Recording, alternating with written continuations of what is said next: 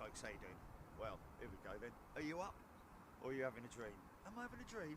Is this ugly bloke standing in front of the camera? How you doing, everybody?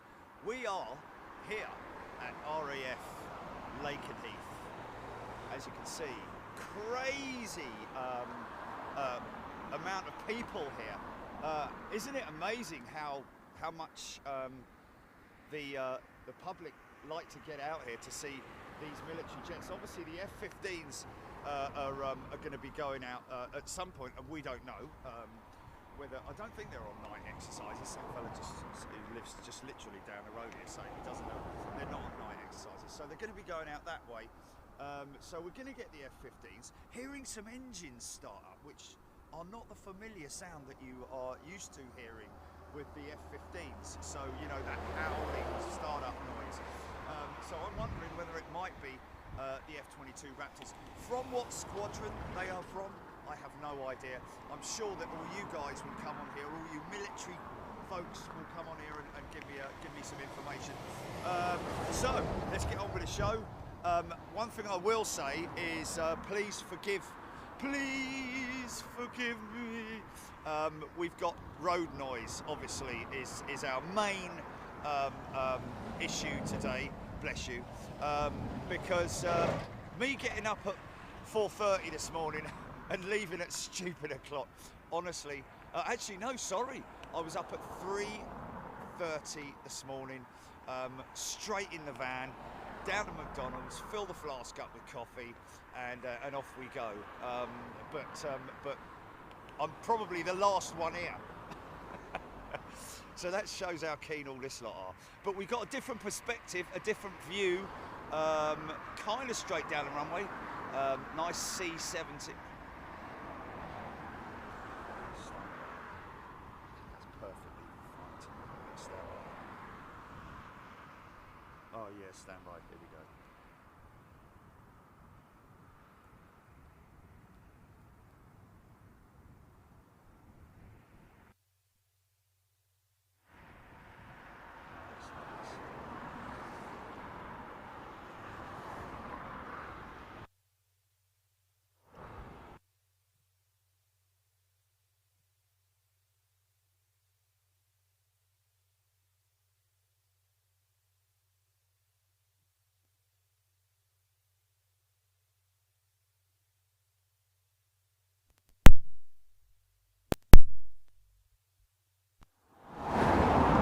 There we go.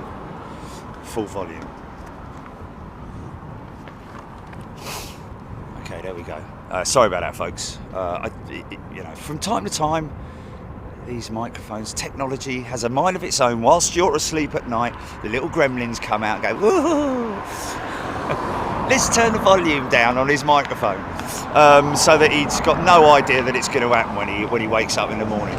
Anyway, here we go. F22 Raptors. If you were with us in Honolulu, folks, you would have seen the F22 Raptors.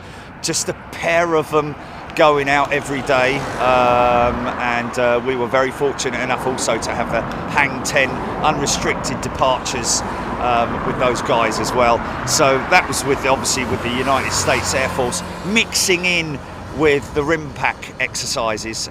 Obviously that was a naval exercise, but more on that. I don't know quite how. Now apparently, and thanks to Paul from ARD, by the way, for a few updates on this, we got some C-46 tankers. Let me just have a quick look here, stand by.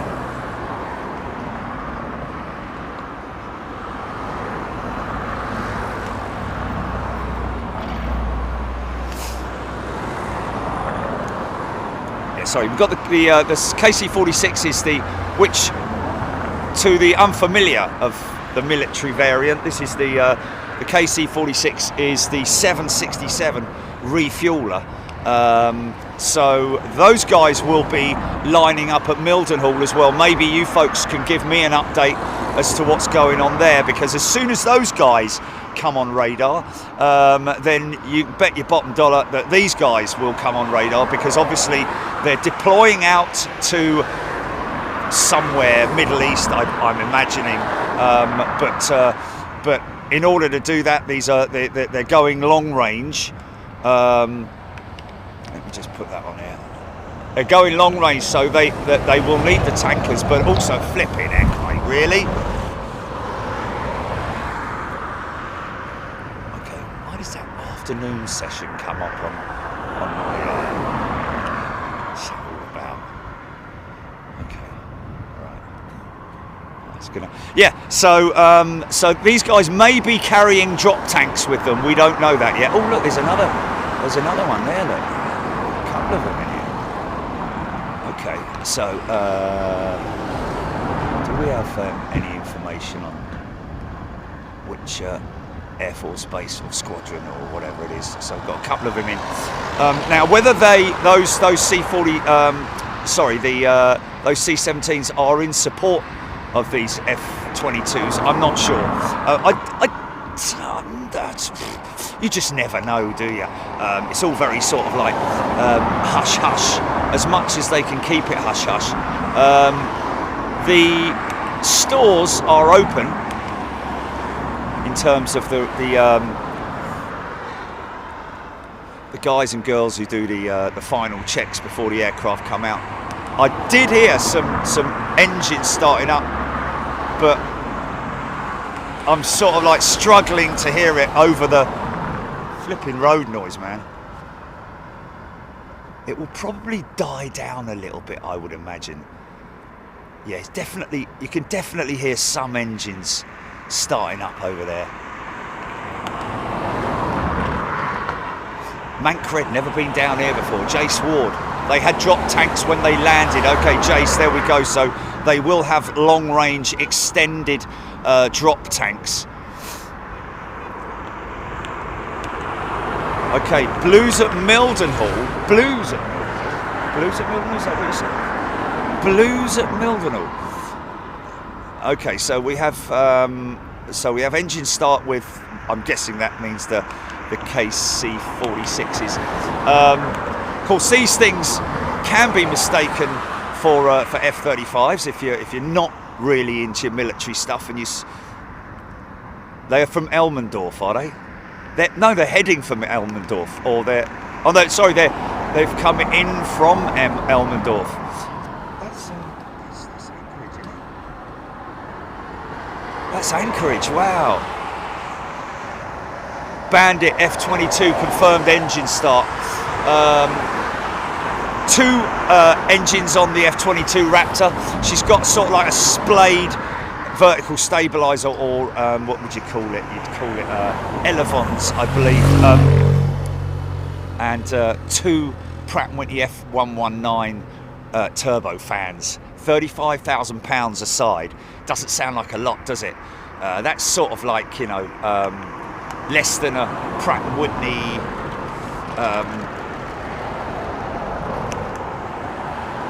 JT9D or something like that, old school. But you don't need, it's power to weight in it. These things are unbelievably powerful. So it looks like we're going to get these things up quite early.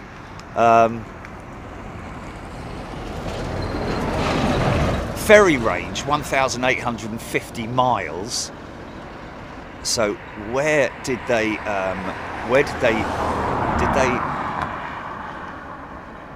got cruise.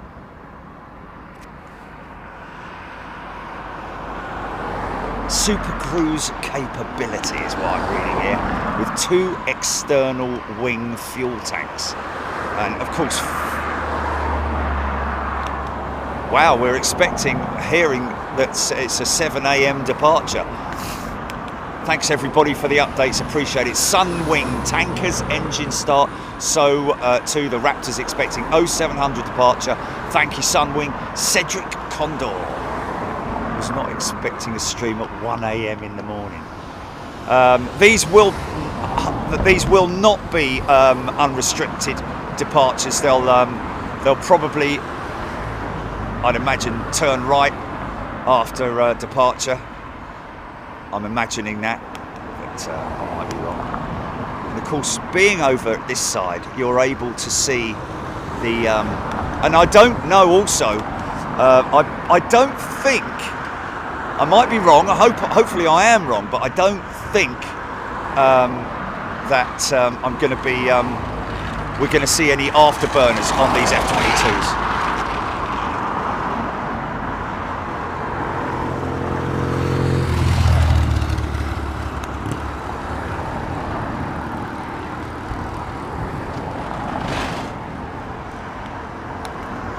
Yeah, Alaska is a long way away. Regardless of which way you come to the UK, I'd imagine that they probably will have refueled somewhere on the way. Anybody got any idea of where they?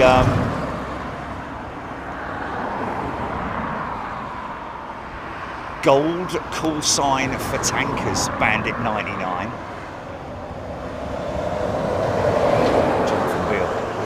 I saw 2 C-130 US Air Force at Thornham heading inland.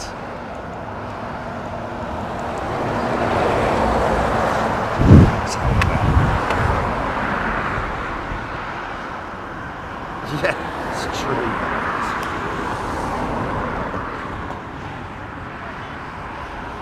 Okay, rivet joint is on radar. Now we will be able to see aircraft departing out of Mildenhall from here, folks. Should be taking off just sort of like over that way, but it's great that we've got information on what's happening over at Mildenhall. Now Mildenhall is literally, as the crow flies, you know, we're talking about 5 miles that way, if not less.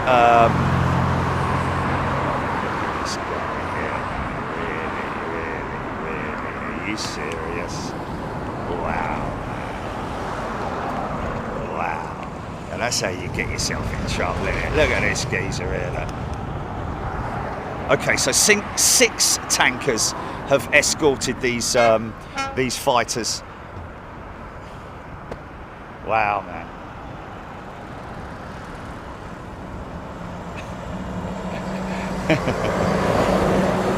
Trying to get a flipping round peg in a square hole.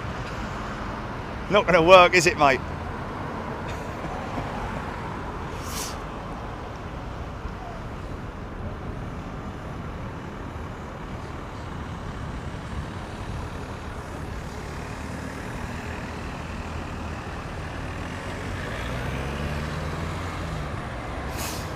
Don Serafaro, David Rodwell. Last I heard it was Aviano, but that obviously may change. What's that all about? It's Jace Ward, thank you. Vegas Mark, evening from Las Vegas. You're waking up while I'm getting ready for bed. There we go. Ronnie Moore, Tequila TriStar, Catherine, Mark Andrew Terry, refueling possibly in Greenland. That's kind of what I had. Let's just have a little look on the earth of Google and just have a sort of like get some kind of an idea, if we can. Okay. Oh, look, it's still in Hawaii. Ah. Okay, so there's Alaska. Yeah, you know what? I don't know. It may have been Canada. They may have refueled in Canada. I don't know. But northern tip of Canada or something like that. Northeastern tip of Canada. I don't know. But see, when we're around the corner there, we don't get to see down there, do we? But look at all the bunkers down there, man. I don't know if they're new. They certainly look more modern than than those beautiful Haas shelters, hard standing shelters that you see there. And we have no idea where these. Well, I don't have any idea where the F22s are positioned at this time. Whether it's over that side of the airfield or that lovely old farmhouse down there. All the tiles been blown off by the shock waves, and the whole bleeding roof's gone, isn't it? Lovely old thing. Such a shame to see a beautiful building like that Okay, so there's the teams. 6:42 a.m. Good morning, Fairford. This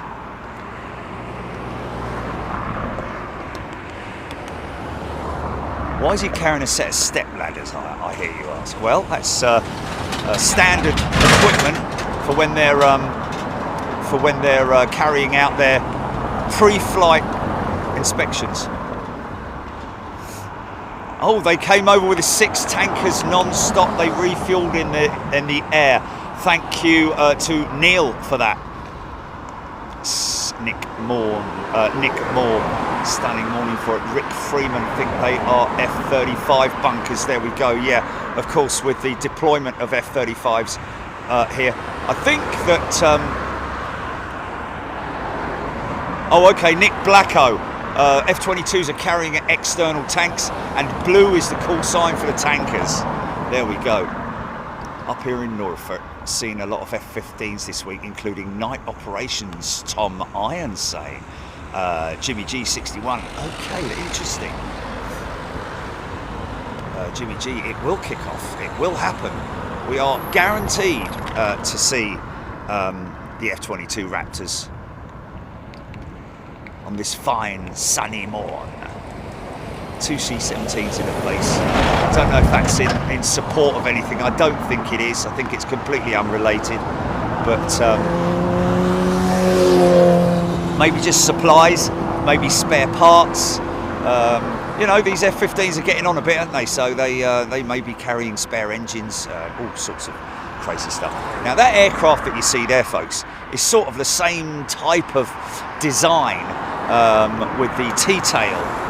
Actually, 1, 2, 4 doesn't have a T-tail, does it? It's a standard empennage. But it does have an is it anhedral or dihedral? I never get it right, do I? Is that an anhedral wing or a dihedral wing?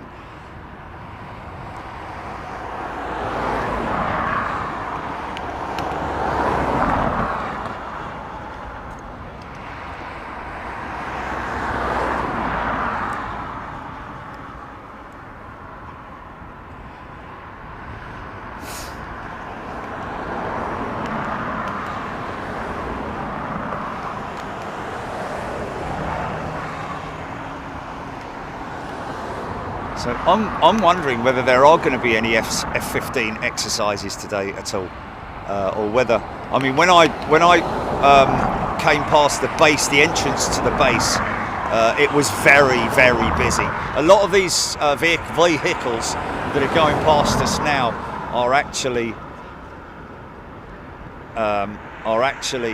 some of them, a percentage of them, will be personnel from the base or going to the base. Obviously, a lot of personnel are live on the base. Oh, we can hear those engines.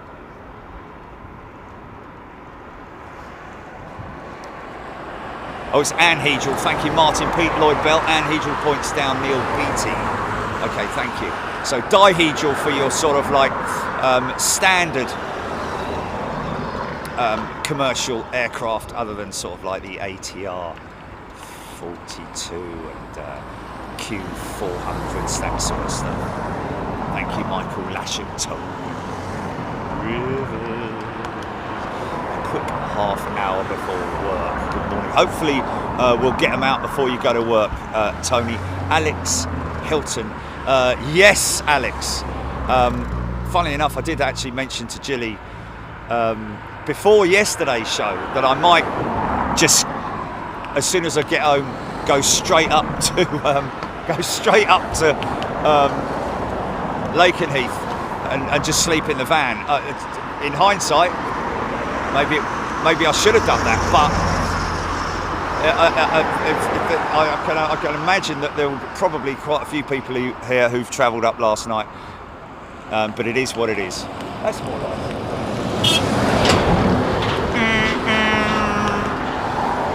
And of course, folks, I don't know. I mean, a lot of you are unaware, but I do love my military stuff as well, folks. I'm a big fan of going to the air shows when I was a young lad.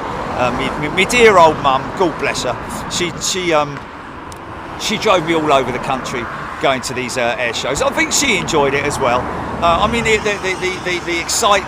how exciting it was as a young kid to have these display aircraft come hammering over the top of you like Phantoms and Lightnings and all that kind of crazy stuff, but unrestricted. You know, unlike now where you probably have a half-mile restriction zone from the crowd line to the display line is probably about half a mile, I would imagine. Maybe a little bit left, maybe quarter of a mile. But either way, it's not what it used to be like, you know, back in the old days where, you know, they just come hammering in over your head, and they're gone by the time you actually hear them. They're that low and fast. Ty, good morning to you, the man with the amazing number plate. There's only one other number plate in the world that has Big Jet TV written on it, and that's Ty's number plate. Been super busy, missed a lot, not only with music but hearing issues, and turning up my GR Corolla. Missed you, cats. G'day, Ty, hope you're well. Correction, the 787 wing is dihedral on steroids, Michael Lashuk. Okay. Oh, I see what you mean. Yeah, dihedral, the big wing. Jaffa. Anhedral wings are unstable. Help roll.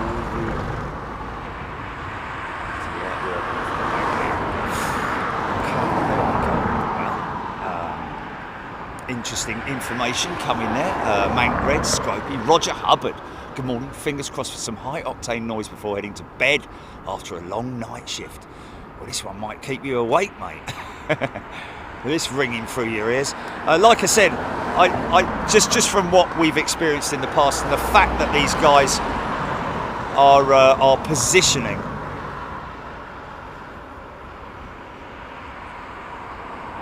Rick Freeman saying the pre-flight check crews are in the normal place for the F-15s, might be a very lively next couple of hours. Well, I don't know. Somebody just saying that they were on night operations, but I'm not sure if that is the case or. But I mean, obviously, it'd be great if. I would imagine that the Raptors will be probably. Positioning on that pad. There is another pad over there which does have emergency equipment or extinguishers or whatever they are there. I'm guessing they're extinguishers, aren't they? So we don't know where they're going to come, which way they're going to come out from, whether they're going to appear from the left-hand side or whether it's going to be out on the right-hand side. So we'll see. But it's great to have you with us, folks. Don't forget, this time next week would have been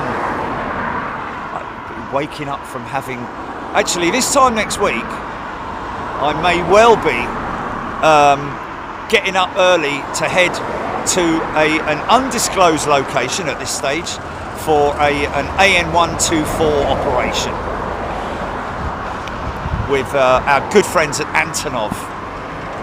And thank you to everybody who helped raise money with Antonov Airlines on behalf of the Ukrainian crisis.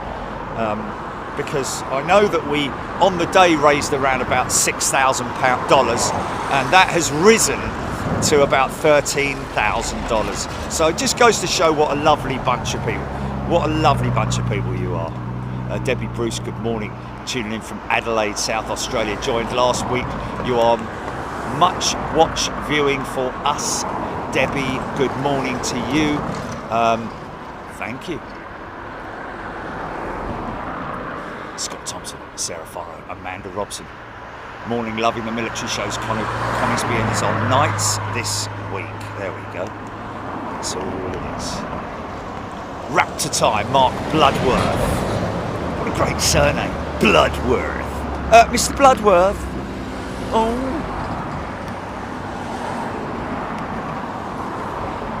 Yeah, can I take your name, please? Yeah, Bloodworth. Tony It's 12 days off after 2-day stream every blooming day. Jen Llewellyn, good morning to you. There was a load of F15s go up on Tuesday morning. Thank you, everybody. Good morning, everyone. Hope you're doing well. This is Military Planes TV this morning, as you'll see, top right-hand corner. I guess you will.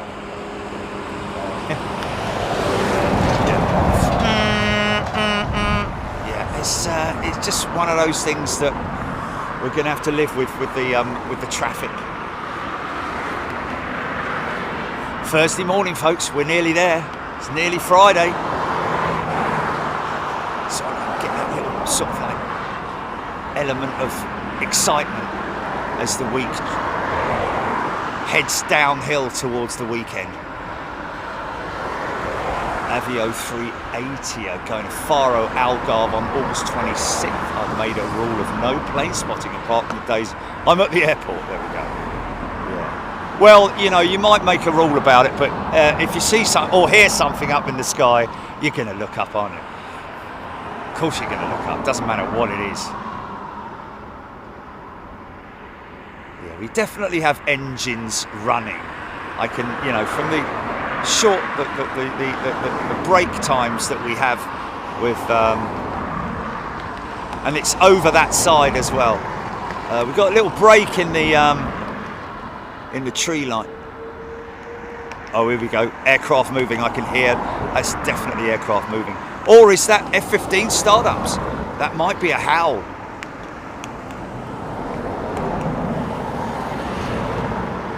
Bruce Fine, is the split rudder on the C-17 as 380 in terms of function? You know what, I was led to believe that the split rudder is a redundancy. It actually becomes a single. Oh yeah, that's F15 starting. Becomes a single functioning rudder in normal operations, but. I don't think there's any trim in there. There might be a small trim rudder in there. I don't know. Aft of the lower rudder or something like that. I don't know. But generally, all the trim is fed in with the wing flight surfaces during flight. Oh, mate, they're F-15s. Oh, they're F-15s. Oh, yes. And they're moving. Here we go, folks. So I believe that because it's a four-engined, I know there's a little trim rudder on the 777 that we see. It might be something to do with the sheer. Oh, here they come. F-15's coming out. But I think it's a redundancy thing for loss of engine. I believe. Robert Howard. Full marks for the show. Brilliant presentation as usual. Thank you, Robert.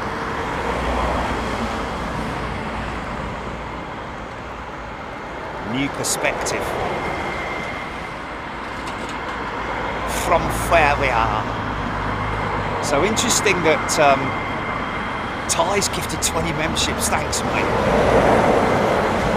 Interesting little bit of news that I read out in Honolulu about the F15, is it the X? The most up-to-date variant that Boeing are considering, sort of like creating a Frankenstein version of the F15, the X variant that will take some of the technology from the F18 Grumman jet, which may be something to do with the undercarriage as well. Whether they're going to make a carrier variant of it, I don't know. Johnny Purcell. Good morning, Jerry and Julie. The C-17 by the tower has got tail letters AK. Both C-17s are in support of the F-22s. Johnny, thank you. Johnny Purcell. He's bright and white, isn't he? He's always clean, Johnny Purcell.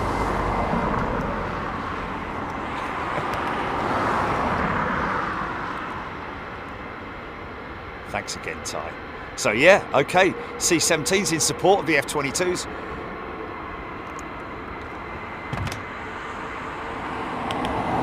F22's incoming from the left apparently.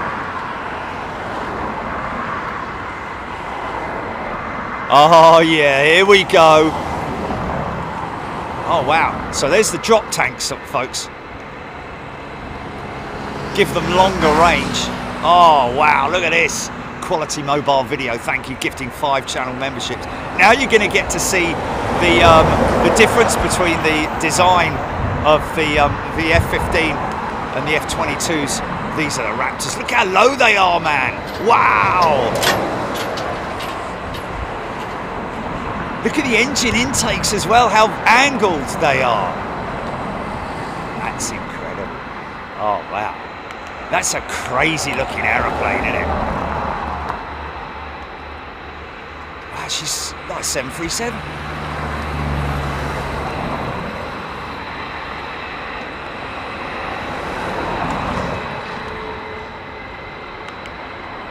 All the way from Anchorage, man. Wow. Of course, we saw the, wow, look at them all coming out, man.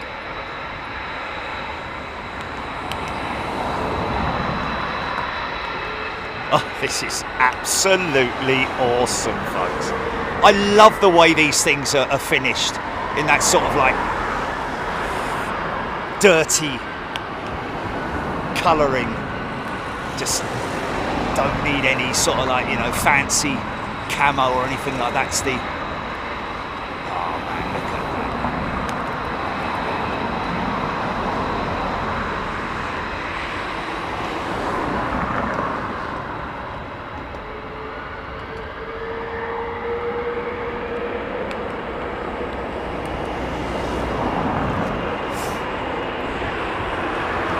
Debbie Robinson, thank you so much for the gifted membership. I was gutted when I had to let my membership go, and now I can enjoy another month of this amazing channel. Thank you. Well, Deborah, don't forget, it's Freeview. There's always Freeview. Wouldn't it be great if think, you know, that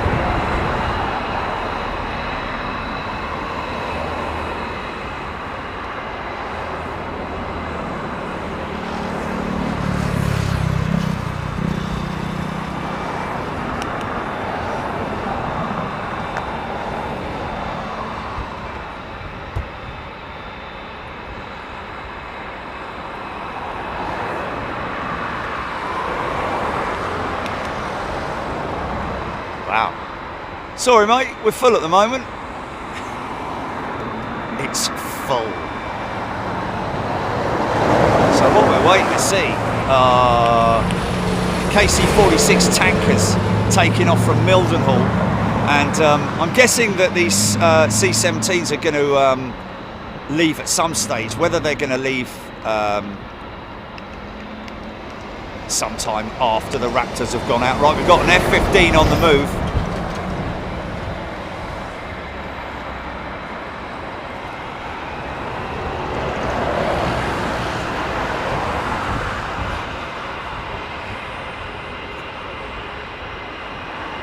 Yeah.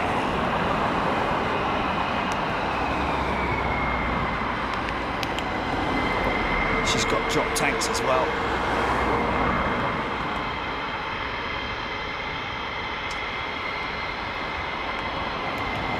Morgan, welcome Morgan. So this is one of the F15s, folks. Just a loner. Wizzo in the back, West Weapon Systems operator. Oh, okay, she's going straight over the top, I think. Don't think she's going out. Yeah, she's, there's a 46 going out. No, that's a 135, I think. No, it's a 46, sorry. That's one of the route tankers going out of Mildenhall. We'll start seeing them climb out now. So now this guy could be sitting on the pad for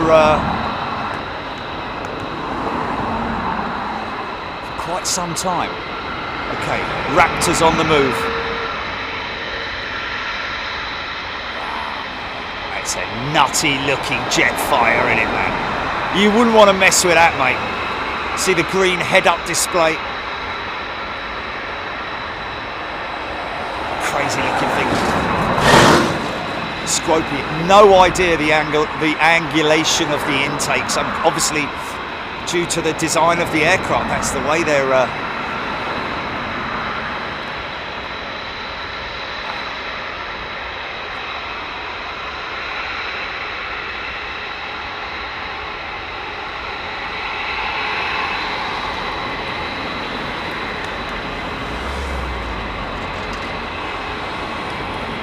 So profiled.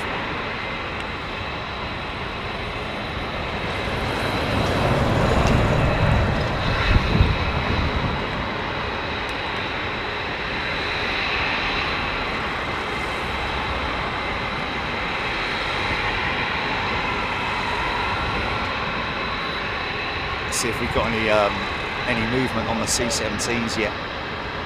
Doesn't look like there's anything going on down there. I can see.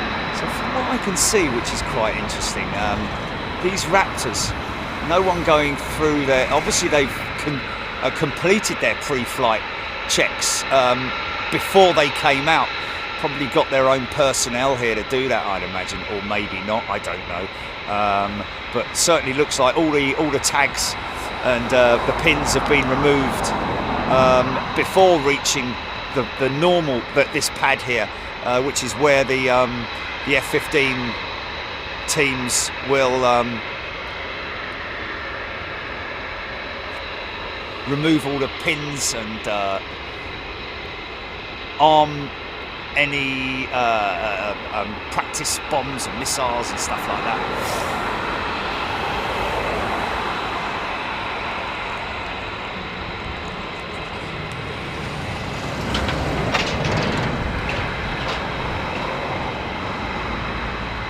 It's great when they do a full and free check.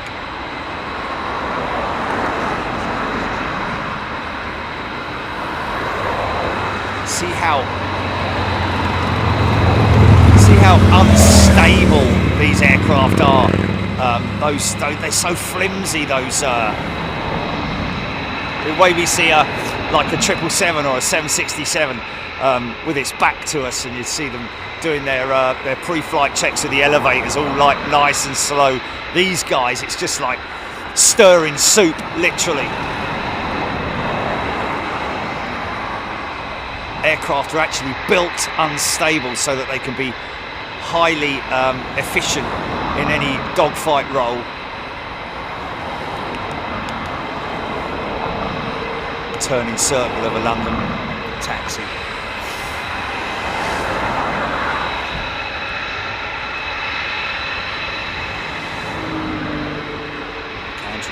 No Raptors showing on ADSB. There's another one moving into position. I guess they're all going to go out together. I'm guessing that's going to be the procedure.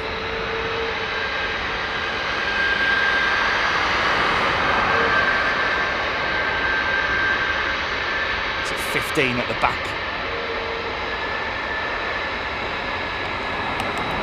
Here we go. Now, whether he's just moving up further to allow more aircraft behind them, because I'm guessing they're all going to kind of want to go out. Oh, here we go.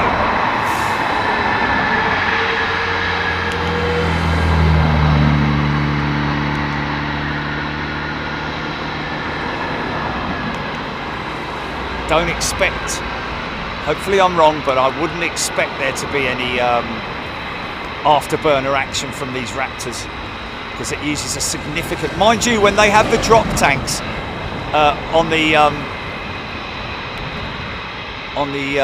with the F15s, it generally means that they're going to use unrestricted, but these guys they're being ferried, these aircraft are being ferried long range.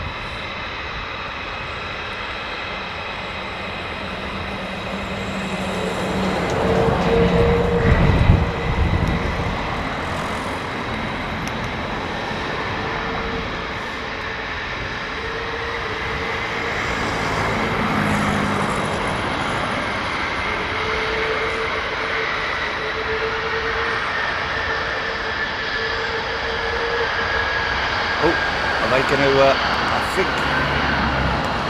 I think they're going across to the other pad. Yeah, they're going. No, they're not. Here we go.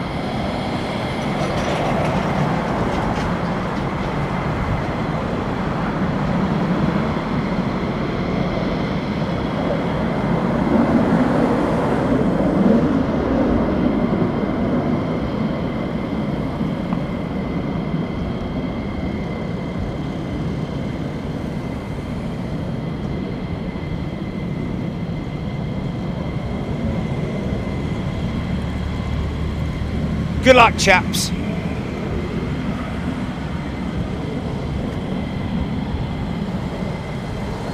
Mark Andrew, absolutely centre of the squad. Gas Grill. That's a rather appropriate name. Gas Grill. You could grill a few burgers on those F100s, eh? Oh, or F10s, 110s, or something like that. I don't know. Avio saying, watch it and listen with headphones later. Wow, that's it. They're gone. MBR. I'm glad that I was wrong on the afterburner front. Nick Gray's gifted 20 channel memberships. Thank you, Nick.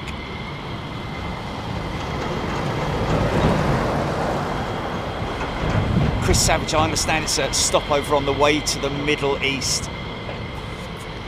I don't know. I mean, they flew all the way here with the C-46s with no stop, which is pretty crazy. It just goes to show the organisation of getting those things here.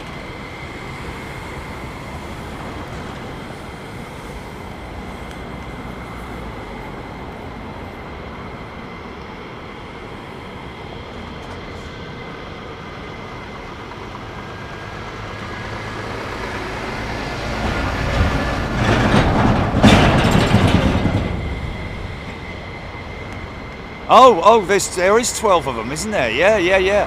So that was, how many were there? What, 6 or something? What was that? How many is it? 2, 4, 6, 8. About 8 of them? I don't think so, Tony Rivers.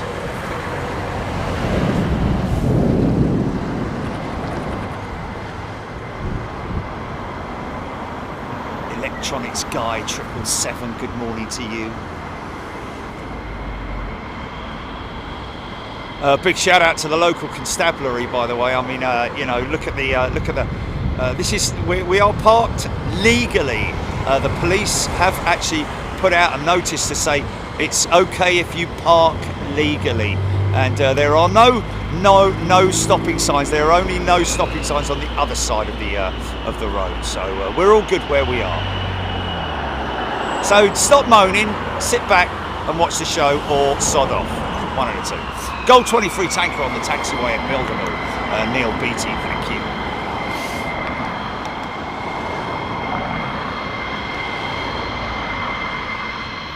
I'm not obstructing the road at all. Way beyond the white line.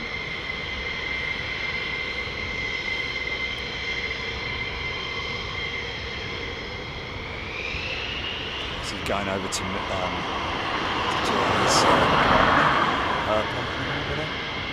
yes.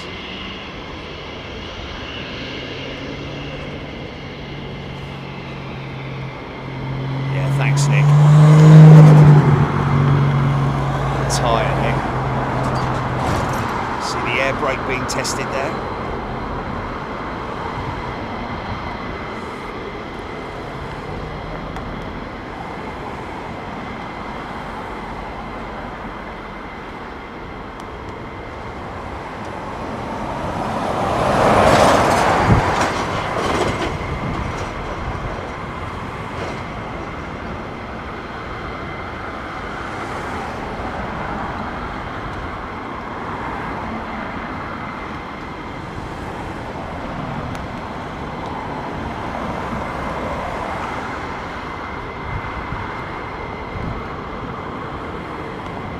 Klaus. Yeah, I think yeah, it all depends on where you are with the aircraft when they're taking off. Obviously, with the Raptors in Honolulu, it was they were at full send by the time they reached us. Lloyd Bell, good day. Have a great day at work. Blue 23 now entering the runway. Do what, Julie?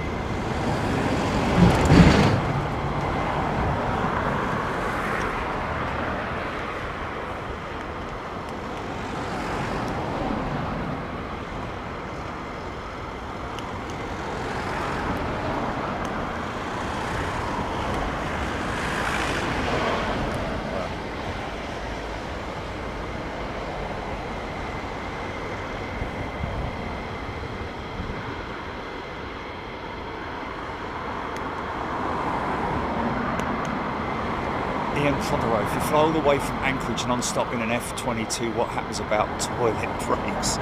Well, I think they actually do have sort of like, you know, some kind of I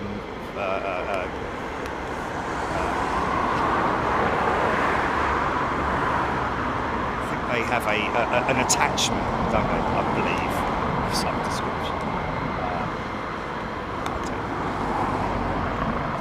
Toilet talk.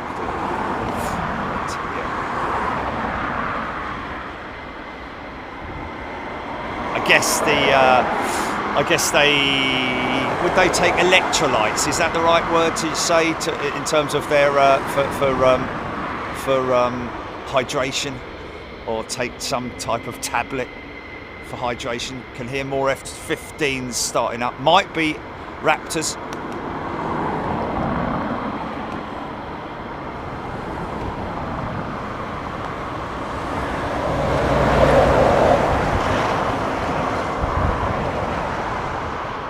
Schoenfeld, heat coming out from behind I think that might be just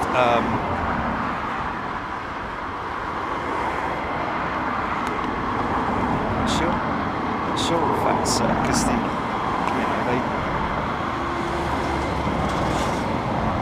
Martin Kelk is a returning member. Welcome back, Martin.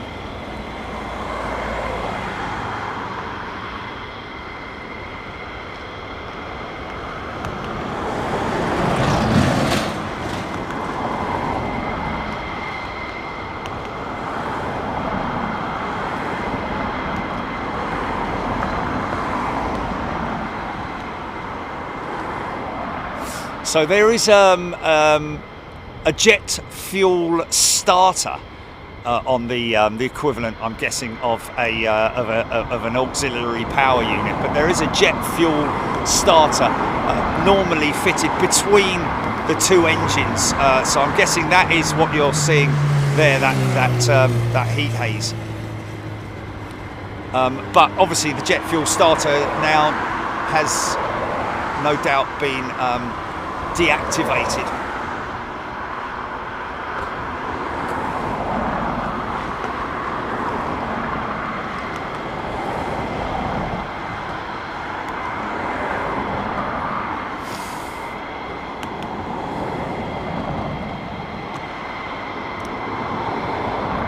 And of course, like we said this morning, folks, we've got no idea where the F22s are headed. It's Middle East deployment, we believe, somewhere. It may be just 4 exercises, because of course these, all global air forces do carry out exercises regularly throughout the year. So KC-135 may be coming into land as soon as, like, it did a loop. Alan Thomas. Ian Scantlebury, good morning and welcome to you, Ian. Hope you're doing well.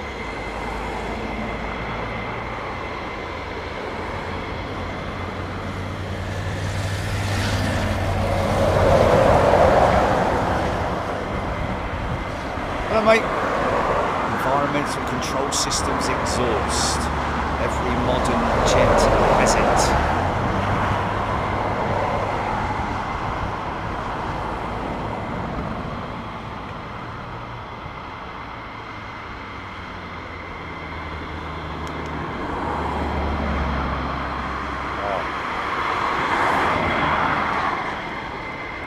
They're just waiting for more of their mates and to come out.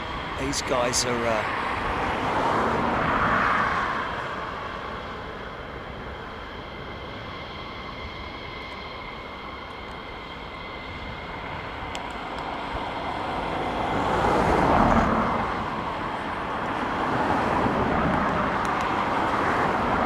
Tin Hut.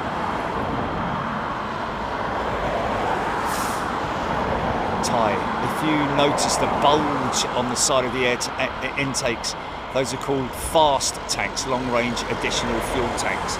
Well, I think that is the standard on the F15E, isn't it? The bulge at the side there. I think that's it is a long-range tank, but I think it's a standard fitting now on the F15. E variant.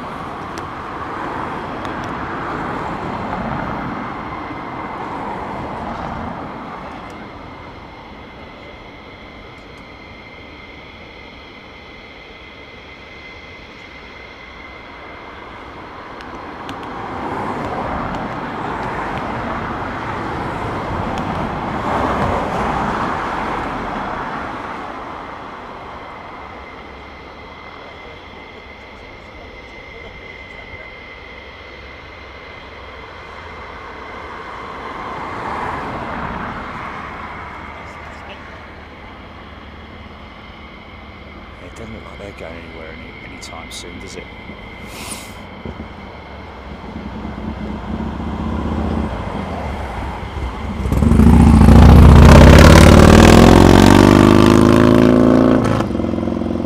I think that modification, along with obviously other modifications, there's another KC-46 going out of Mildenhall. Or is that a KC-135? Might be a KC-135, I don't know.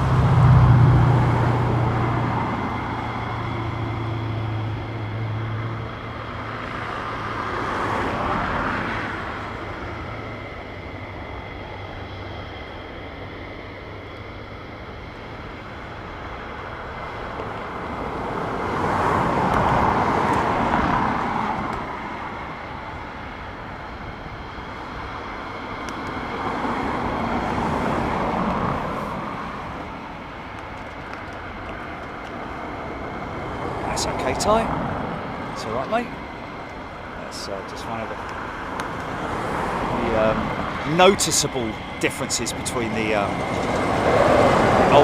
older variants of the F15s. All the C models have gone back to the United States. National Air Guard, I believe, have now taken the F15C models. C-17 pinging at your location, we're seeing. Which one is that? Let's just have a look and see if there's any beacons.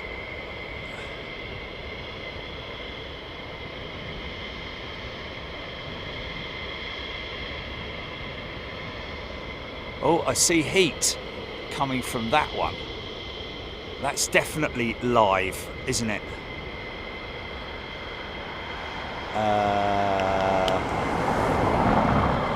Possibly even that's what I don't know, but that's certainly, you can see the heat haze from that one. That's definitely running, isn't it? Steve Hull, C-17 on radar, as Avio A380 saying as well. Deborah Davies, Nick Gray, US Air National Guard. There we go.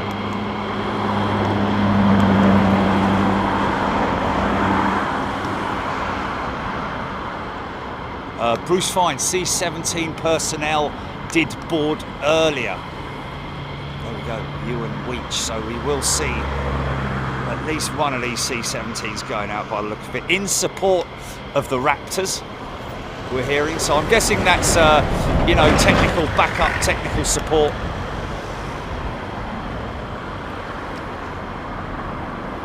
Sunwing, Trend 77 coming back to Lakenheath. Anybody can keep me notified about that, because stand by. I'm just going to move this back a little bit so I can get a full sweep round for when it happens. There we go.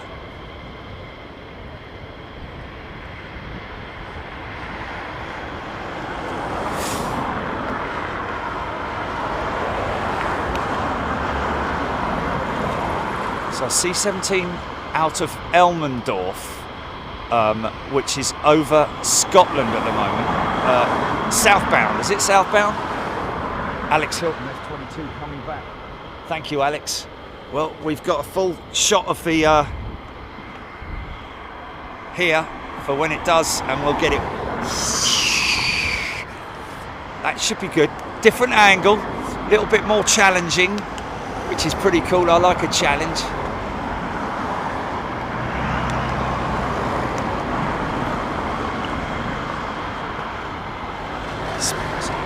Joint on radar. She's been on radar a little while, hasn't she, Revit Joy? Stealth plane, F22 Raptor, Morgan. Yeah, far more stealthy than the F22 is the Raptor. There's only one KC-135 in the air right now, Aaron Thomas. That's crazy, these guys. And they sit for so long on the pad. Tow bars, spare fuel tanks, etc, etc. Yeah, there's so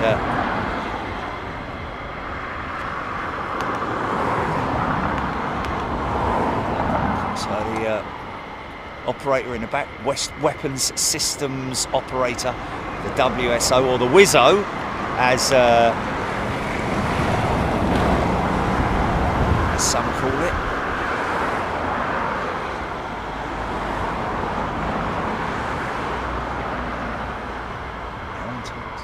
It's 767 going overhead soon.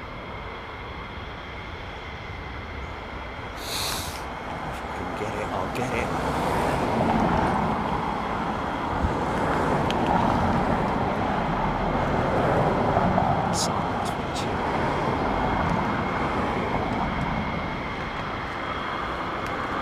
He's got some nose art.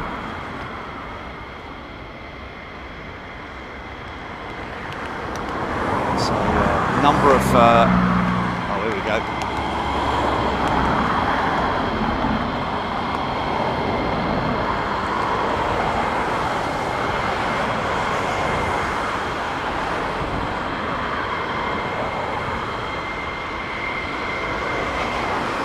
Raptors 56. Is there a door open behind the C-17? Okay, now these guys will set to work removing all the safety pins, literally, locking pins for both the armoury and also other systems. There's another tanker going out of Mildenhall. Rusty joints, well, that is just the procedures that they operate. Sometimes they go straight out, other times they will hang and wait. Of course, these guys have got they're not going out for that long. These are going out for like probably 45 minutes to an hour exercise, so they've got a lot of spare fuel in the tanks. Yes, I agree, it is a bit of a waste of fuel, and well, Penny Haskins. Well, there we go, Penny. We can only do so much to let people know that we're going to be live. I did mention at the end of yesterday's show that we would be, we may be live from an undisclosed location, but here we are.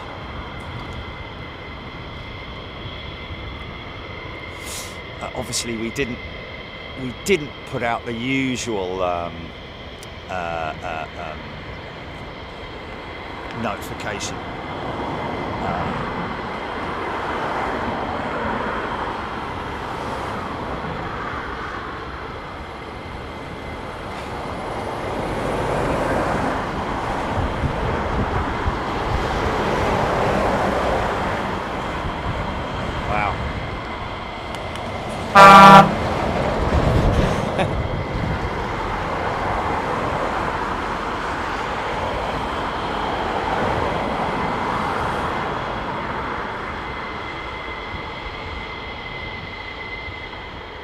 Ty loving the Honolulu shows. Yeah, you know, if you're a member, go grab yourself some Honolulu action, folks, because there was some great stuff in there, like the Aloha Cargo 737-400s, just amazing.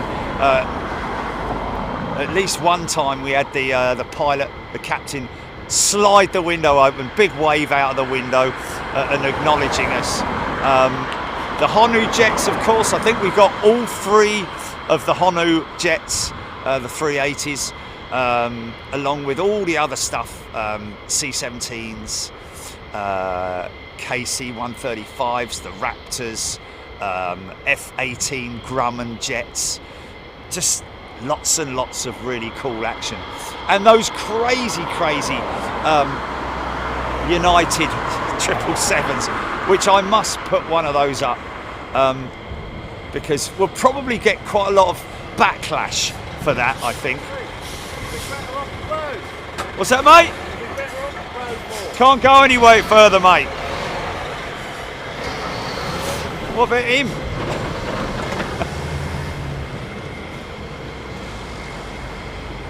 Sandy Humby, good morning, Kane. Steph, Bennett's 56.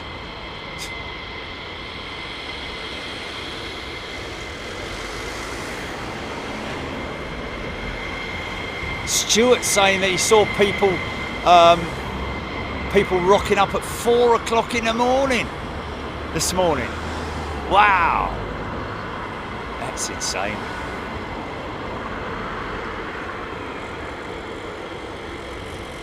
Another F15 joining the party.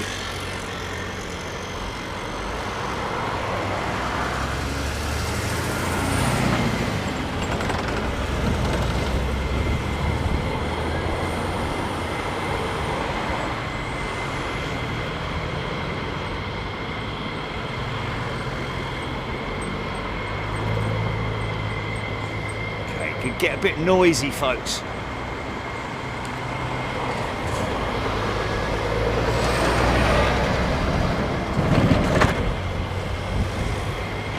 Oh, sorry about that. Oh yeah, full contingent coming out now. Ty's gifted another 20 memberships. Oh, Ty, mate, thank you. Thank you, my friend.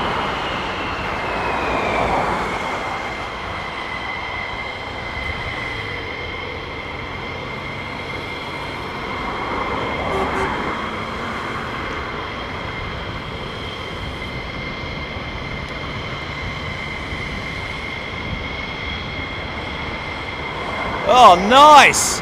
Liberty Wing. Look at that. Statue of Liberty plastered all over the speed brake. I like that, man. Chili, did you get that? Did you see that? That might be a good... I might get a thumbnail out of that. I don't know. Mind you, it's Raptors in it that we need the thumbnail for, isn't it? There's another tanker going out of Mildenhall. Or the Hall, as some people call it. I like that. That was pretty damn cool, that was.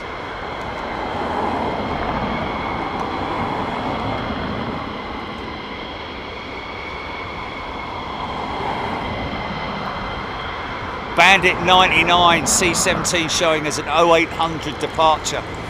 There we go. Thank you, Bandit.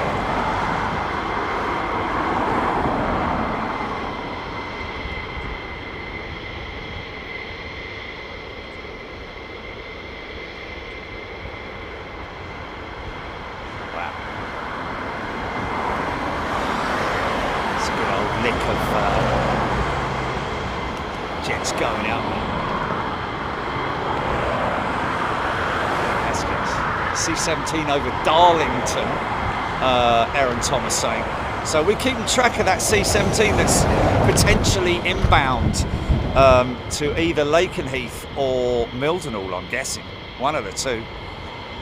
Oh, hello. Hello, wait a minute. It's a Raptor, isn't it? No, it's F35. Ha ha ha! So he'll oh, missed them all. Oh, they crept in under the radar. Well, it wouldn't surprise me really, seeing as they're stealth. Yeah, there's a few of them there, man. Nobody noticed them. So they're the Lakenheath-based F35s, folks. The most modern, up-to-date stealth jet. They'll come in from over that way. So looks like we've got some serious action going to be happening. Alex Hilton, proper show of force today. Philip Lewis, there we go. I'm sure I saw an F-35 at the other end of the airfield. You did. Damn right. Gold 23, now airborne Kevin Smith. That's the KC-46 tanker, based on the 767 program.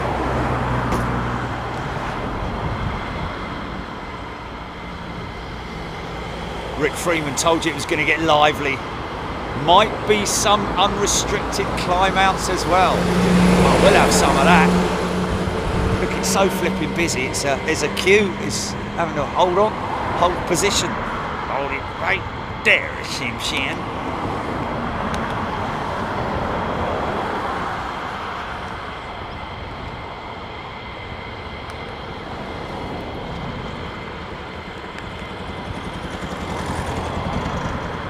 Two C-17s inbound, Grim Temple. Keep an eye on that, GP. Keep an eye on that, mate. Boeing RC-135 rivet joint heading south from Mildenhall. Okay, that obviously has just gone out, I'm guessing.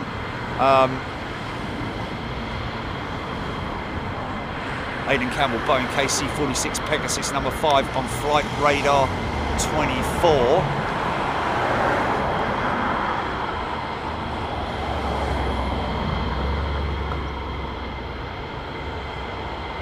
Kane, this is the best way to keep awake finishing my night shift. Fantastic. Great to have you with us, Kane. Sarah Faro, those gifted memberships, please thank your gifter. Yes, indeed. It is nice when people come in because people are dipping into their own pockets to give you some exclusive viewing from. We're going to be in Anchorage later this month. Next week, all members. We're going to be in Rome.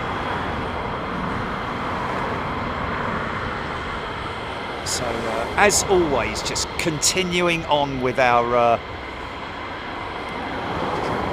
membership shows, along with, of course, all of the free view stuff put out there.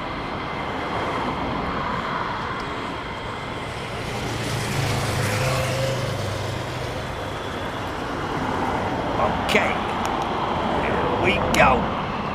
Still F35s crossing the active proper stealth.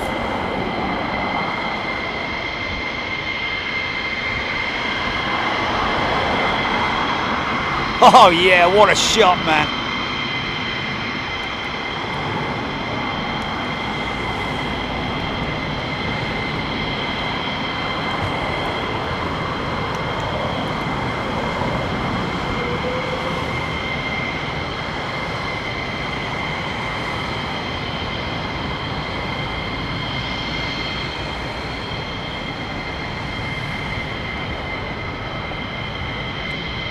Hold your station, boys and girls.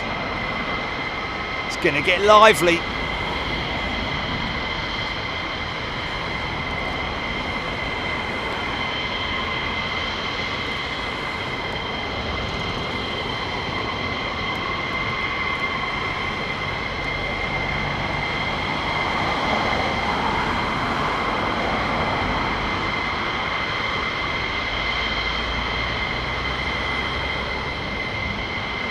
Morgan loving it.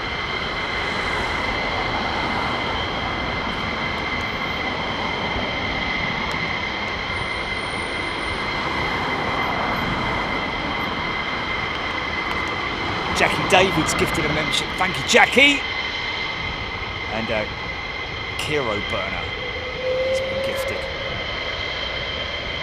Say thank you.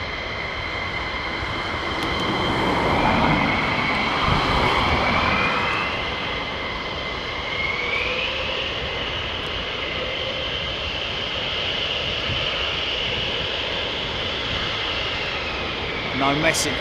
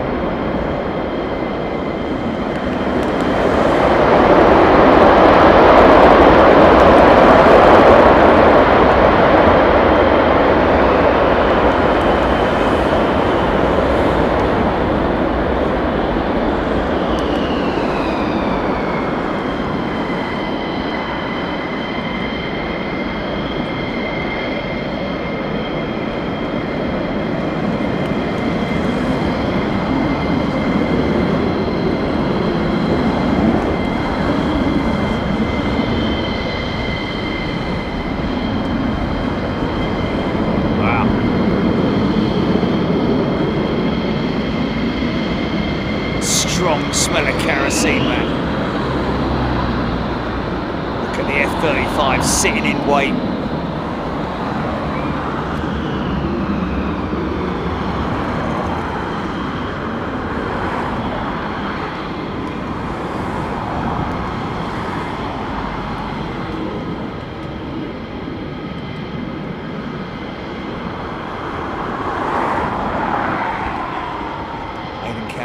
Boeing C-17 Globemaster coming up from Portsmouth. Wow, we've got... Oh, Portsmouth, Massachusetts, right, okay. Okay, what a sight. Witch mama, like a noisy ballet. Yeah, I guess.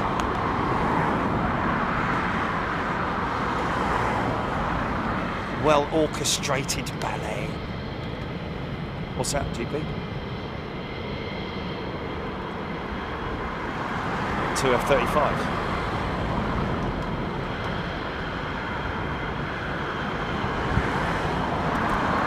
Oh, okay. F22 coming back, bandits. Say, an F22 coming back. We got a tech issue. Oh, she's dumping fuel. Wow. Okay, so we do have a... Oh, New Hampshire, Nick Grace, thank you. Yeah.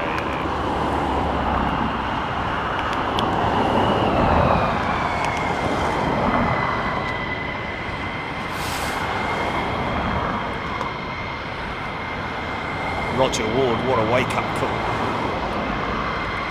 KC-46 about to go overhead, batters 56.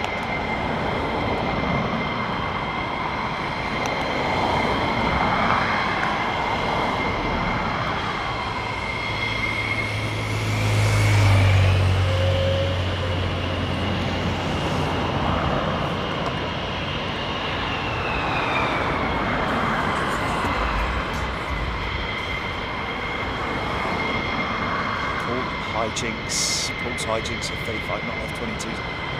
Well, I don't know, somebody might be getting a bit confused, but no F35s have gone out yet, so only the jets that have gone out are F15s and F22 Raptors. F22 Raptors obviously not on the same exercise program with these F15s. These F15s standard exercises along with the F35s.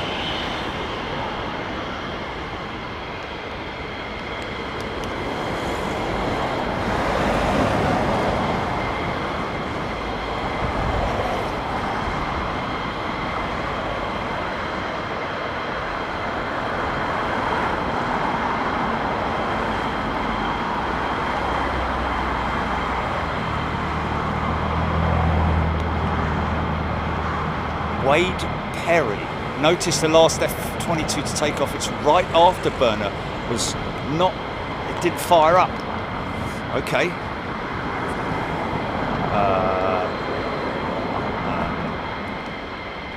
Let's see.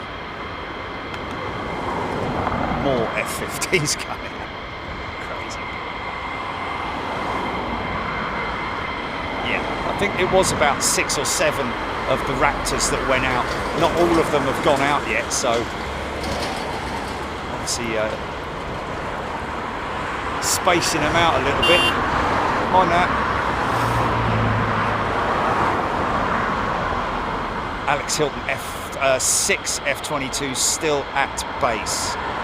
Okay, so I wonder whether you know, those C-17s are sort of like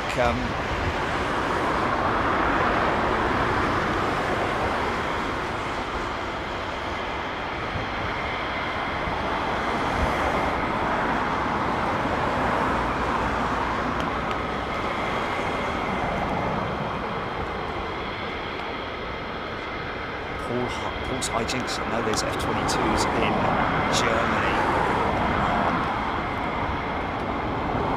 So hearing on the grapevine that apparently going to be some F16s deployed at Mildenhall for about a month. That's what I'm hearing from my military source. John Singleton, good morning. Special surprise.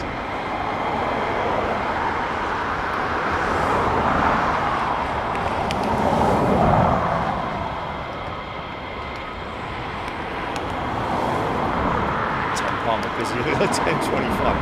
Talking about the base or the flipping road in front of me.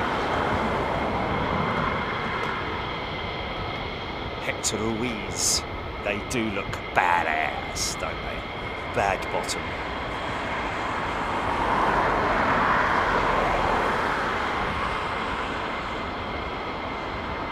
Lake and throw. Kevin Smith C-17 from Elmendorf is now over the wash.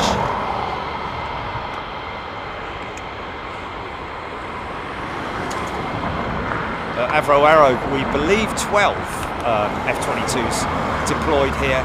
Well, not deployed here, but here on a stopover.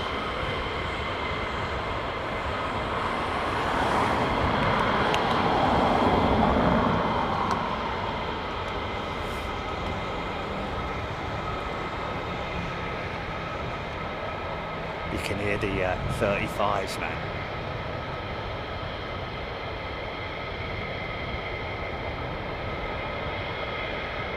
Alex Hilton, these F35s do not VTOL. These are not the. These are the C's, not the B's. Or is it the other way around? I think it's the. C variant with the Royal Air Force that.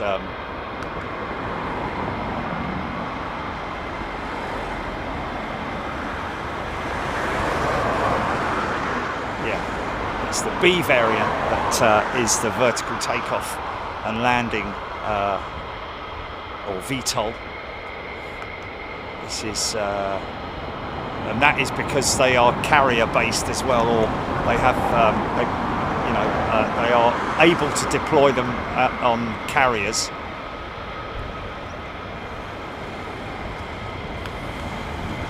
These are C variants.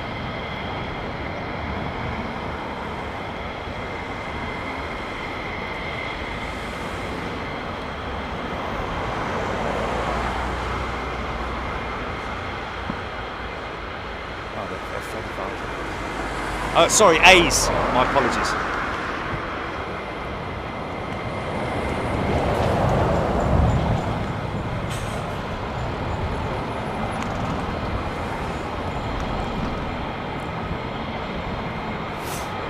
Thanks, Felix.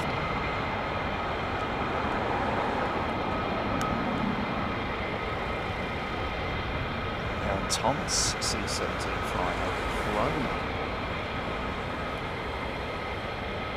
Sparksy, rivet joint just about to leave Mildenhall.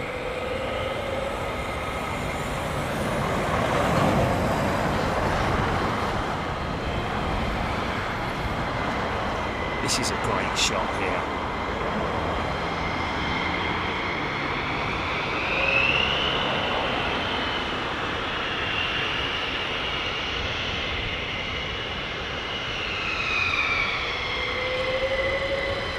Steph, no, they were all here, based here for literally a day, the F22s. When I say based here, they are obviously on an overnight stop, I'm guessing for the cruise, really. And there's rivet joint going out now. Unmistakable sight of rivet joint. Bristling with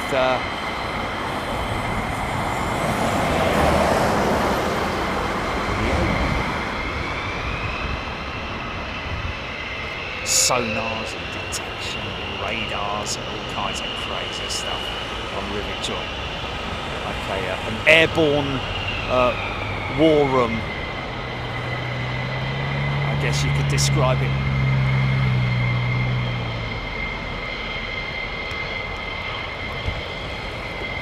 So what's the nozzles squeeze?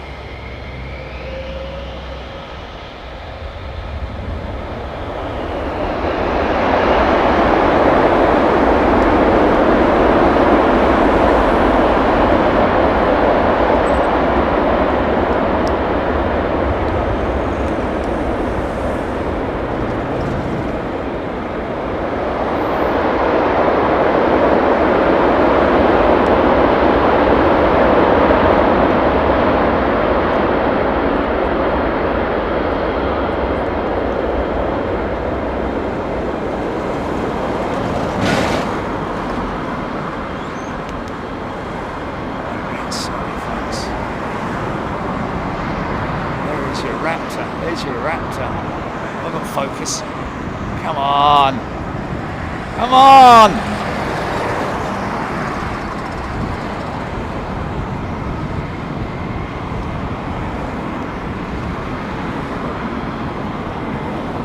So this is obviously a, it's not good, is it? It's gone unserviceable.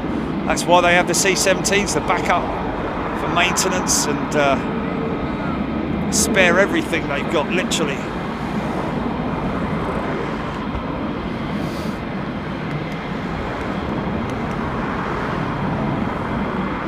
Copy, GP.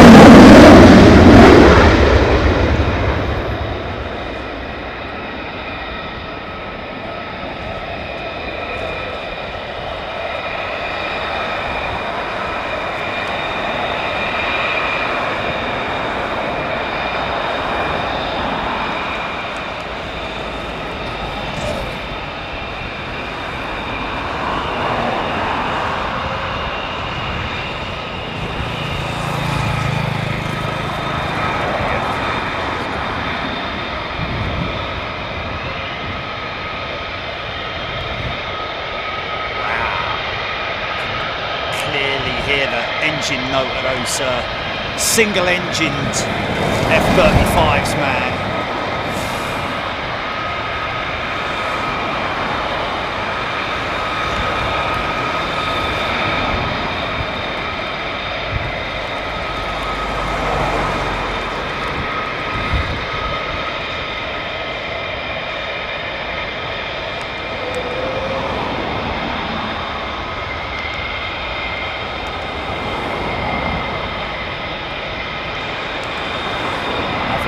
Thank you. Teacher, the very best indeed.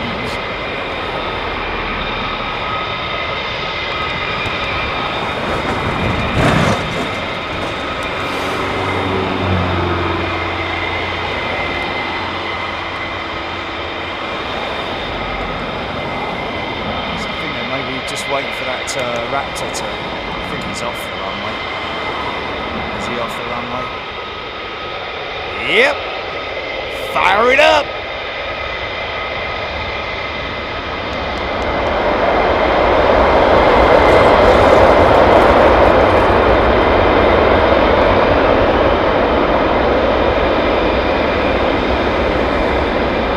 Just an insane heat.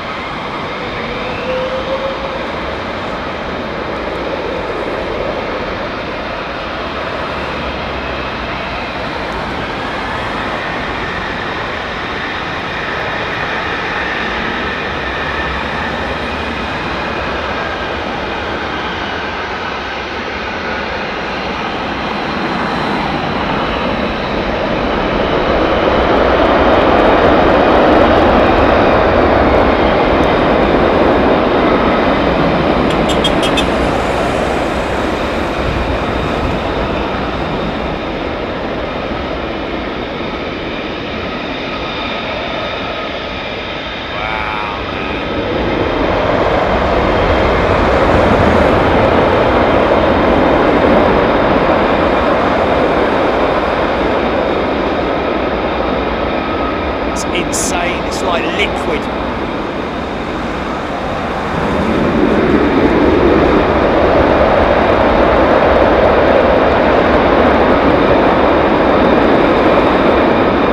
Look at these guys all sitting there waiting, man. Crazy looking aeroplane. Jet fighter, really, isn't it?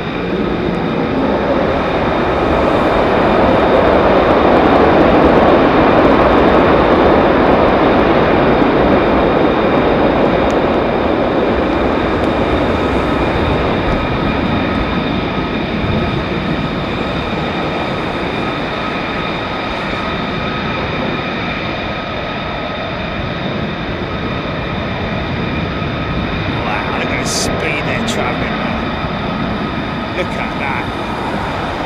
Wow. Full send, man. Full send.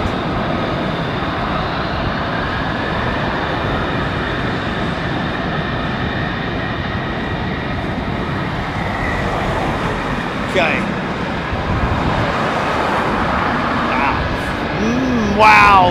Warm breeze. A warm breeze, man.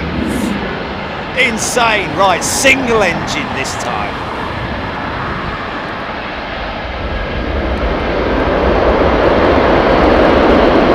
Wow.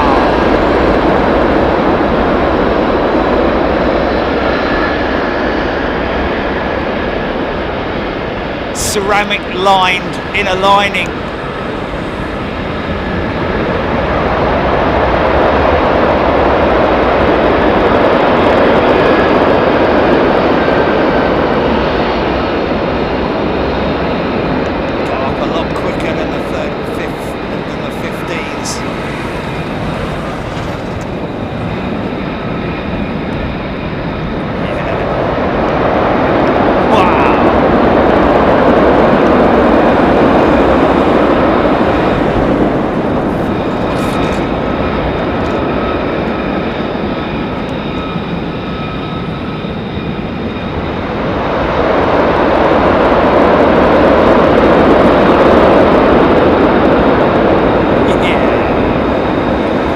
Non-stop.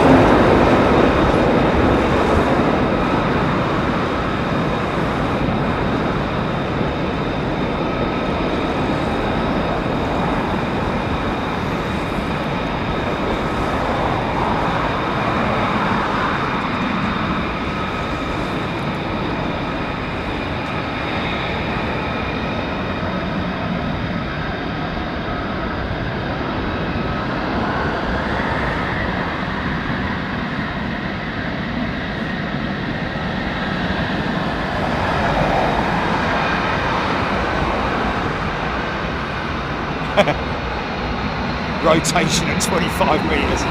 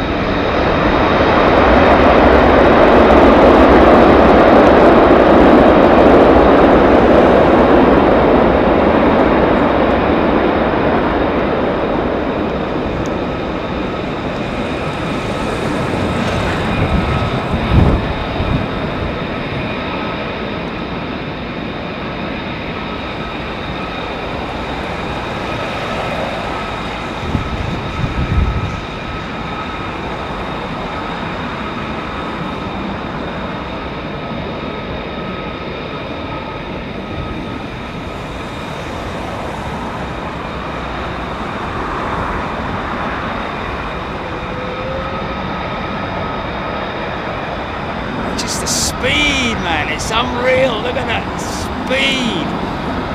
It's hard to gauge it by filming it like that, but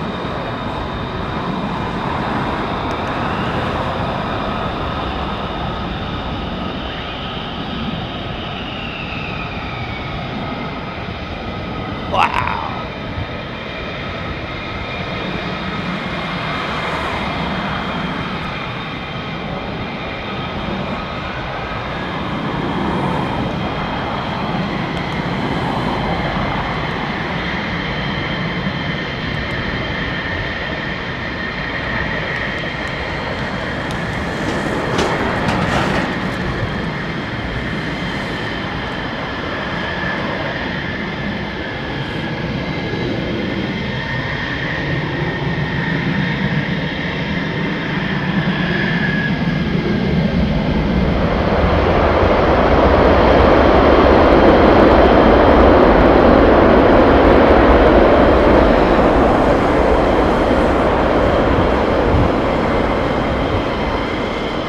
Cheers, Rusty.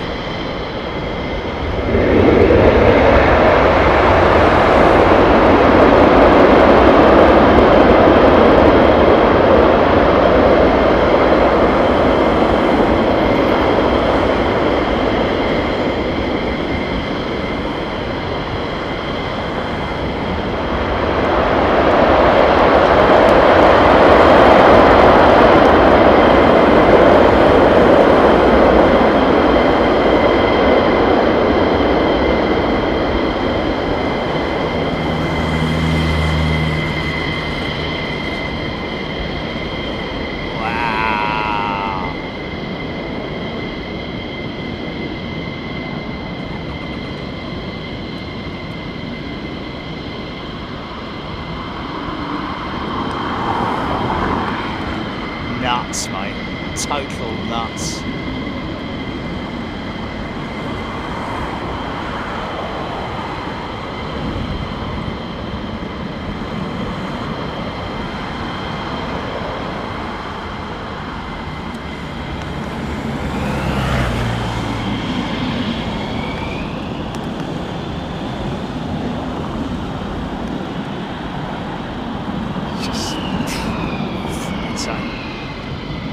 Oh, left you behind, mate.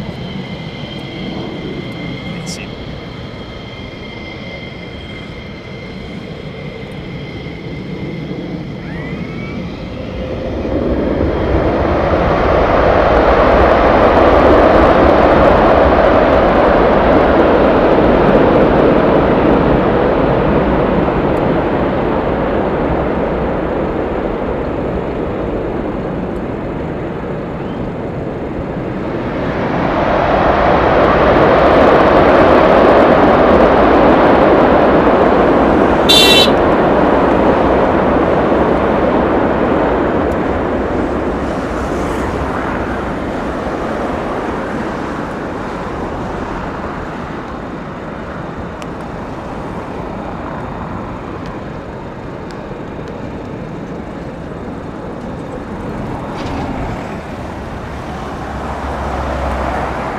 Switch the afterburners off.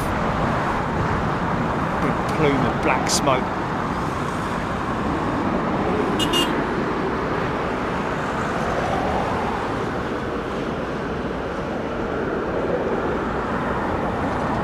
It's difficult for you to gauge the speed that they're travelling at unless you look at that, man. Last but not least,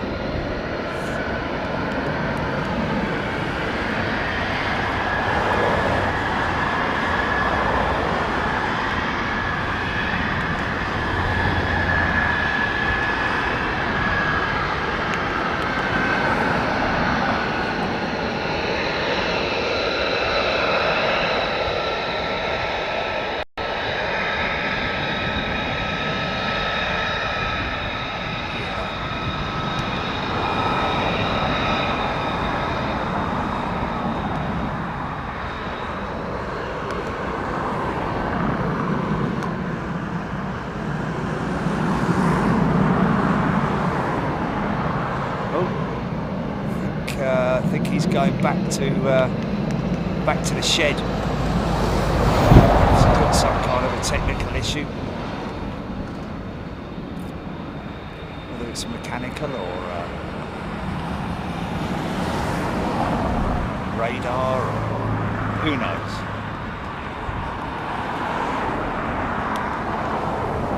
Hector Ruiz, all the tankers that are left are now over France. Todd Greenwell tuning in from Australia. No fury like a F22 Raptor. Stephen Cole there, the United States Air Force that we're seeing here. F22 Raptors deployed from Anchorage. Suzanne Schumacher, Gordon Campbell, heat haze from all those engines, terrific to see. Did not realise how intense it is. Thank you, Alex Hilton. Yeah, you must be gutted, isn't it? Eh? I mean, he's going to have an early bath or early shower. So we're hoping that one of these C-17s is going to go up in the not too distant future, folks.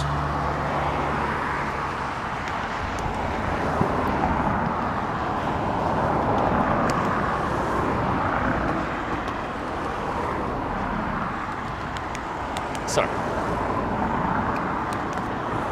That's going anywhere.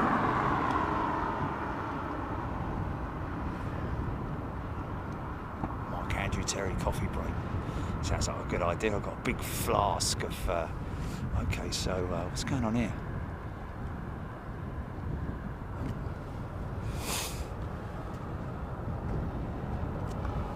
Hello.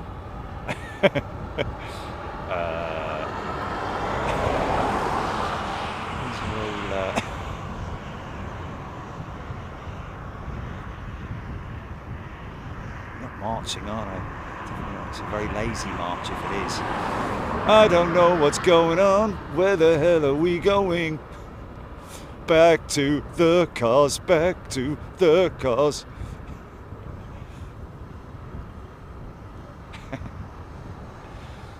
See, they're all the boys and girls from the, yeah, they're all heading back. So no more aircraft going out. They're all heading for their motor vehicles. Barry Hansel, my parents used to live in Brandon, just down the road. We used to take the kids to watch the jets coming and going, B-52s during the Gulf War. Wow. Well, so that will be that. I'll tell you what I would like to get here, though, will be the returning aircraft. Now, those F15s that you saw going out, folks, the first batch of F15s will not be that long before they return. So these guys don't need to obviously be there because they are just for the outbound jets. And hopefully we'll see one of these C-17s going out.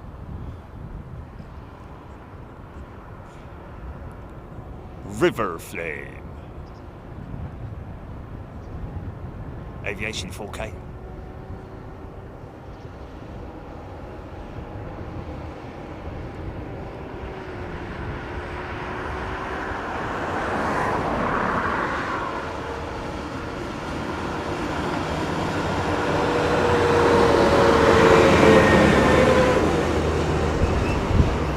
Glenn, negative, I'm afraid. We will not be at Heathrow tomorrow. How many squaddies can you fit into a Toyota Yaris, Steph asking? Well, I think they're just about to find out, aren't they? No, they're all getting in a van, aren't they?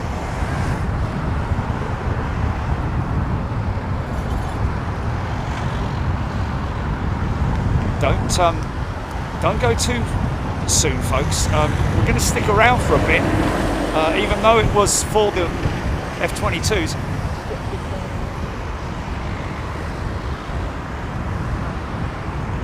Raptors. Bruce Fine, 3 a.m. It's as late as Partridge show. Camo 19. So the last of the F22 Raptors, or the last batch, is probably going to be going out this afternoon, I would imagine.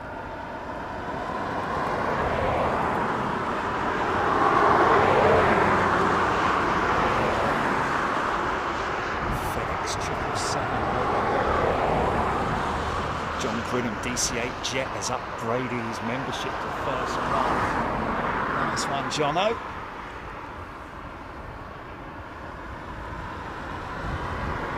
It's only 8:15. Flipping it. Oh, I tell you what. That's, oh no, I thought the upper rudder element had moved into position, but nope.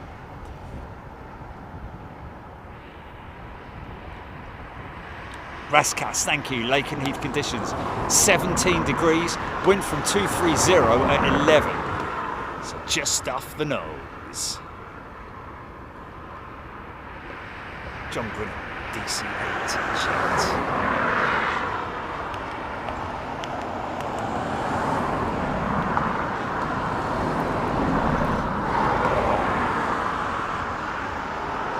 Jerry Donnelly, yes, that C-17's been active, well, alive, should we say.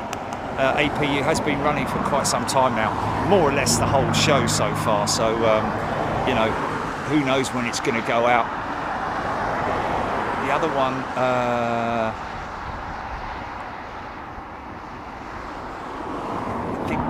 don't know if that one is active at this stage, but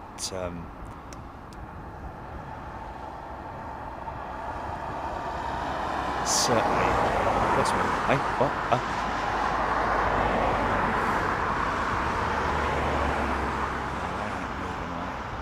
C-17 isn't moving. Lucy. Jay, the first attempt at the pink truck failed as one of the supports fell down. Down! Keep trying. Scott Shallcross, 3:15 p.m. here in Perth, Western Australia. Did you use that?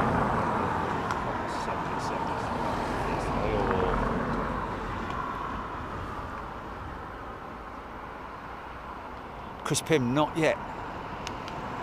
Oh, okay. Okay. What close up? A tight shot of the main landing gear. Yeah. That's good. Because you said, oh, okay. Raskas Lakenheath sits just at 32 feet above sea level. Okay, thank you.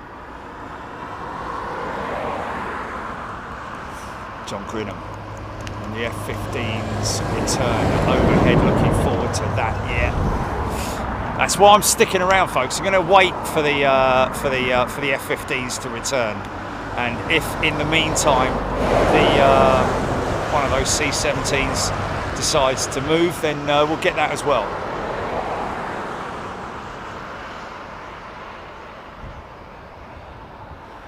Hamo 19, real shame. Bentwaters and Woodbridge shut down. Would have been great watching the A-10s. Oh my goodness me, the A-10 tank bombers, the Warthogs.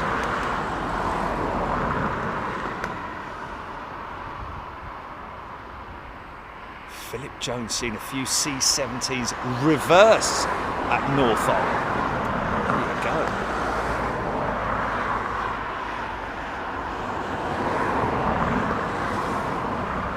Really now?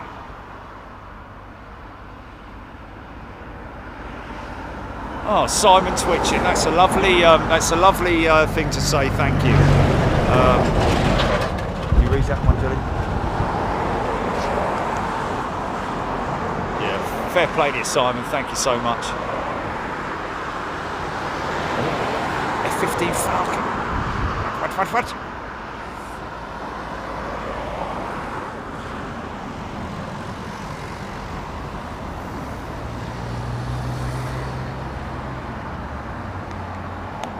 So I mean, I can understand back in the old days when they used to reverse 727s and 111s and things like that off of the stand, 737s with the old JT engines with the bucket reversers. Easy to do, just literally because that is pointing the thrust forward rather than back. So I can understand that. being the case and being able to do that. These reversers, even though a lot of people think that the angle, that the thrust, the engine thrust, or the bypass air, should I say, not the engine thrust, but the bypass air that is blown out of the side of the engines is actually blown literally more outward than forward, and it creates a wall of air, almost like a shockwave in a way, to slow the aircraft down. It's only angled very slightly forward.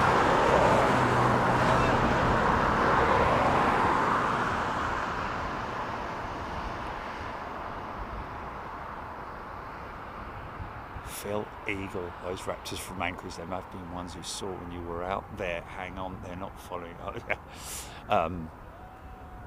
That's funny. That's funny.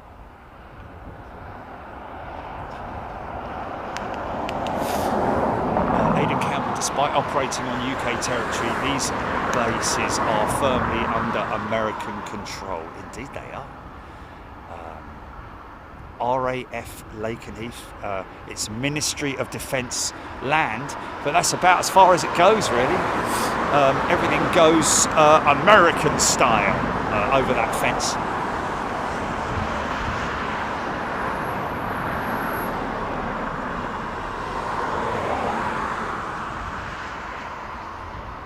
Rusty joints, the engines on the C-17s reverse the hot exhaust as well. Okay, so they're not cold stream reversers, they are hot reversers. Okay, fair enough, so they do use... interesting. Thank you, Rusty.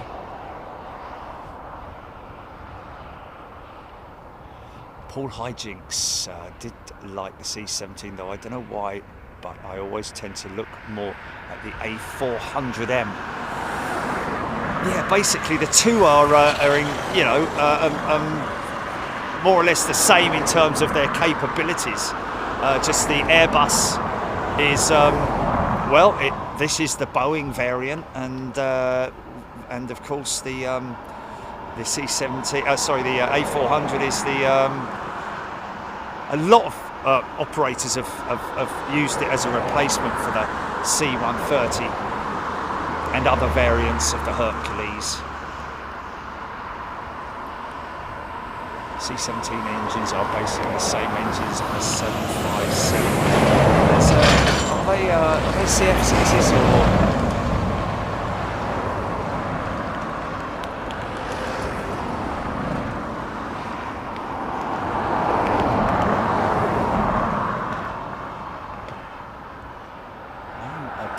F17 PW100 turbofans. Okay. Well, I don't think they are on the 757, are they? I think that's quite a unique engine to the... Oh yeah, okay. Based on the commercial Pratt & Whitney PW2000s that are used on the 757s. Yeah, there we go. That makes more sense. So it's basically the military variant version of the Pratt & Whitney PW2000.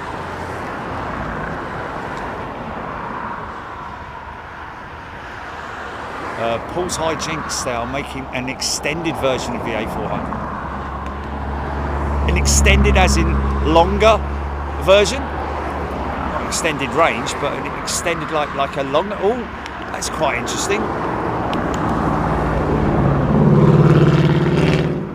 Padley rivet joint showing is 59 years old on flight radar. Okay, let's just have a little look at that because that's quite interesting. A400 extended variant. No. Airbus A400M ACTS.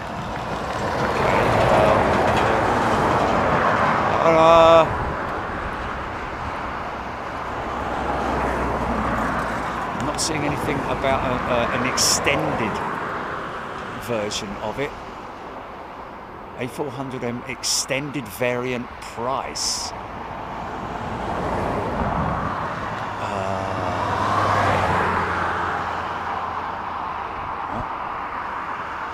Not seeing anything at this stage.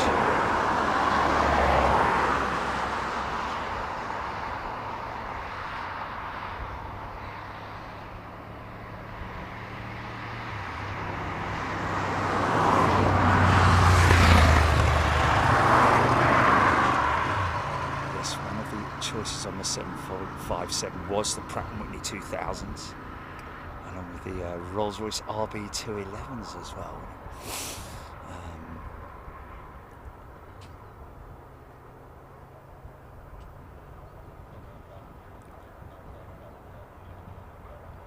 Rusty Vensel, a C141 was way worse than this. Okay.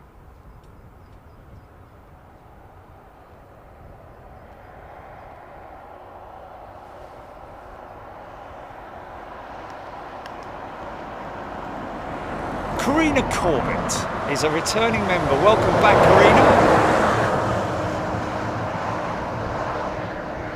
Straight into first class. Kevin Wade's C-17 is larger than the A400 Atlas, which in turn is larger than the C-130. Yeah, I mean, you put a C-130 next to either a C-17 or an A400, it looks tiny. But then you go and stand next to a C-130, it's massive. So the C-17 is larger than the A400 in terms of its carrying capability. Wouldn't surprise me, being as it's Boeing. Make them big, make them tough. Batters 56 always had a soft spot for the Starlifter. Hearing engines.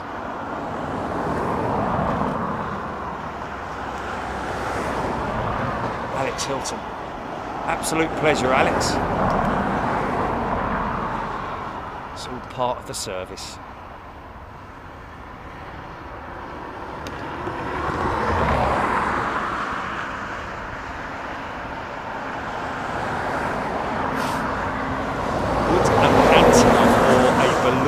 Belly hold more F22's Avro scheme. I wouldn't have thought that the I mean, obviously the Beluga is well, the Mark 1 Beluga. Call it the Mark 1. Of course, prior to that it was the Guppy, wasn't it? But the Mark 1 Beluga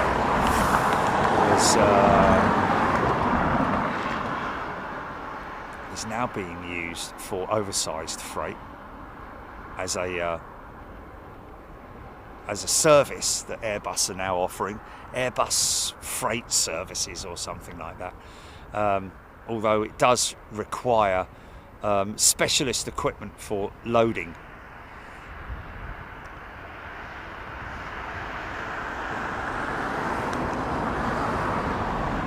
Glenn P, giving a shout out for the membership.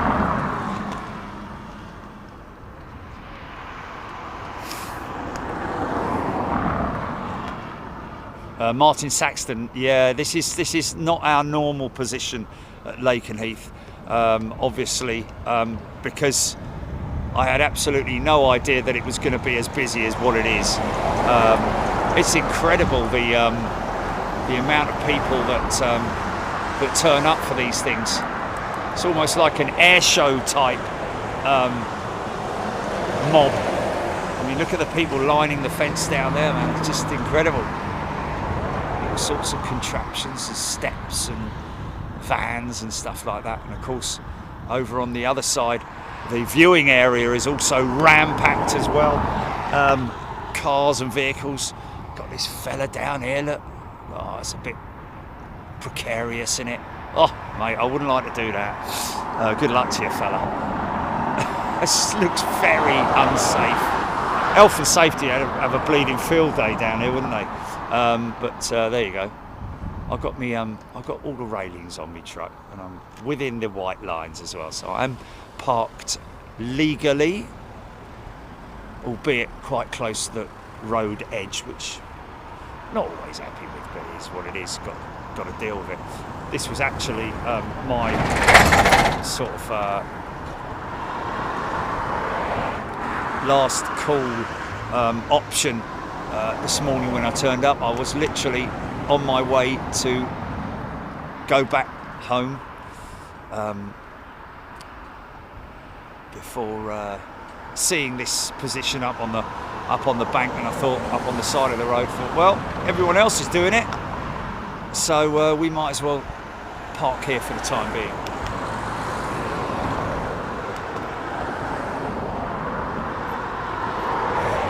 Richard Hayes, I always found it interesting that Pratt & Whitney kept the 36 blade design for the C-17 instead of going with modern, less bladed fans. Well, they haven't got anything, have they? They haven't. Pratt & Whitney don't have a modern. I mean, obviously, other than the 1100G, which is the engine, it's just too small to power the. Mind you, put 4. If you were to put, I don't know, if you were to put 4 Pratt & Whitney W1100 or 1300 Gs on the C-17. Let's just have a look at that. Let's just do a little bit of calculating here.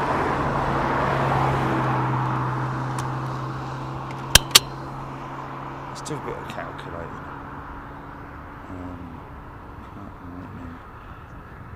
PW. I think it's around about.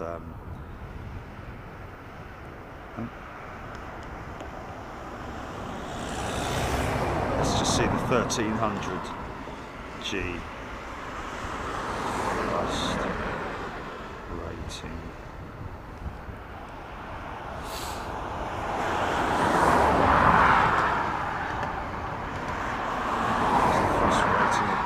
Okay, various models of the Pratt & Whitney PW1000G family can generate 15,000 to 33,000 pounds of force. Okay, so that's interesting. Thrust. About 33,000 pounds. So that's interesting. 33,000 pounds. Remember that number.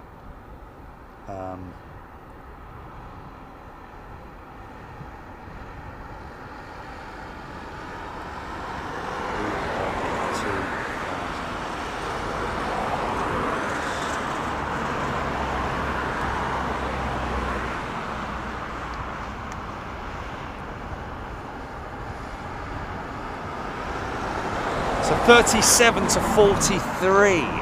37 to 43.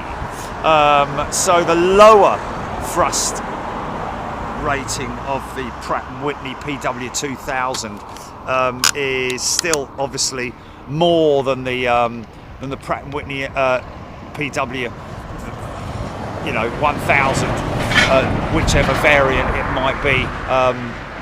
What's that, GP? Qantas did what?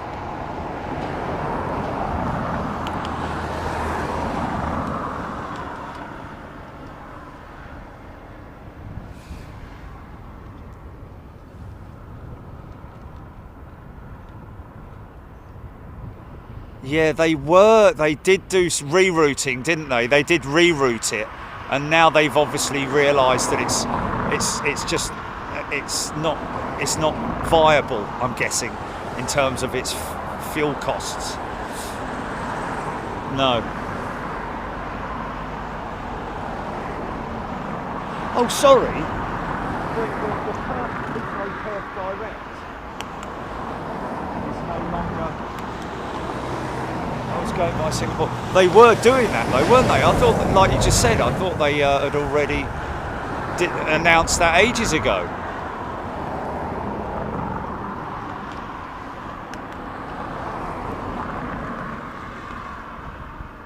Lee Shand tuning in from a very early Tennessee.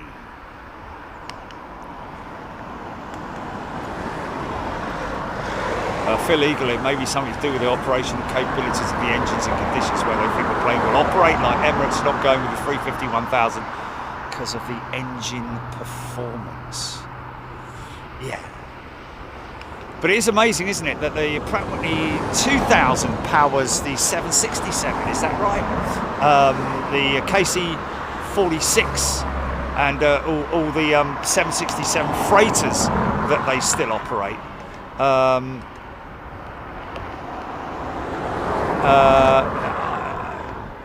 You know, Boeing offering the KC-46. Of course, the MRTT, the Neo MRTT, which is quite interesting. That's the RAF. I think it was the RAF ordered a single MRTT Neo at Farnborough, which is obviously around about 40% more efficient than the KC-46. Well, understandably so, because the KC-46, the engine, the PW2000 is very old, ancient, multi-bladed. Was it 26 fan blades compared to sort of like, you know, the Pratt & Whitney, the Rolls-Royce Trent 7000 engine, which is I think almost half the amount of fan blades, just a bigger engine.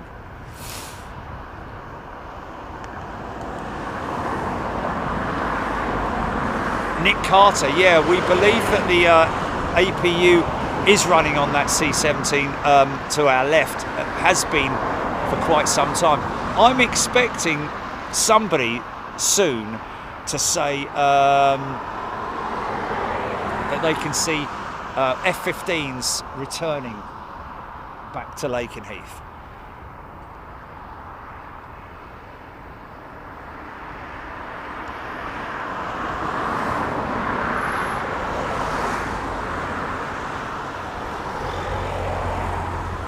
Logan Campbell keeping an eye on that C-17 on flight radar 24, he's saying.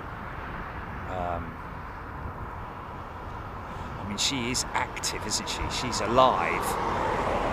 The systems are on that aircraft.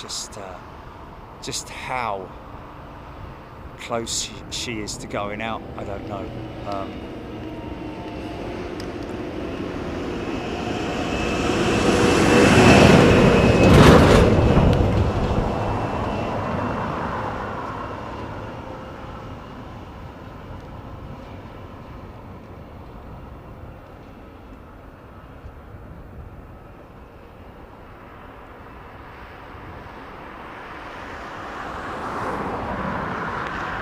Darren, 747, good morning to you.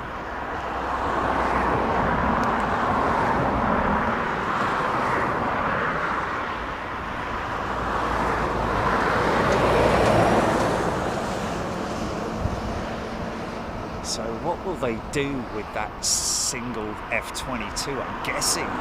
Because, you know,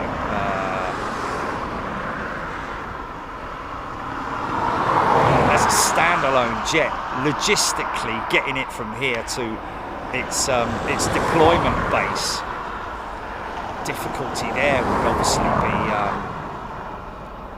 you know, in terms of refueling it. I can hear engines. I can definitely hear engines. Oh, look at that. Hello. Hello. F35s, if you don't mind. Thank you very much indeed.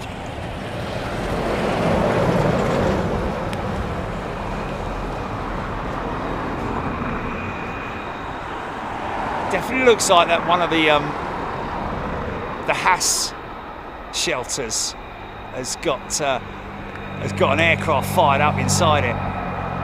But you can hear these engines on these on the F35s. Sounds much more sort of like a commercial jet, sort of like a 767 sort of sound to it.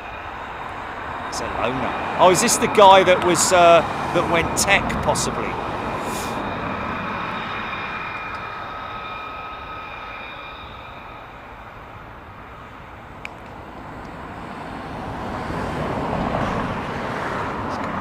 there to receive them.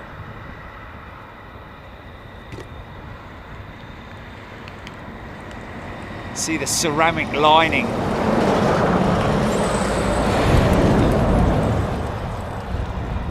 of the nozzles. So yeah, the interesting that the getting that F22, that Raptor,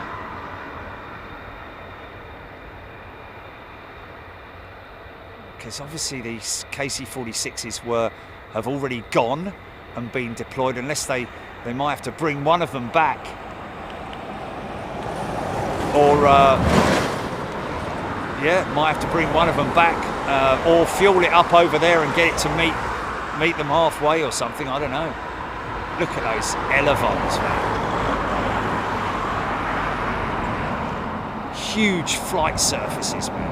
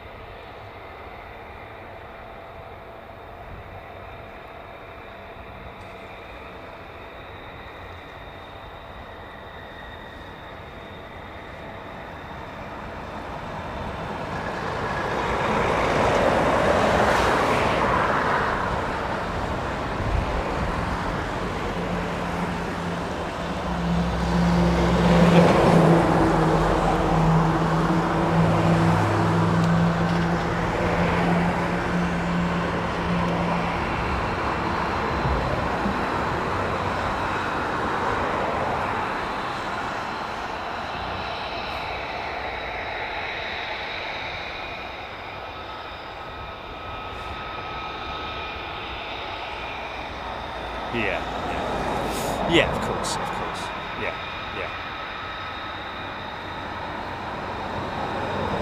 Well, it shouldn't do, mate.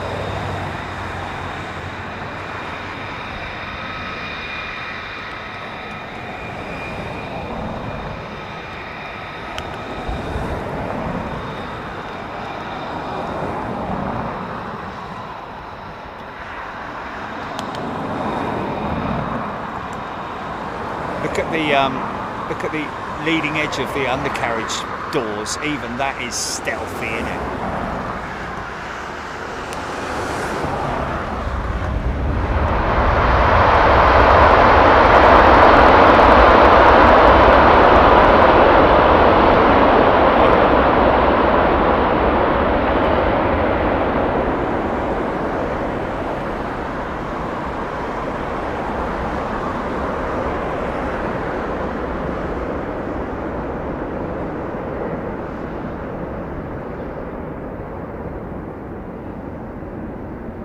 What's that? Just repeat that, GP.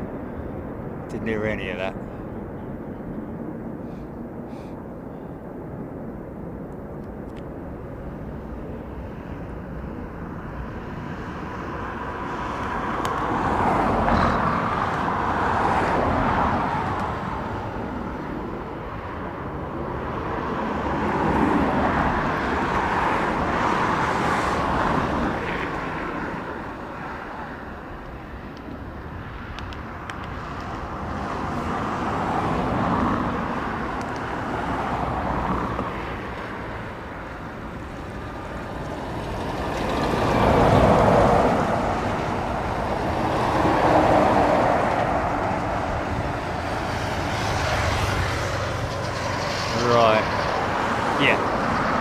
Yeah.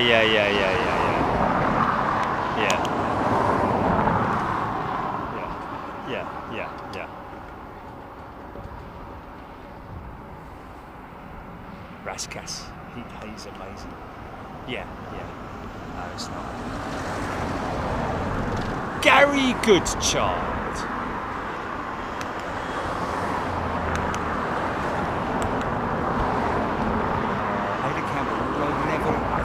Confirmed US nuclear weapons were based at Lakenheath from the first deployment of SAC aircraft to the base in the 1950s until the 1990s. Well, they do have some, apparently they're going to be rearming the base with nuclear weapons, I believe, at some point. Whether they may have already done so, I don't know. But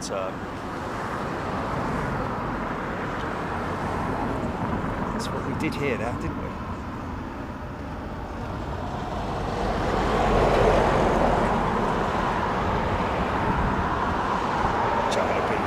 Literally shakes the ground.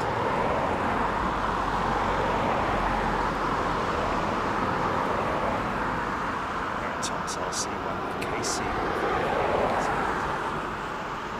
RC135.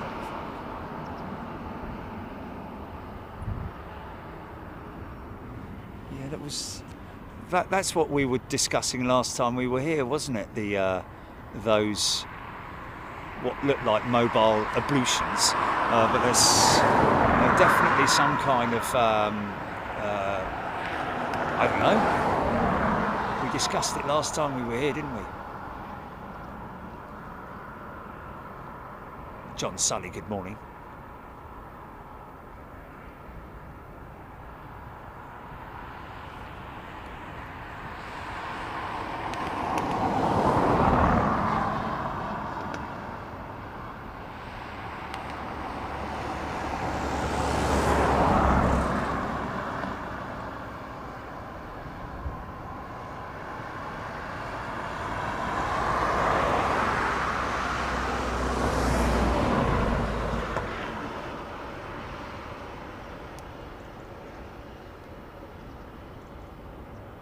Steve Driver, morning Jerry, according to the US Air Force book, that C-17 is based at Hickam.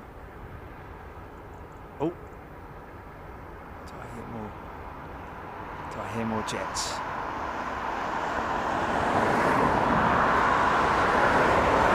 Oh, Nick Gray, mobile guard houses is what he's saying, yes.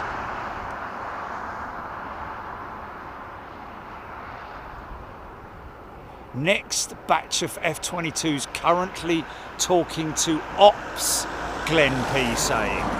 Okay.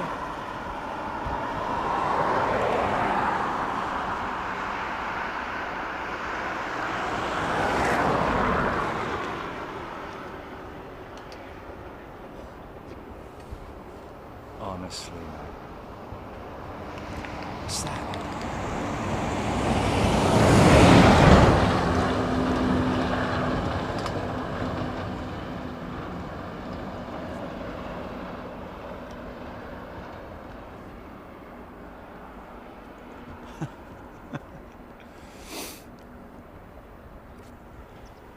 John Grillham, I do prefer the other location though. They seem more louder going out, but it's great to hear at this location. Well, John, I'm here because I'm here. You know, not out of preference, but because I had absolutely no idea that they were going to be, that it was going to be this many people. I had no idea. I usually turn up here at about 6:30 in the morning. No one's here, not a soul.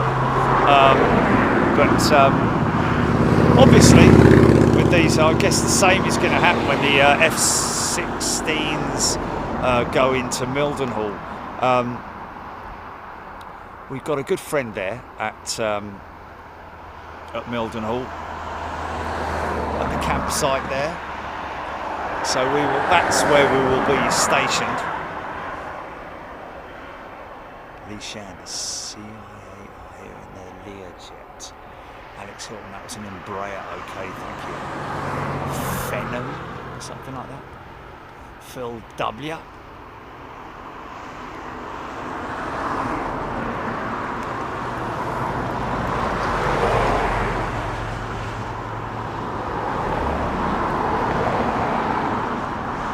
Yeah, bomb-proof Portaloos.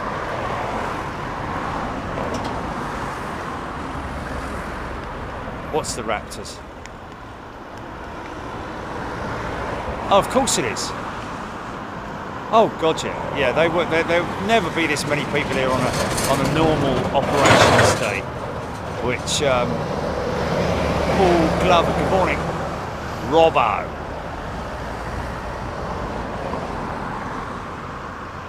Yeah, 3:30. My alarm went off. And then I was literally fed the cat, got in the van and started driving up here, and that was it.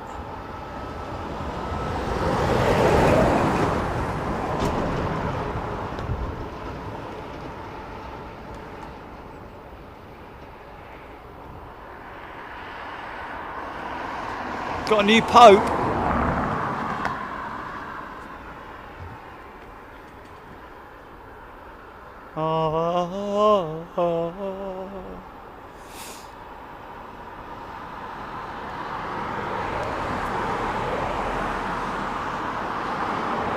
Oh yeah, that's exactly what happened to me, mate.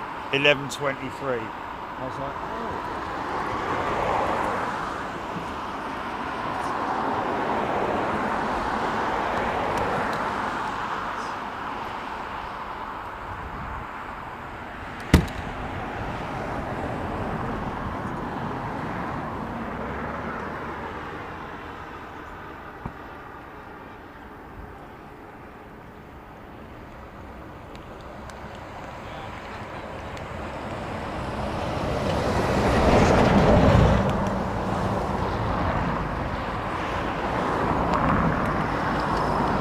oh really?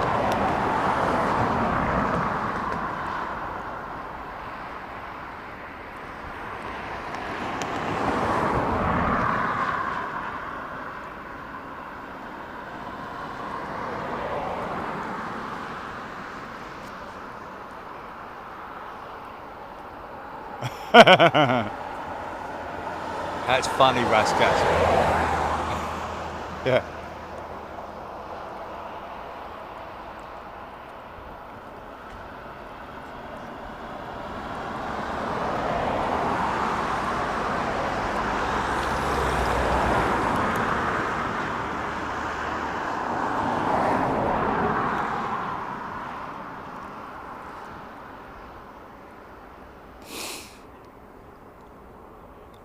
It's lovely when there's no road noise in it.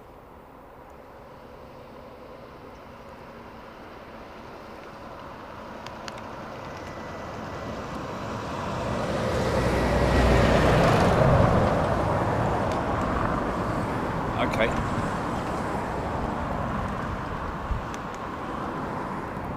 Hear that the next batch of F22s may be getting ready. Sunwing saying trend 81 getting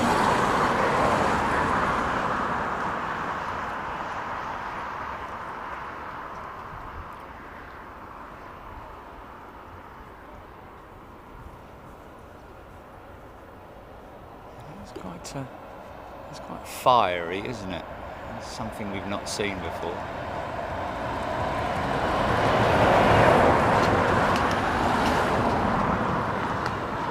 Five.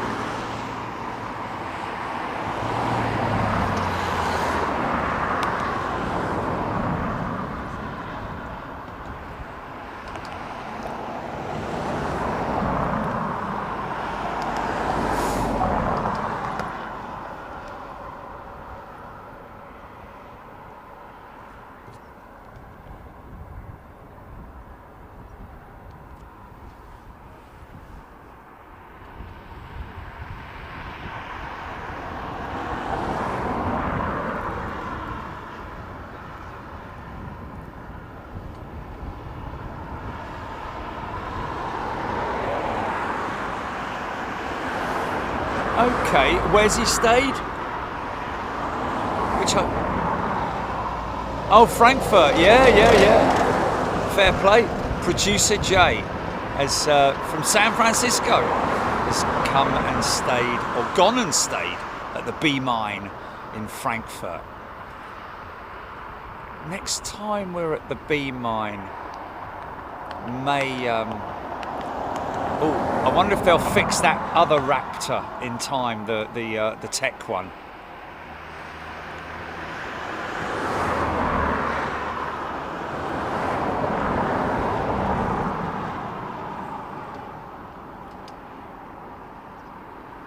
Oh, Sunwing F22's getting weather for Al Udeid Air Base. Okay, so Al Udeid Air. That's the first we've heard of the destination for these jets. Why they're getting involved in whatever is happening out there, I don't know. But you just don't know.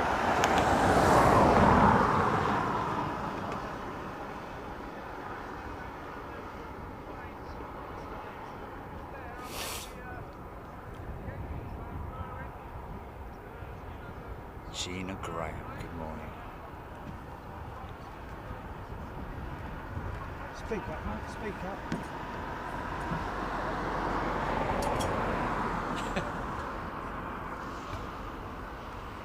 Pan of bananas!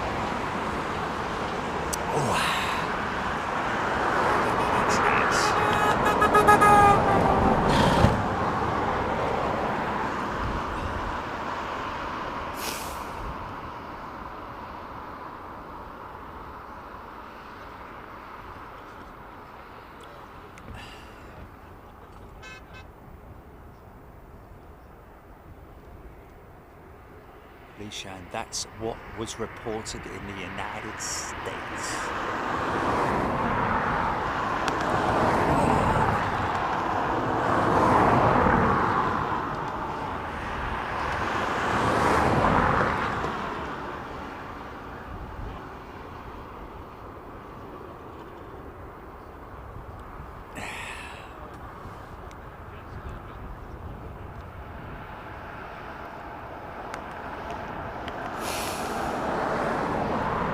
Jeffrey Phillips, I believe those F22s are heading out to replace F-18s from the USS Theodore Roosevelt that was sent to an airbase in the Middle East at short notice, possibly in Qatar. There we go. So F-22s going out to replace the carrier-based F-18s.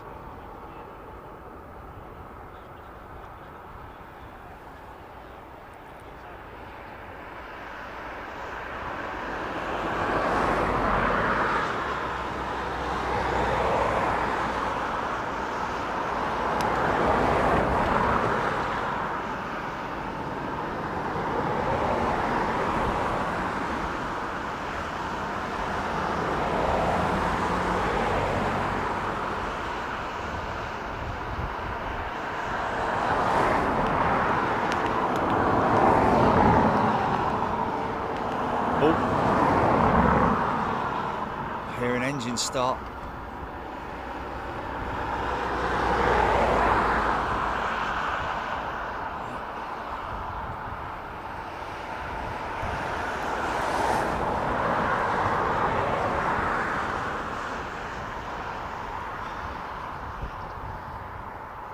Jules Harris didn't realise how much range military aircraft have. Well, as a standalone unit without drop tanks, it's not that longer range. Obviously, extendable range with refueling, air-to-air refueling, and also with the extended tanks. That's why they were running, carrying the extended tanks. I hear jets. Those F-15s must be coming back quite soon, because they first batch went out well over an hour ago, didn't it?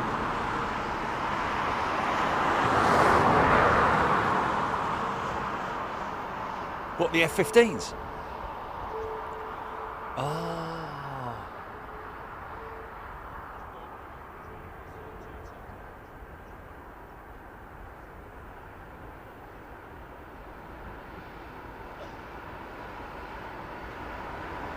Robin, welcome back. Robin Green is a returning member. Welcome back, Robin. Thank you for your support.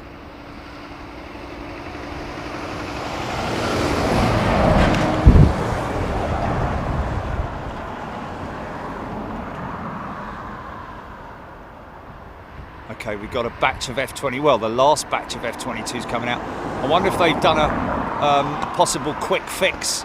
It may have just been something that, you know, a radio issue or, you know, weather radar or something with that Raptor that came back.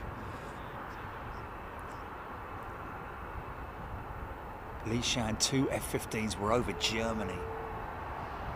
They will sometimes go out that far, won't they? Chris, looks like some of the F15s from earlier have gone to Aviano, Italy, another US Air Force. Ah, okay.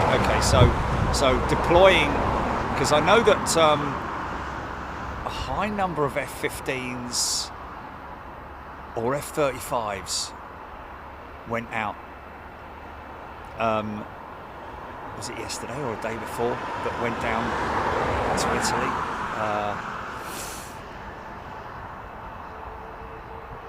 Dave Yearsley tracked an F-15 over Nuremberg from Lakenheath.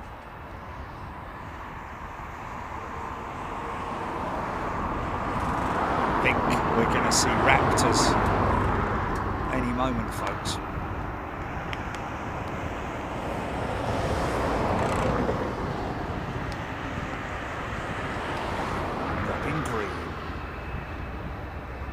More than welcome, Robin. Lovely to see you back, mate. And again, thank you and all of Big Jet TV's channel members for your support.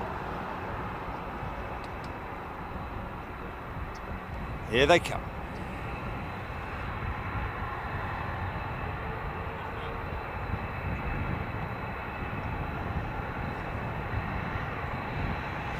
Yeah, but that's no. Oh, maybe, yeah, I don't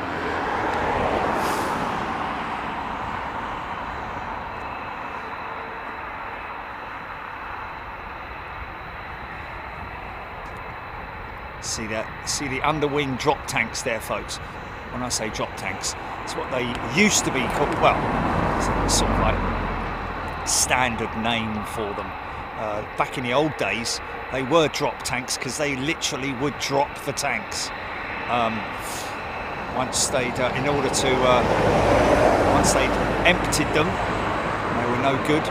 Used to make them out of paper and some kind of like so low to the ground, aren't they, man? Graham, welcome to Big Jet TV membership, mate. Crazy how low they are. Low, right.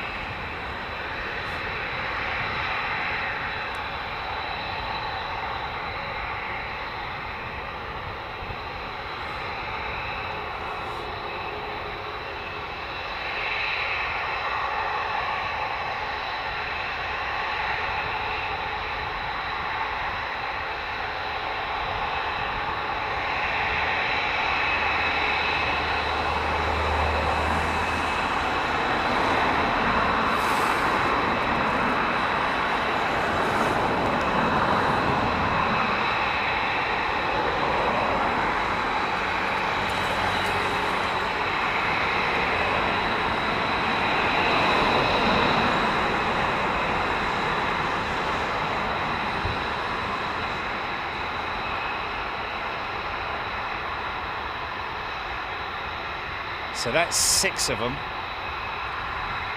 look at the lineup. Obviously, it's not what we're used to, because the F-15s will park up there, pointing at the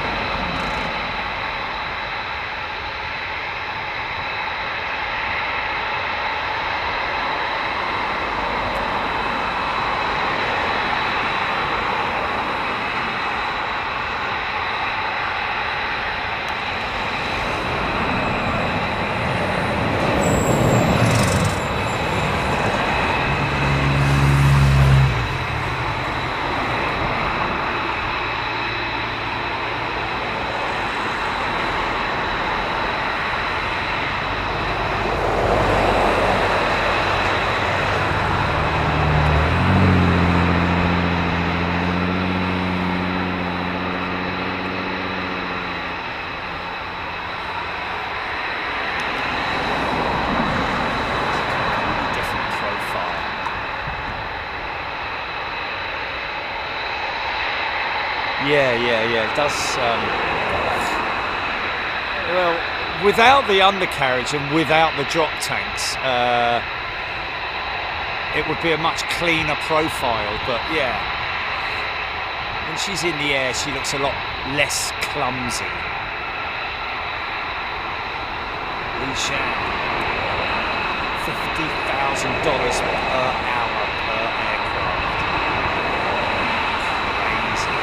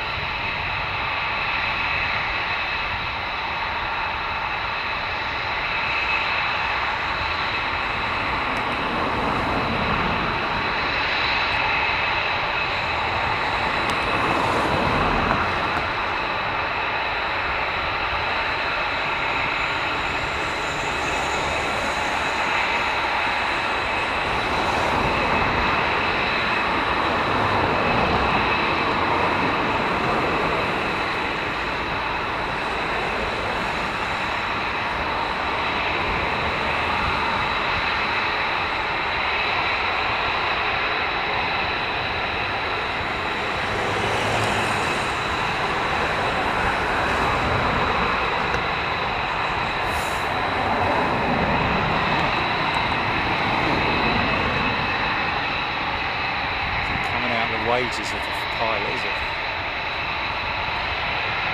50 grand's worth of 4-star, please, mate. Fill her up. Yeah, that's $49,749, please. How would you like to pay? Card or cash?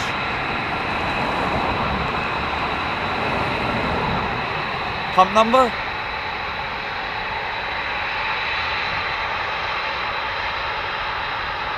Still keeping an eye on that. Wow, look at the liquid heat, man. See the green head-up display, the HUD programmable to whatever the pilot wants on that display. I think it's got room for a couple of instruments.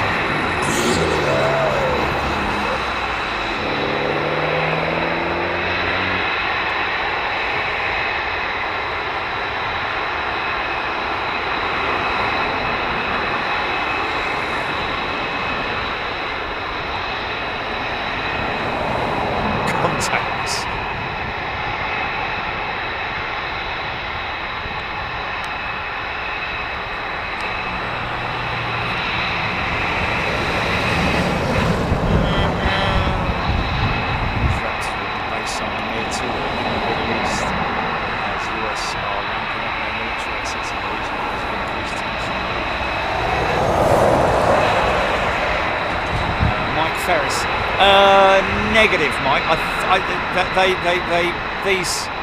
think the fuel tanks. I mean, maybe in an emergency situation, yeah, they probably will be able to jettison the tanks, but they are a reusable tank, obviously, not like in the old days that you used to see underneath the P51 Mustangs and stuff like that.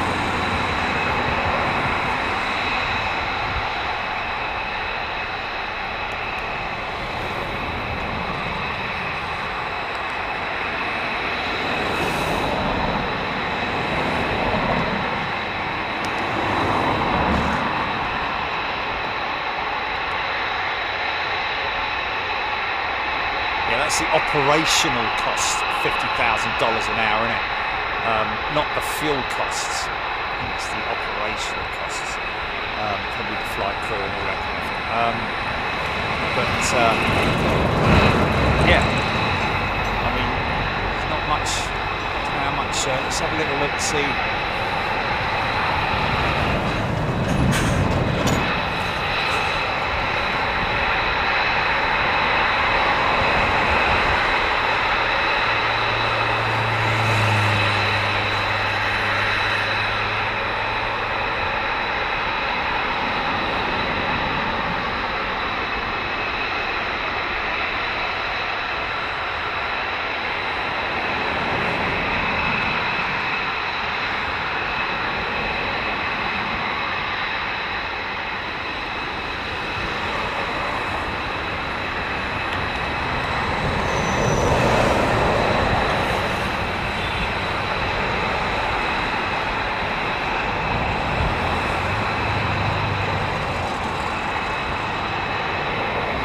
5,600 litres per hour is the fuel burn.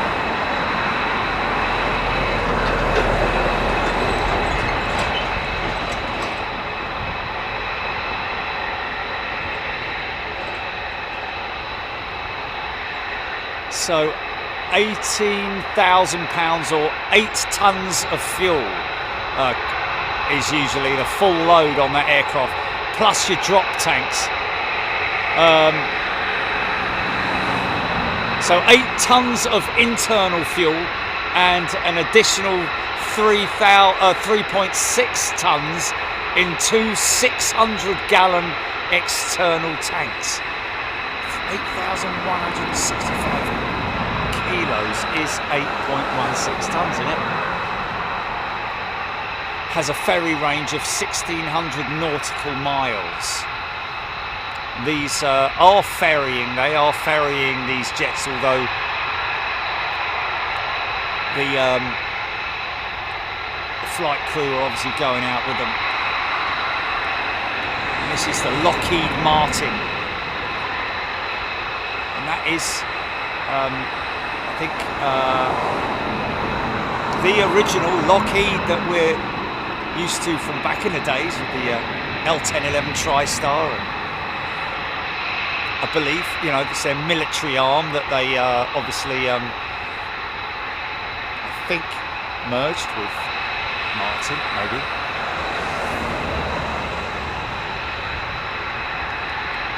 Sarah Deal.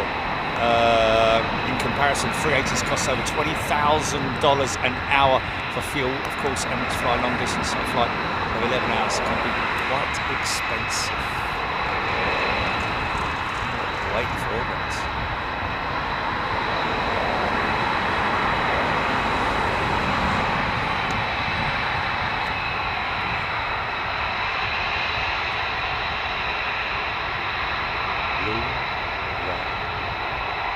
Ash Morrison, interesting, the canopy is 3/4 of an inch thick from 2 3/8-inch thick sheets, heated, fusion bonded, then drape forged into shape.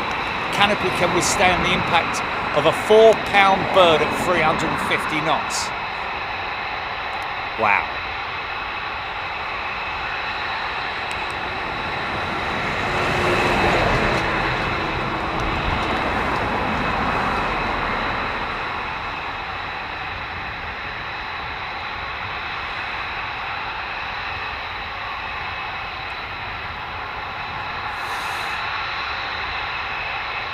See how angled back the air intakes are.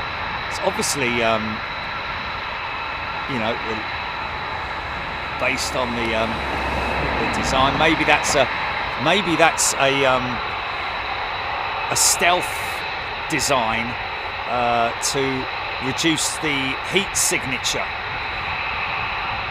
Possibly, I don't know.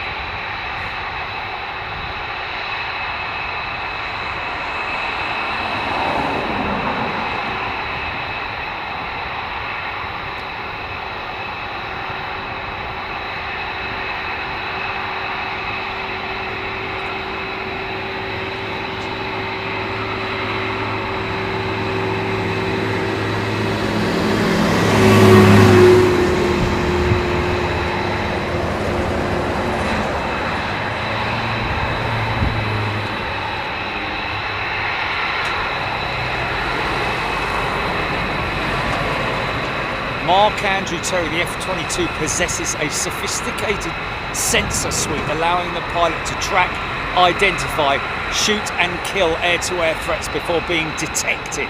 Significant advances in cockpit design and sensor fusion. Yeah, that's what it's all about, isn't it? Not even engaging with the enemy.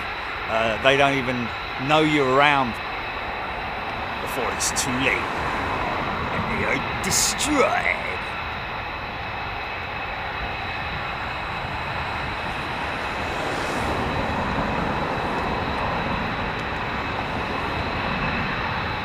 The enforcers of the air, but we're like, I think you'll find that they're actually waiting for the KC-46 tankers to go out of Mildenhall. I think that's what they're possibly waiting for. Maybe. I don't know.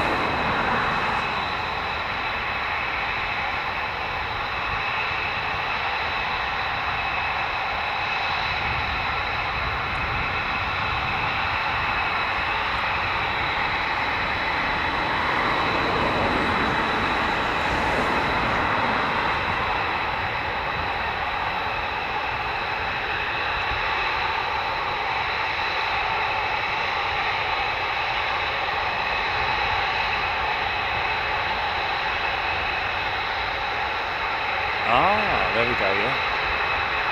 So it's all about the signature, the aircraft's signature, isn't it? Which is, ground-based radar or satellite-based radar. That's, either way. The key for these stealthy jets is to minimise the signature of the aircraft, so that. From a ground-based radar, for example, something like this will look like a seagull or something like that, like a bird, a small bird, or nothing much bigger than that.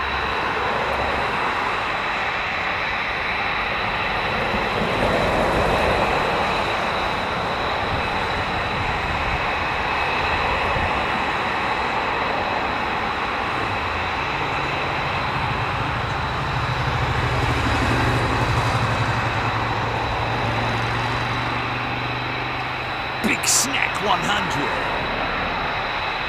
As soon as I put this coffee back, They're gonna fire up now. I bet as soon as I start pouring my coffee.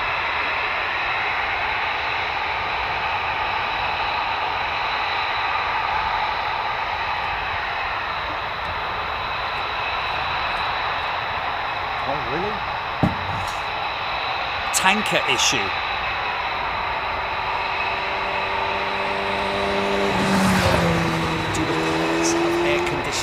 Yeah, so it is a temperature-regulated cockpit environment, which is controlled independently by the pilots.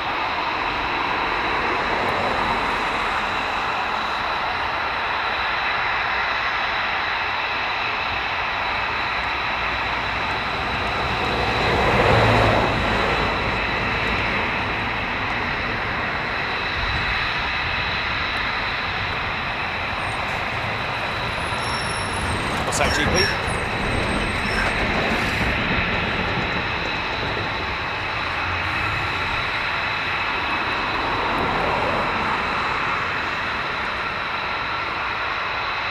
Yeah, but I'd imagine, being as they're so, they will regulate what they drink before they go.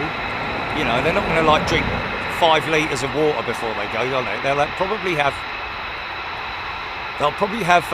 dextrose tablets. Is that right? Some kind of hydration tablets.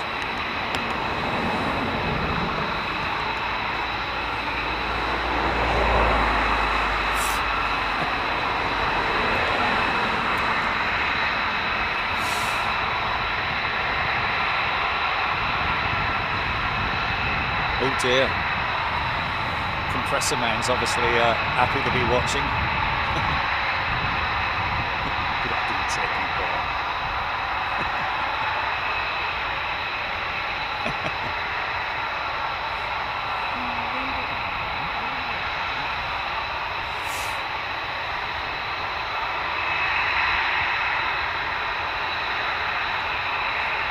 Phil W, same radar cross section as a bumblebee.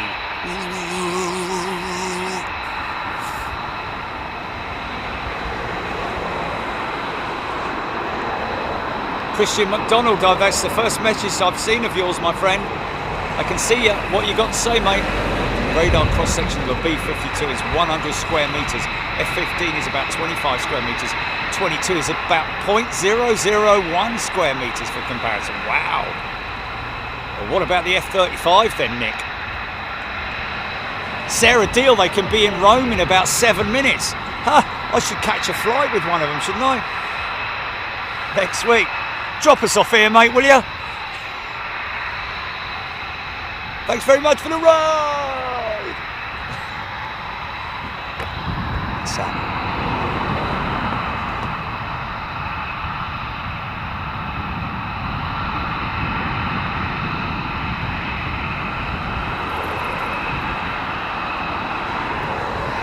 Oh, we have returning jets, folks. Now, this is going to be interesting. If you remember the lone F22 jet that came back with a technical issue, the overhead shot is just fantastic. We're not over there. We've got a restriction we're restricted by some trees, whereas here it's completely open. So it's going to be a different angle. Erez Vladey. Wonder why no signs on jets. Erez, no signs. I mean, you will see tail identification marks. These are obviously, these guys are from Anchorage. And we've probably maybe seen one or two of these jets carrying out exercises in the skies above us at Anchorage at any point in time. Okay, Felix saying apparently the F22 flight suit has bladder relief in it.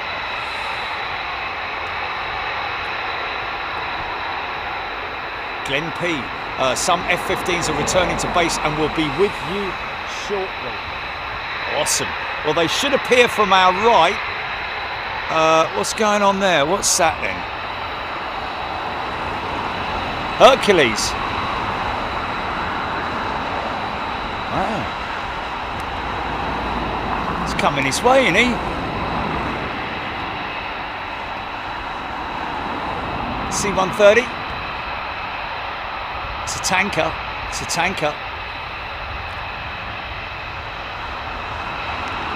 It's definitely coming this way. Rivet joint's gone out, mate. There's two of them there, is there?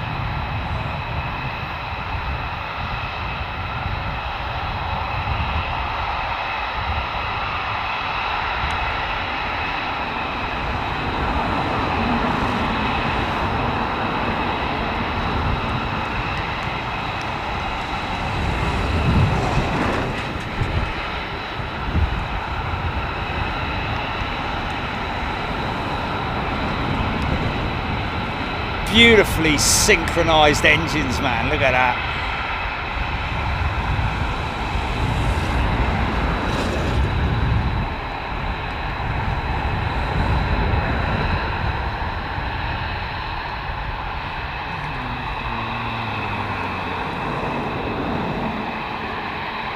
Nice.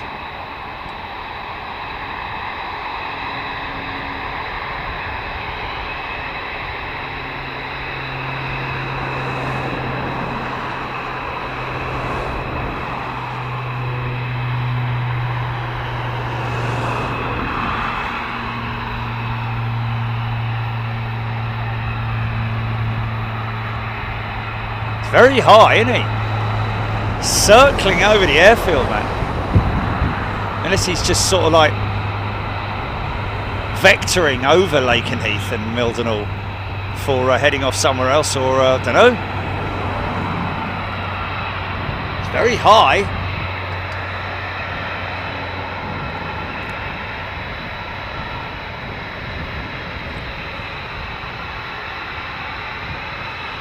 Aaron Thomas, that C-130 not on any radar. It's a tanker, isn't it?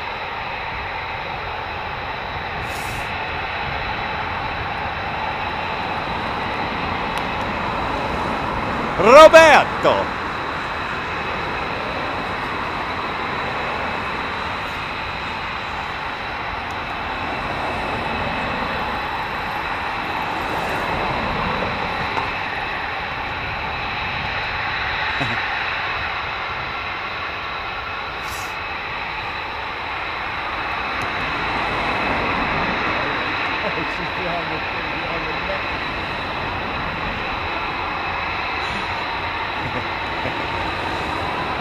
It's a big old standoff, isn't it?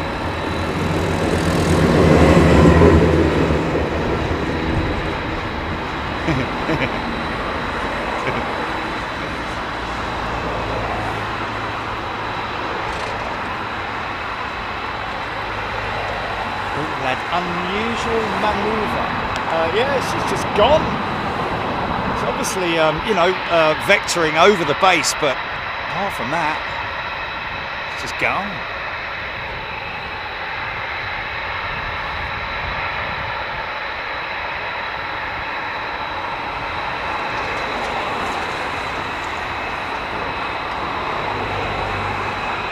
Jamesy, Hem military ops don't show up on radar. KC-135 may take off soon, and indeed there she is, right on cue.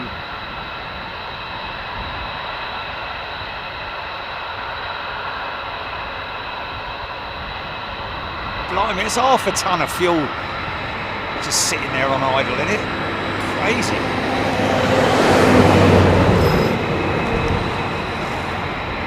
F-47 classified movements.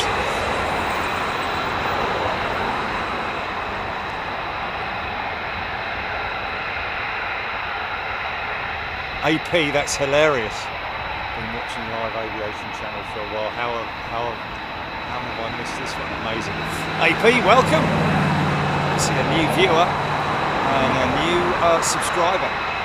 Good day to you. Glenn P. MC-130 would be keeping out of the way as the F22 tankers are rolling. That was a KC-130J ZK Aviation.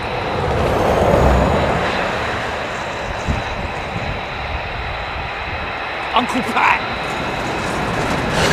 How you doing, Uncle Pat? Sometimes US Air Force T-38s fly over my house. They show up on flight radar 24. Yeah, we don't really know what this, whether they're waiting for their accompanying tankers to depart out of Mildenhall. I don't know, but how flared those vertical stabs are, man. Very Starship-esque, aren't they? The F-22s.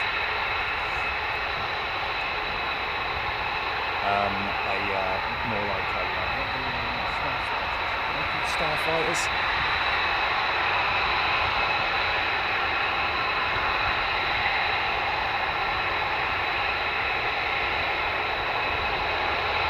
John Appleton, F-35s inbound.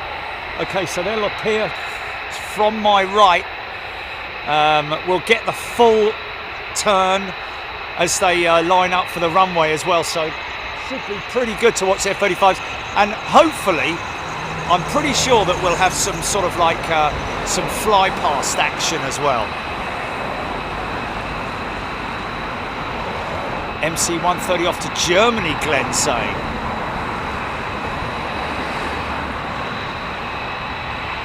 Fusion Tech Dynamics, no, negative. They do have APU. In fact, they have an FSU. I think it's a fuel service system or something like that. Glenn Wright, good morning.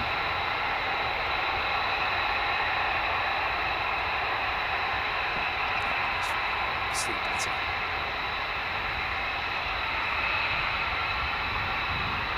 Les, absolute pleasure. Welcome everybody, welcome new subscribers, welcome new viewers to the channel.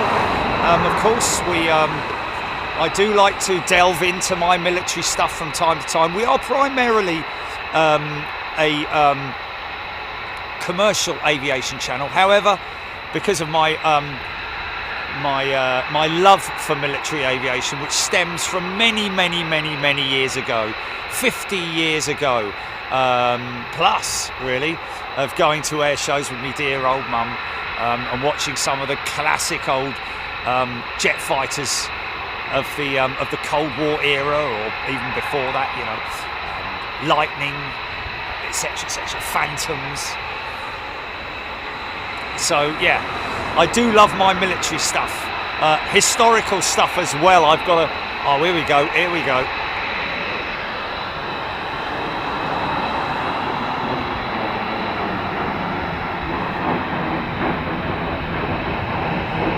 Maybe this is what they were waiting for, I don't know.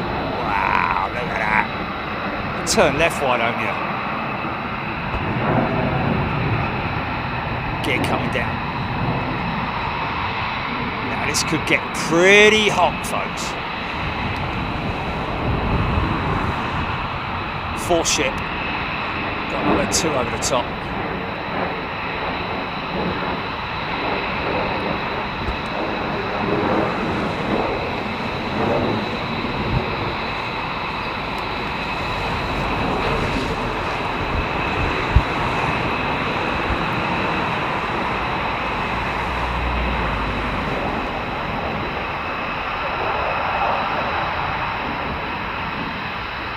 Listen to the actuators from the engine nozzles.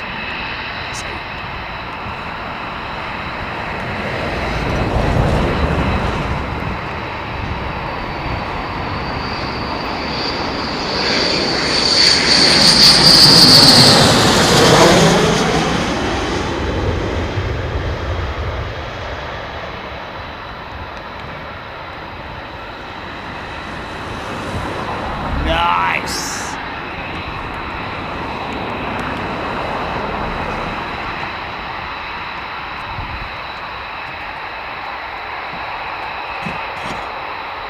Sorry, folks.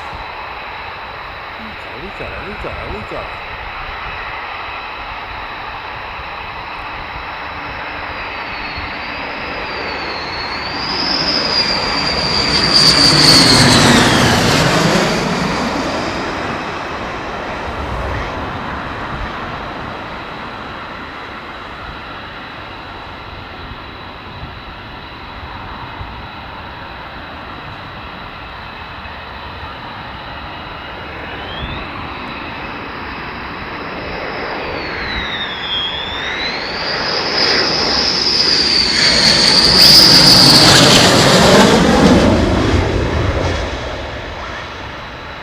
Yeah.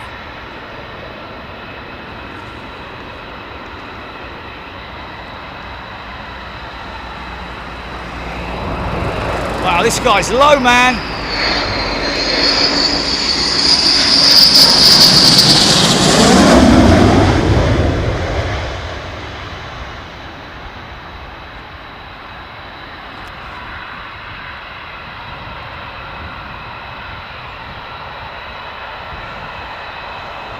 Yeah.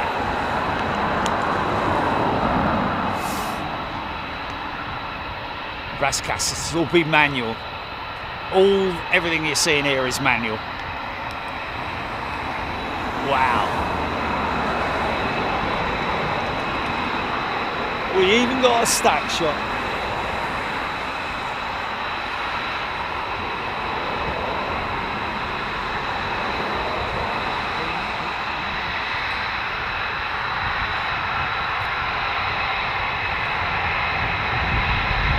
Surely they're ready to go now. Have we just got a delay with the tankers out of Mildenhall, possibly? Oh look! Oh look! Look at the He's got what?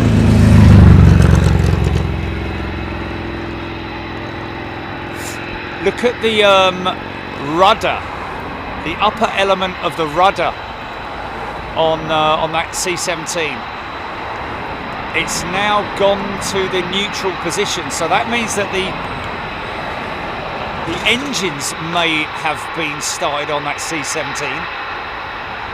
These are in support of the F22 Raptors, by the way, folks.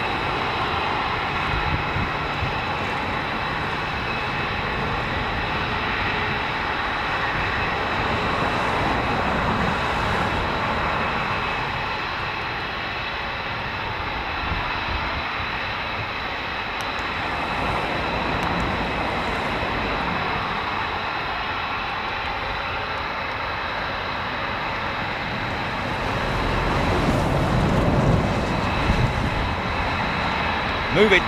Here we go, folks. Hold on to your hats, boys and girls.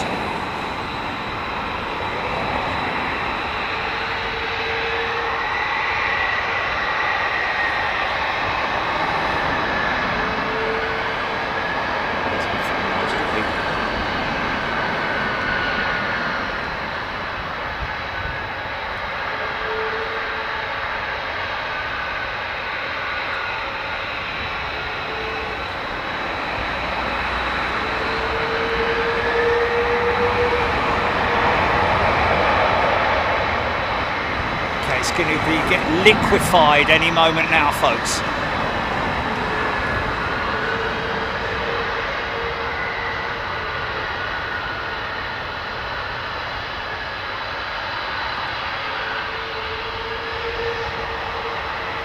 See how the engines are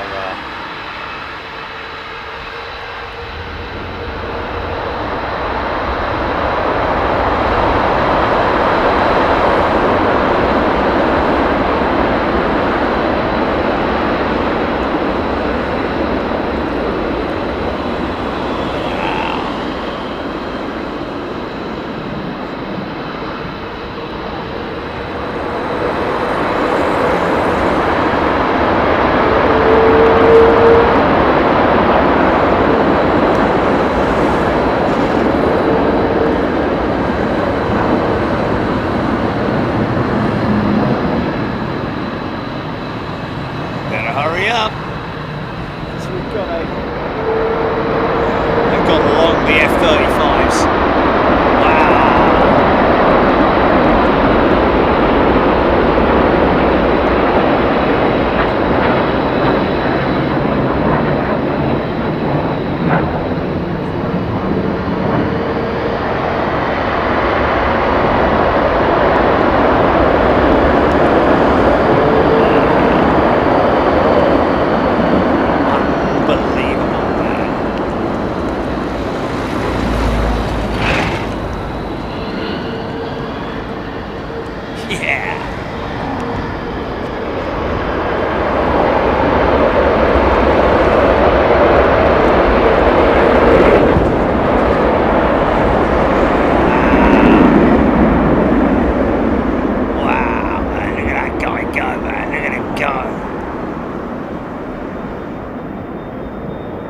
Last one out.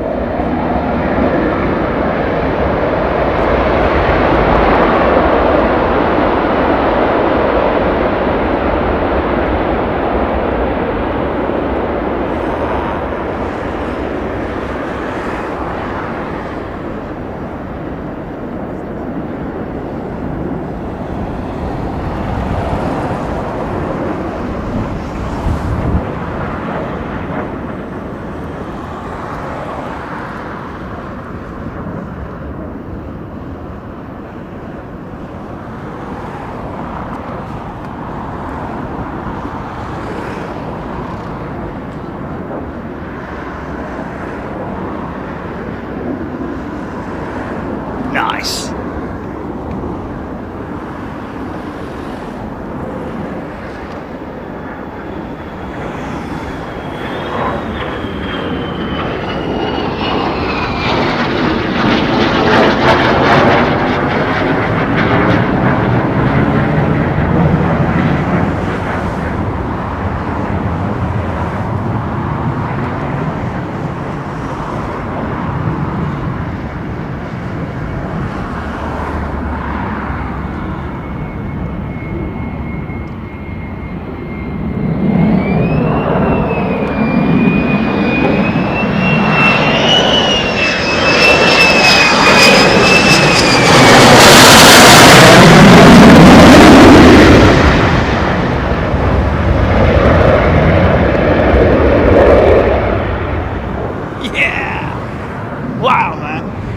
Over the gaff. You want to line her up, mate. You want to line her up.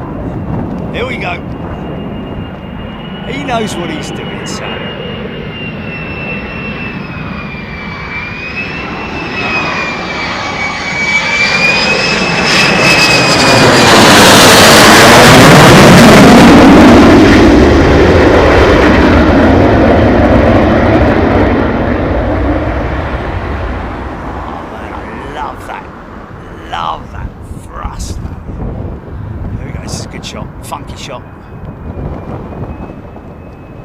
Yeah, look at that.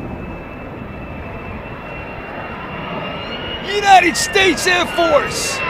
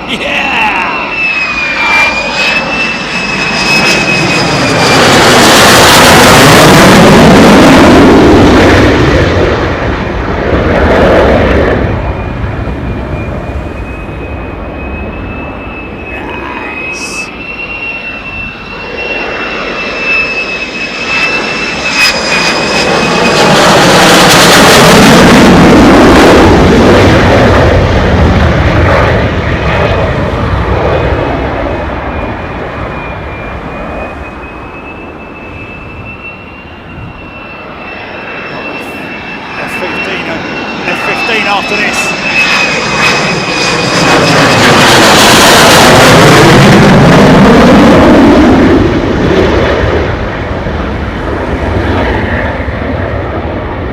Oh, here we go. Now listen out. F15 next.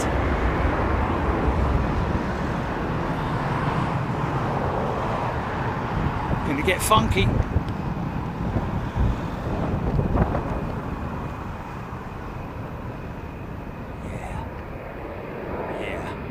It's a 3 ship, 4 ship.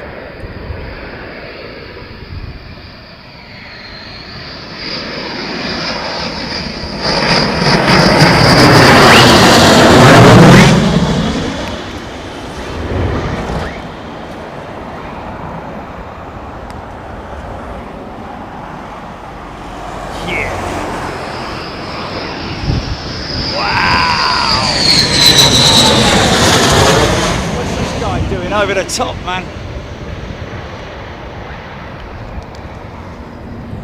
What's the guy doing up there, look?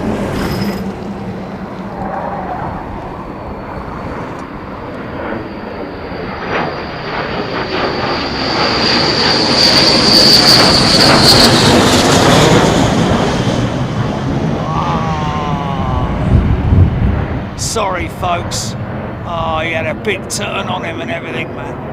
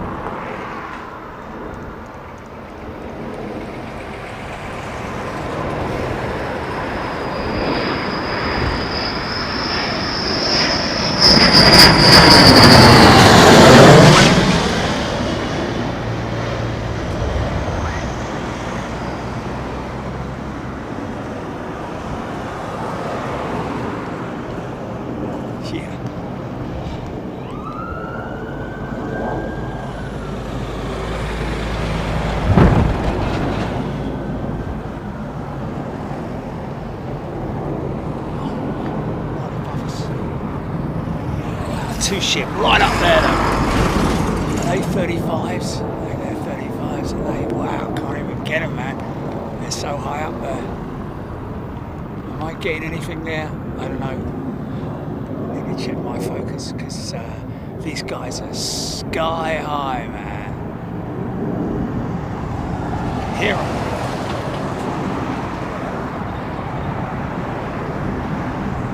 So let's hope that these guys, wow, they're really high. Are they coming in here? I'm guessing they are, but they're blooming high. And I can hardly bleeding see them. Even with my own mids. Oh, look, there's one there, look. Ah, getting some beautiful, I've got too much glare on the,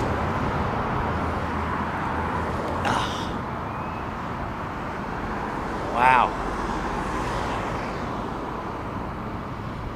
Trying to get my bearings here, man.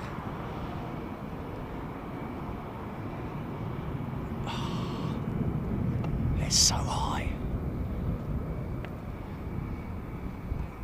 I mean, that's really high.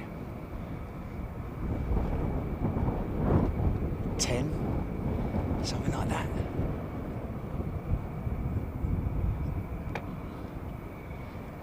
For another pass, stand by.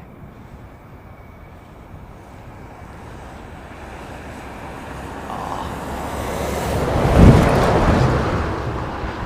Just impossible to catch them, man.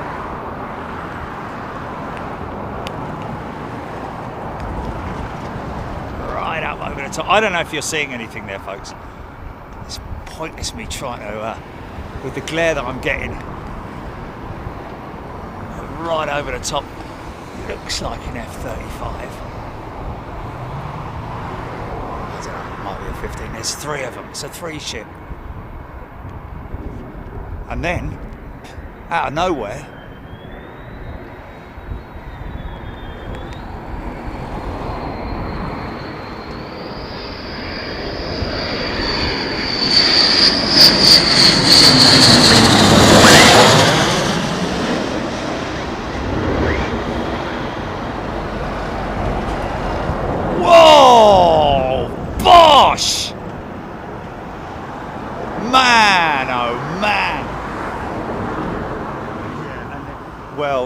it can't be, can it? But mate, we're doing the Raptors,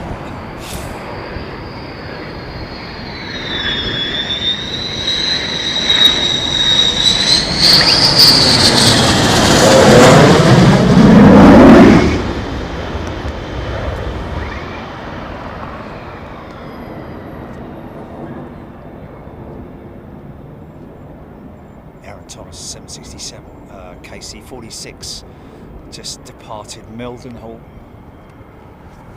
Oh man, come on Jimmy, try and get it, there it is, there it is.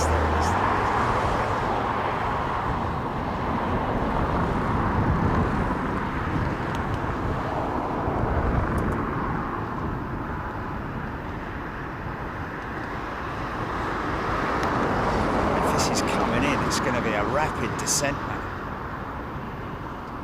It is as well. And it is a F35.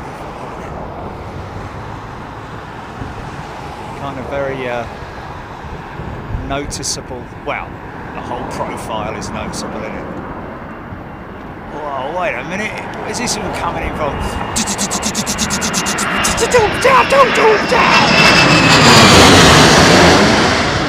Flipping heck!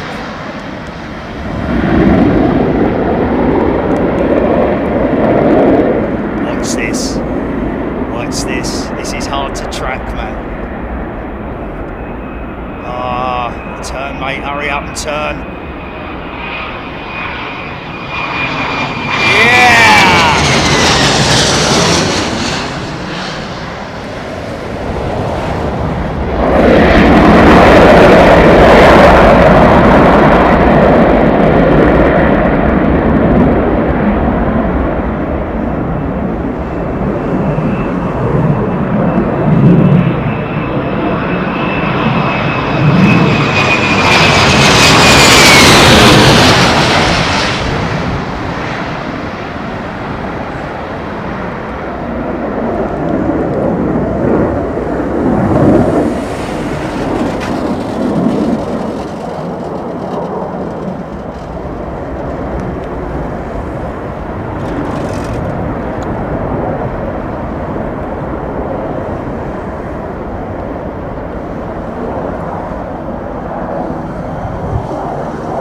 on, go left and right, go left and right.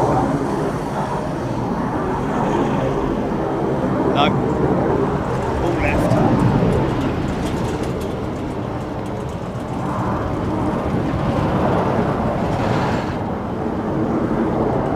Yeah.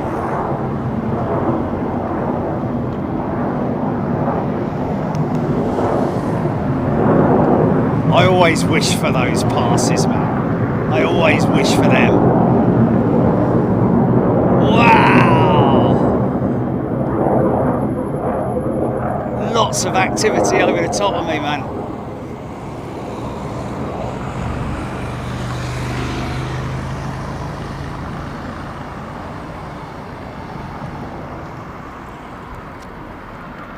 Go on, show off. We like it when you show off. Show off as much as you like as well.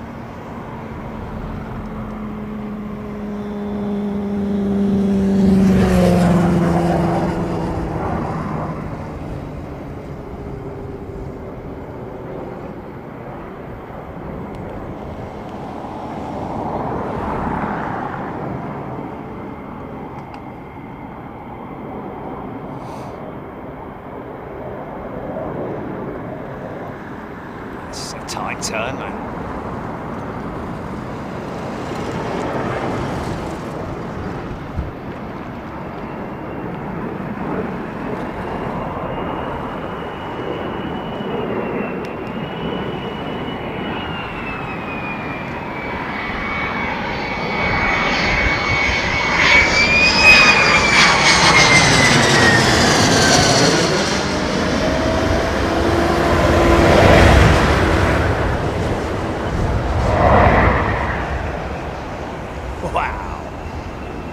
Heavy tune, man. Heavy tune.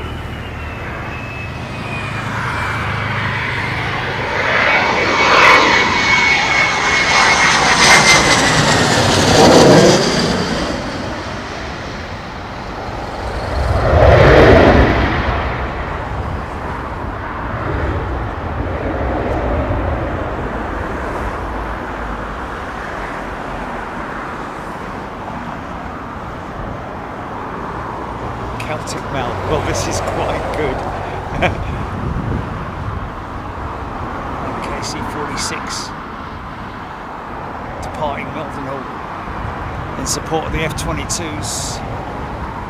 C-17 still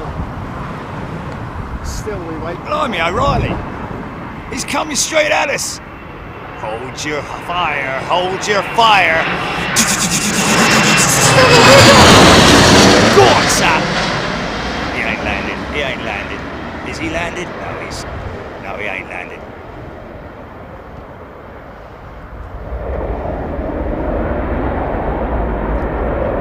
Oh, this is gonna look good. Yeah.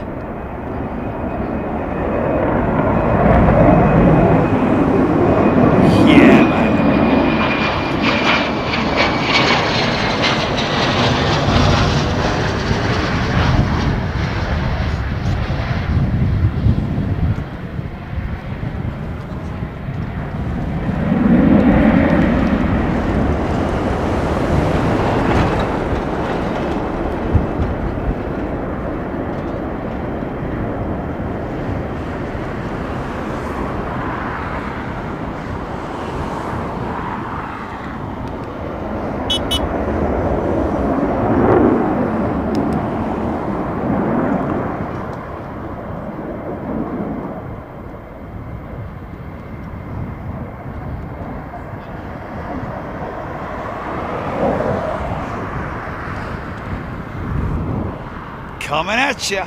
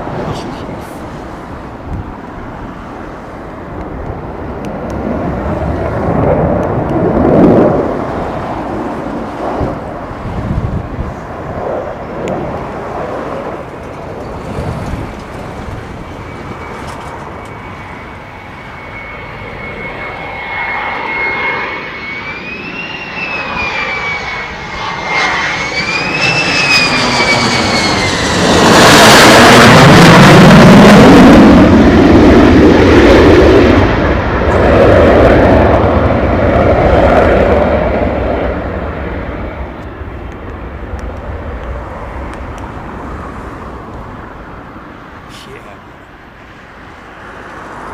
I just can't get it down. I think it's just, I don't want to get it down.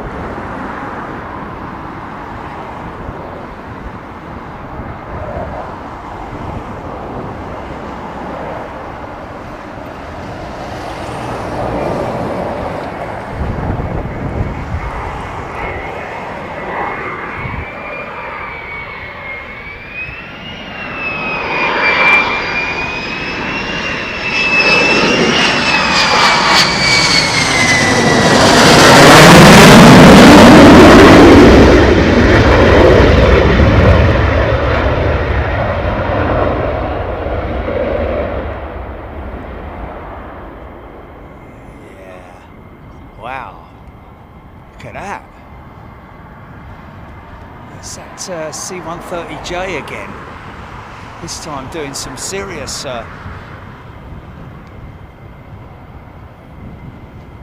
low stuff. That was hedge hopping, that was.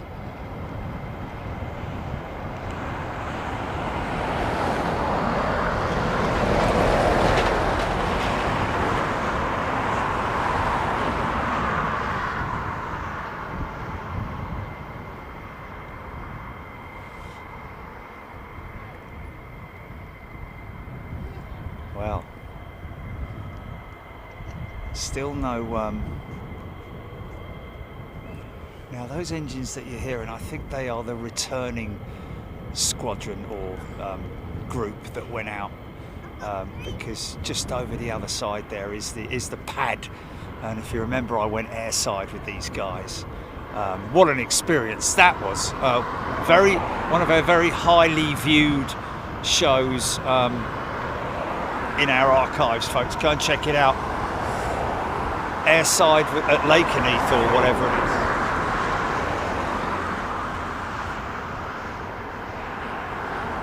Martin Cox, absolutely awesome. Alex Hilton, 767, yeah. KC-46 is their official sort of military variant name. 767 is obviously the passenger civilian variant, and of course the KC-46 is the refueling variant. Gina Graham, thank you. Cheryl Howard needing neck massage. I think I've had enough neck exercises for a while, that's for sure. Well, what are we gonna do? What are you gonna do, eh? I mean,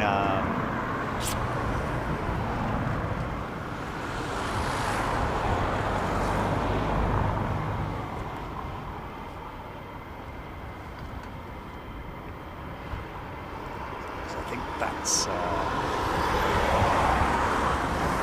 Peter Rowe. How far from Blighty am I? I'm in Blighty, mate.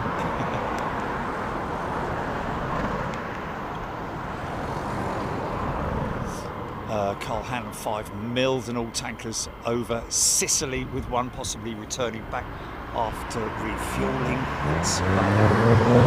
Surely the KC-46s have carry enough fuel. They don't have one aircraft for each aircraft, if you know what I mean, do they? Surely not.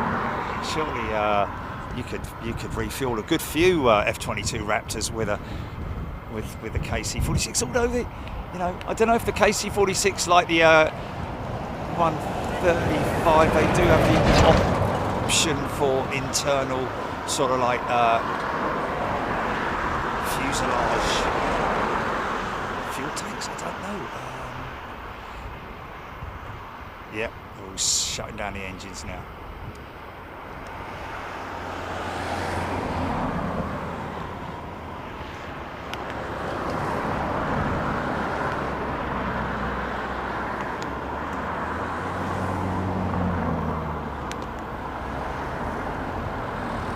David Rodwell.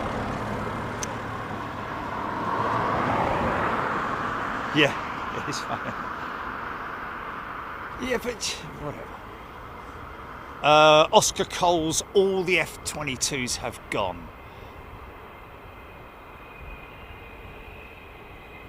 Yeah, those jets that you can hear there are all returning to the pad.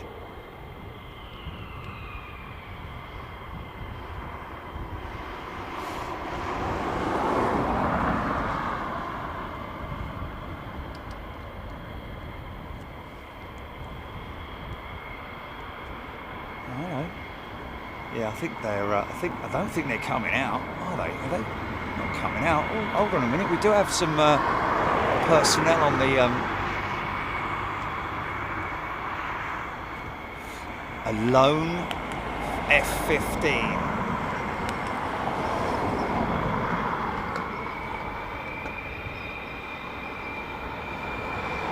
Stephen Cole wasn't expecting a middle of the night air show. It's fantastic. Well, mate, I mean, I just get as much enjoyment out of seeing this as you guys do. I just happen to be the lucky one here, being able to actually see it. Well, I mean, I look at it through the monitor most of the time because, you know, that's what I'm filming. So what you're seeing is like watching through my eyes.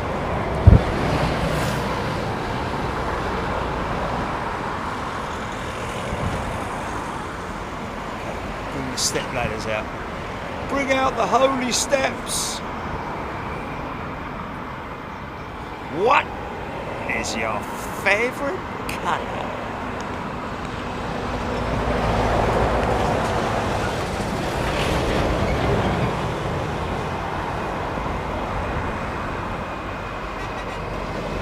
Sleep streaming.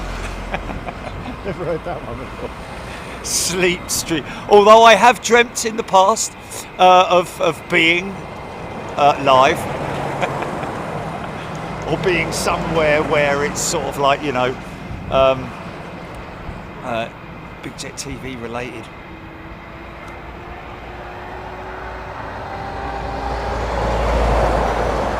Hey, fella,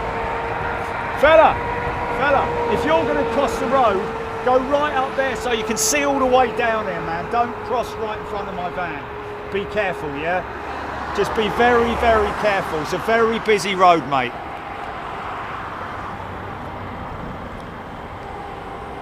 Cheryl Wales, goodbye. Thank you for tuning in.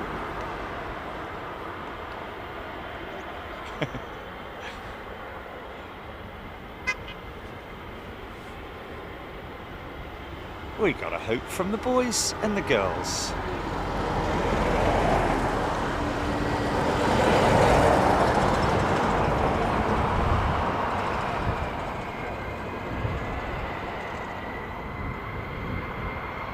I don't know. Maybe is a second wave going out, or third wave.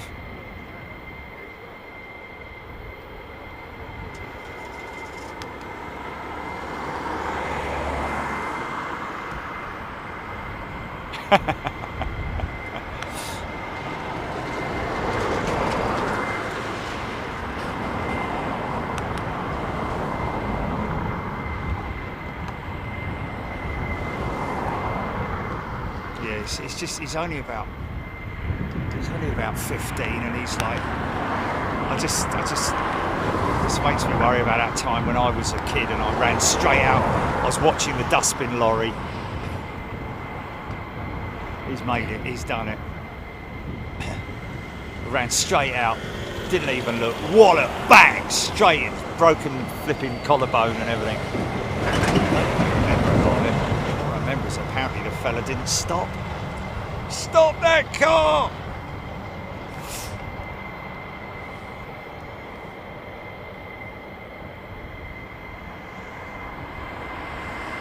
Because there is they have updated this F15 God knows how many times. And I think the, is it the EX2? I think the F15EX is the most up-to-date F15 variant. This is the E that you're looking at here, but I did read whilst I was away in Honolulu that apparently there were talks between Boeing about creating sort of like a hybrid F15EX2, Roman numerals 2 that is, which will integrate part of the F18 technology. And that makes you wonder, are they considering, because obviously the F18 Grumman is a carrier equipped aircraft, it can land on aircraft carriers, so maybe they're creating a carrier based variant for the F15 called the EX2. Let's see if it brings up anything. Oh, come on.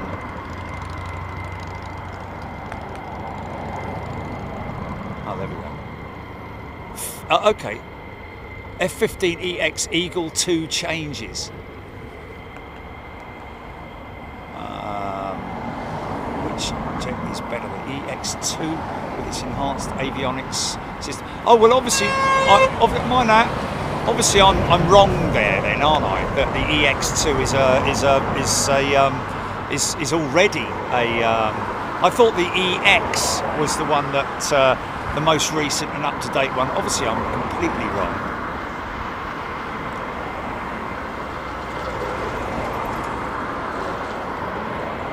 Terry Ashworth, fweep, yes. The fweep noise, which are the highly efficient actuators, the nozzles of these are not multi-directional nozzles on the F15, it's just the like open and close squeeze action. But I tell you what, a very sophisticated piece of equipment, has to be massively in tune, of course.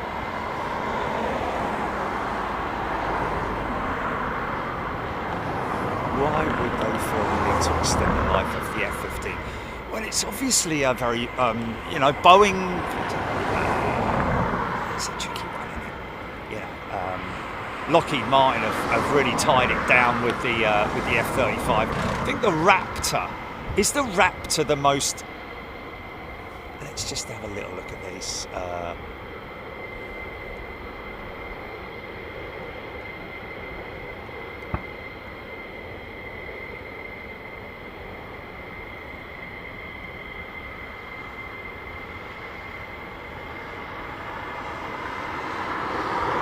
December 2005, the Raptors were introduced.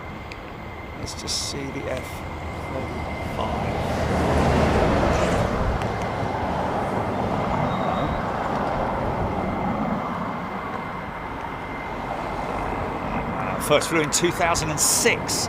So the Raptor is only a year older in terms of its development than the F35. Sorry. Yes, a year difference. First F35 first flew in 2006, entered service with the United States Marine Corps. F35B in July 2015. So it's 9 years after the initial variant was introduced, that the carrier variant.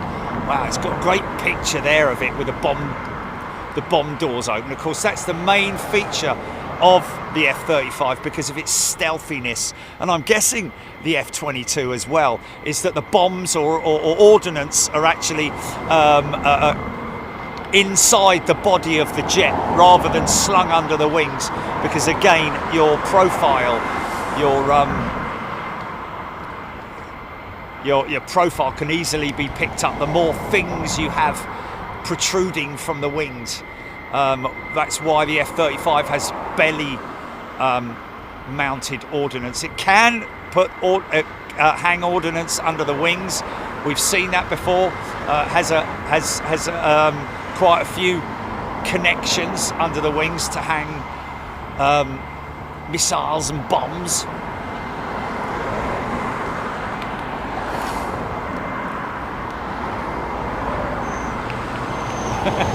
Explorer 81. Yeah, I've got the entire Britannica, Encyclopedia Britannica, here on the roof with me. All 46 editions.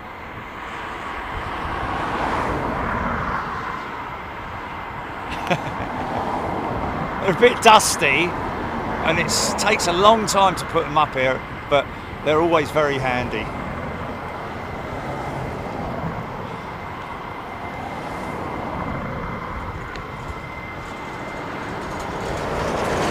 The font. Sam Robson, F Brothers Aviation. What is coming in, guys? I don't know what is coming in. I think we've had all of the jets that went out earlier have returned.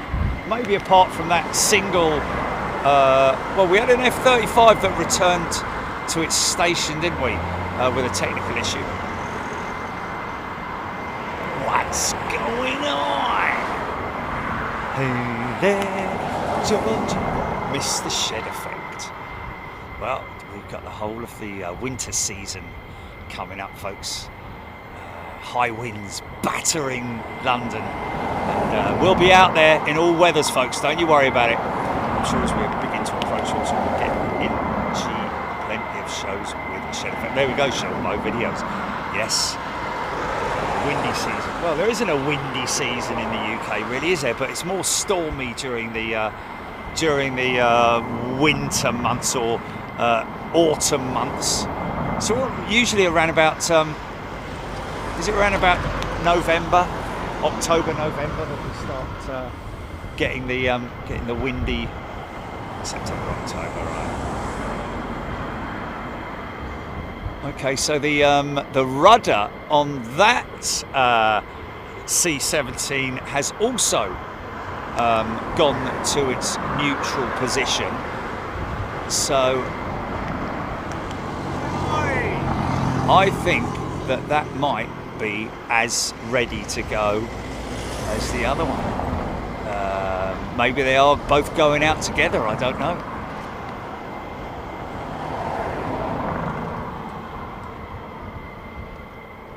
Explorer 81 is Gandalf.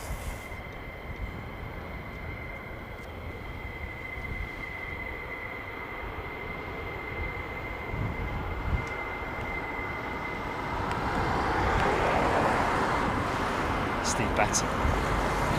Cardboard shoes. Well, I tell you one thing I'm definitely going to do is put some kind of like a temporary platform down for the winter months when I'm wearing when it's freezing cold. Other than that, I'm fully. The thing that really gets cold are the fingers. Well, not even the fingers. A finger. My single index finger is the one that gets cold, and by the end of the day, on a very cold day, basically my finger is shaped like that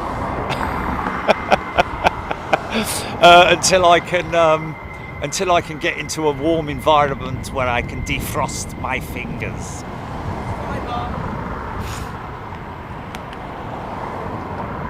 Joe Thompson.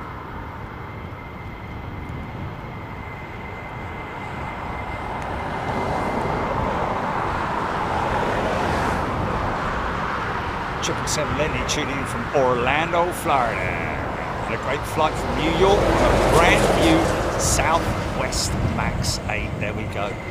Glynis Forrester. Steve Reed.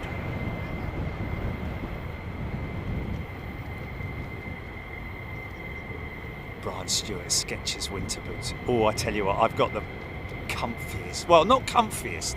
They're not actually all that comfortable, but by golly gosh are they warm. I think they got half a sheep's fur in each boot. Fur? Sorry. Wool. Fur. Fleece, yeah. Chris Gossman. Yeah. Cockpits of the fighter jets are climate controlled. Controlled by the pilot.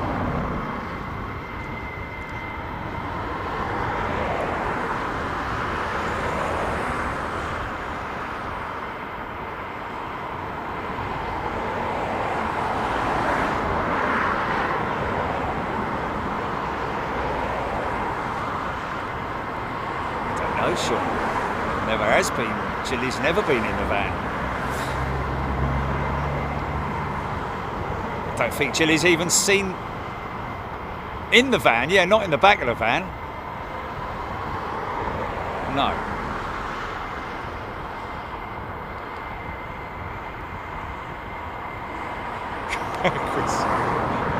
Furry sheeps. Oh, Martin, don't. It'd be lovely, wouldn't it, with a big heated blanket all the way over me, like, you know, like a big duvet sort of thing, but slightly restricted with movements, and I would look like a bleeding idiot and all.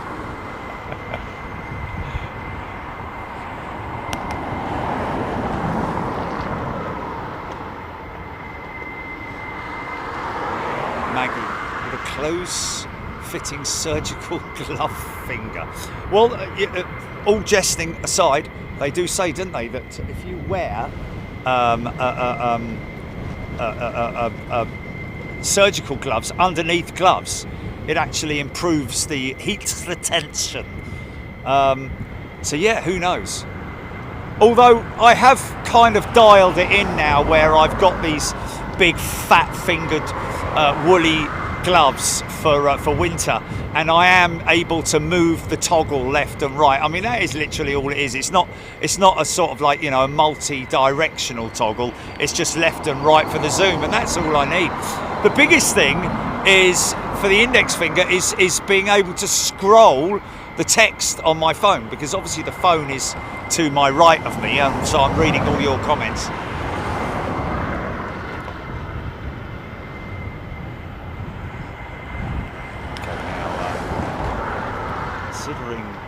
Jumping down and using the WC facilities that are in the van, but I don't want to, because I have a... Oh, hello, why are they coming out? What's going on?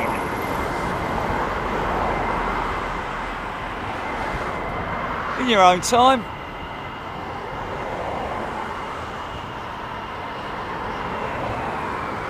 Oh, another F15 coming down. That's what they're waiting for. Stand by. Stand by, GP.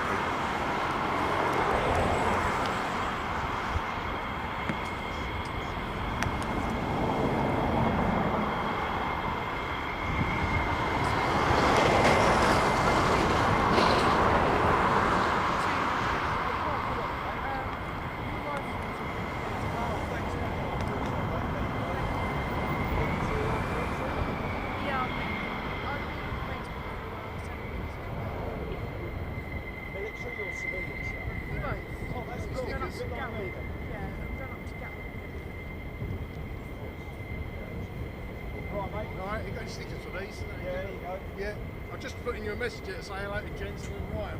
There you go, Jensen and Ryan. It's their first time seeing this sort of stuff. So, cool, you enjoying it, mate? It's great, isn't it? Nice and I've got the headphones on for you, so. Awesome. Alright, cheers. Thanks, mate. Bye. In a bit.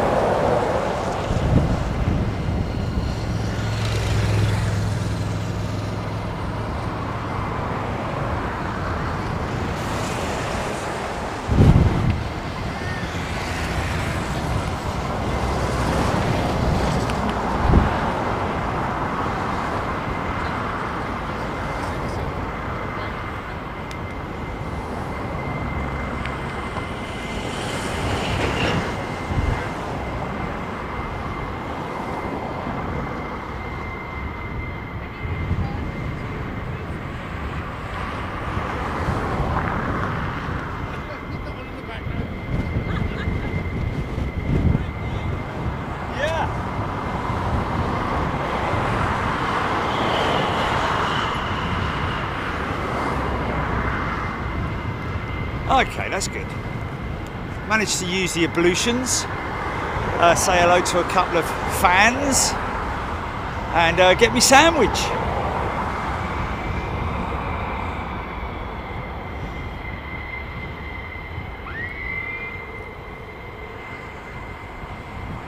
Screaming whip whip.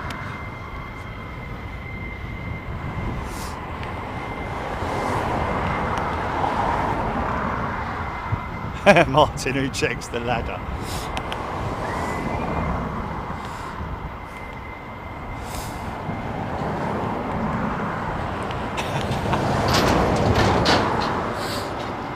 Military budget for ladders. $39.99. Just a 2-ship going out.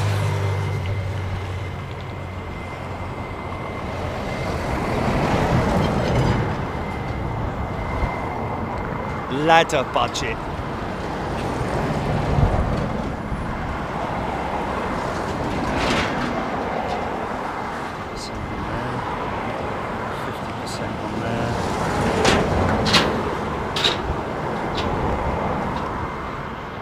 What's that? Say that again. They're hot pitting.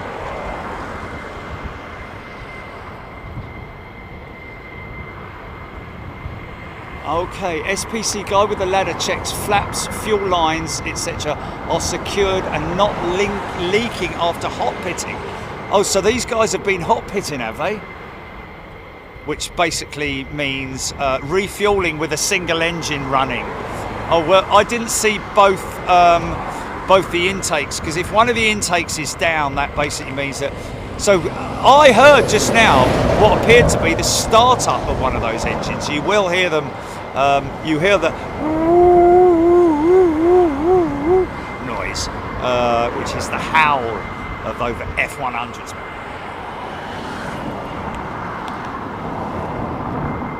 I've got a very sweaty cheese and ham sandwich, but I'm going to have a go. Throw the ham away and just eat the cheese.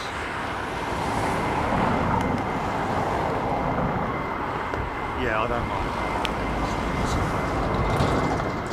It's very sweaty, man. So I left it in the cab, didn't I? Stupid ball. I don't know what animals around here would eat. Oh, the foxes would eat the ham, wouldn't they? Blimey.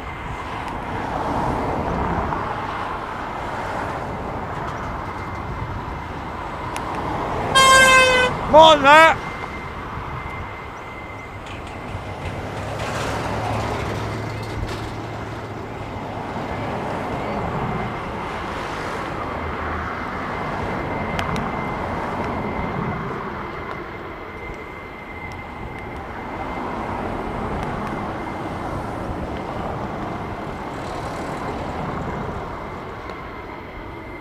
What's that?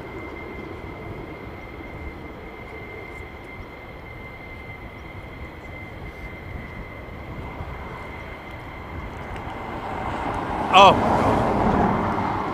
do you know what? I think if I was actually in the desert and starving and hadn't had anything to eat for 5 days, and someone offered me an egg sandwich, I'd probably still turn it down.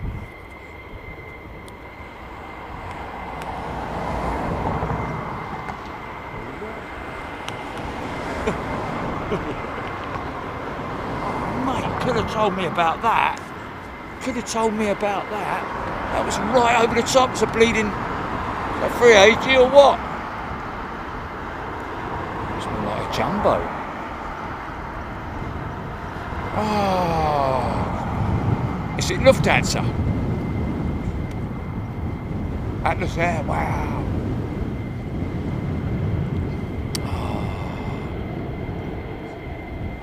Oh man. Was I in the ablutions when that went? Oh, someone told me, I don't know.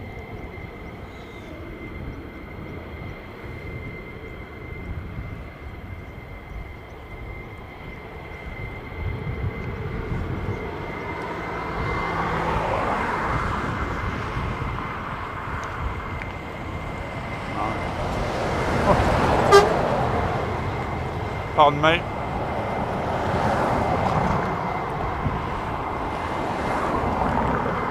Thanks, Robert. Someone said it was an Atlas Air 747 Aidan Campbell. Suffolk moose will eat the ham, Chris Howard.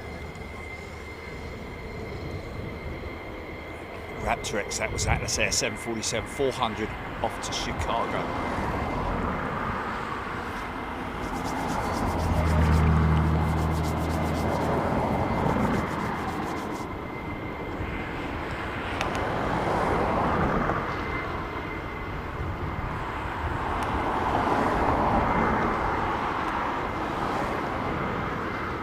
Oh well, let's have another cup of coffee then, shall we?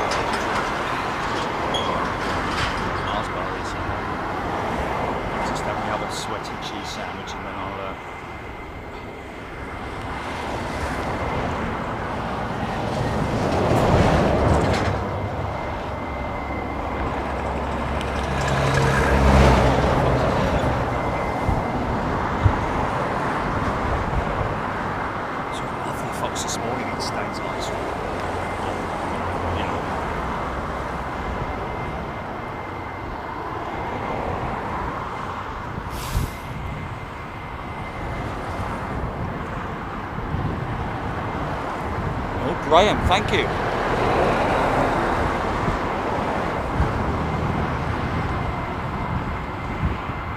Thank you, Graham.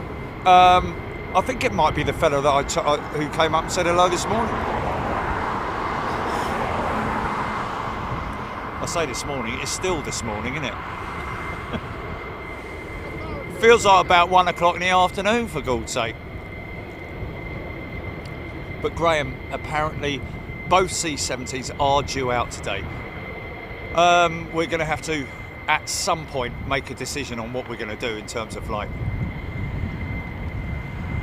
hanging around.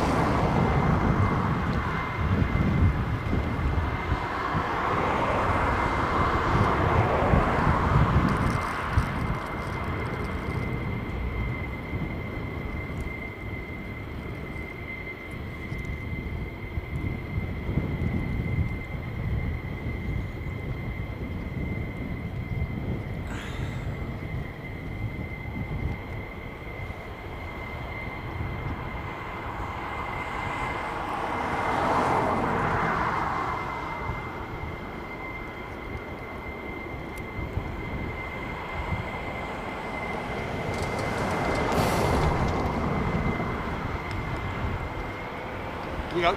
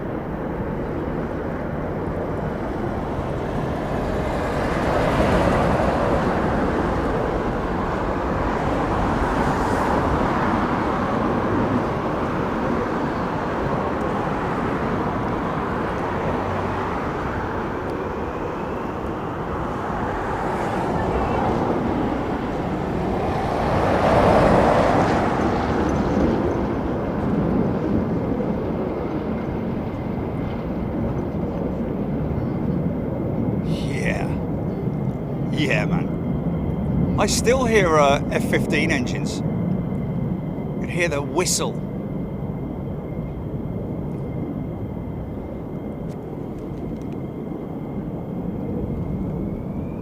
Oh, yeah, there we go. Oh, they're coming out from over here. Have they just been hot pitting?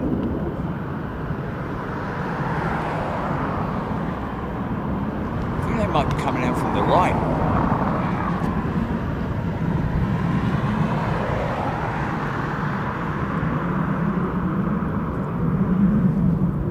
Brian Stewart, today's forecast, 100% chance of heat haze and awesomeness.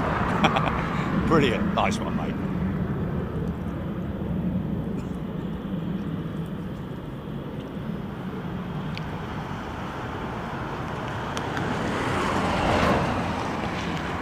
Definitely hear aircraft moving. Nope, coming out from the top.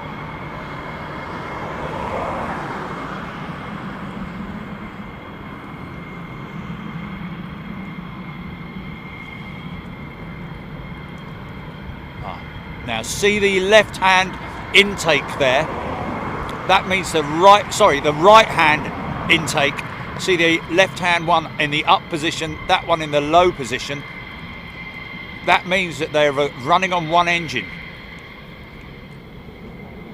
So now you will hear this thing fire up its number 2, basically, like, and all that. All right, mate.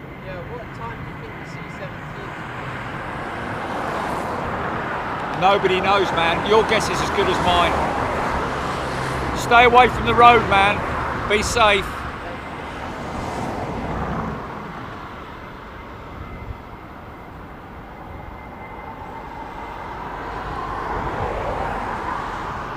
Thank you, Graham.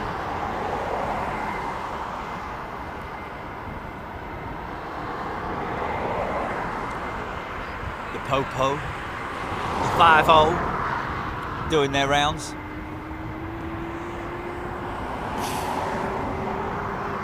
Military police. There it is.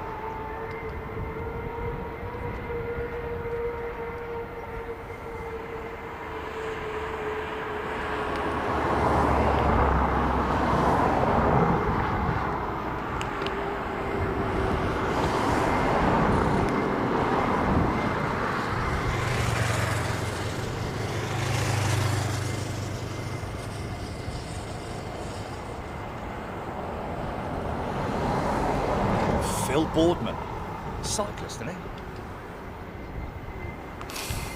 Hot pitting with only one engine. Yeah, that's the general.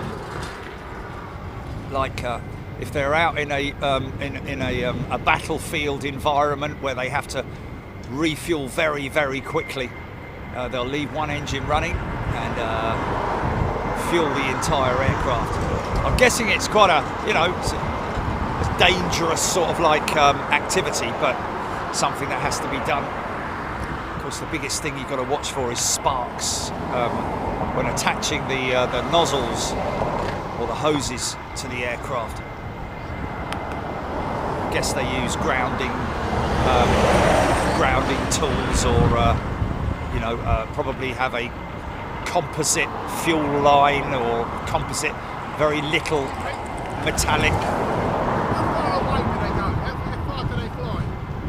Miles away, mate. Miles. Like right up over the coast of the UK, all the way up.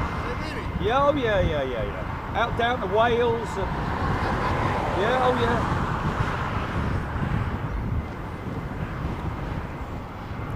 Out to the Wash, or up to the Wash. It's up to the Wash, isn't it? From here.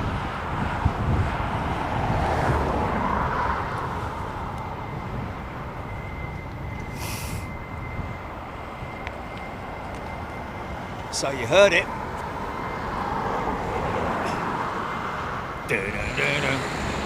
But I ain't gonna leave.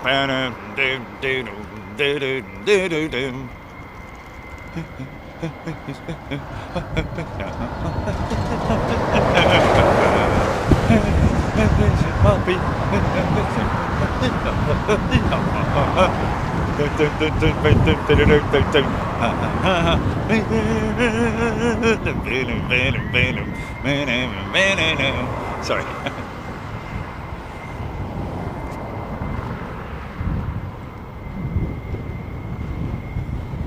F Brothers Aviation. I'm 1 hour 40 away driving now. Will I still see some action?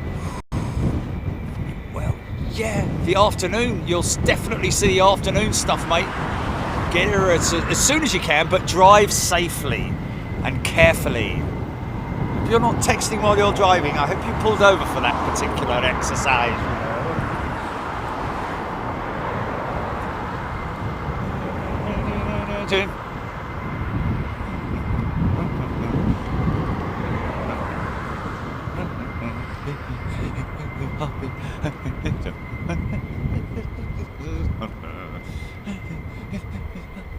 Sorry, it got me. It's quite a good earworm, it has to be said.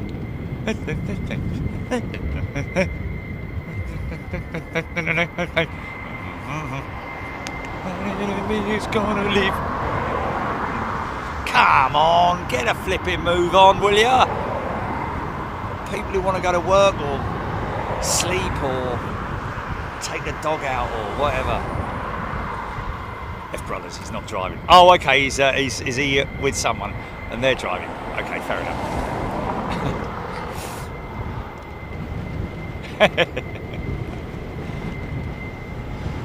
Rascas, number 1 and number 2 most tracked on flight radar, 2 German Air Force Airbus A400s, we mean.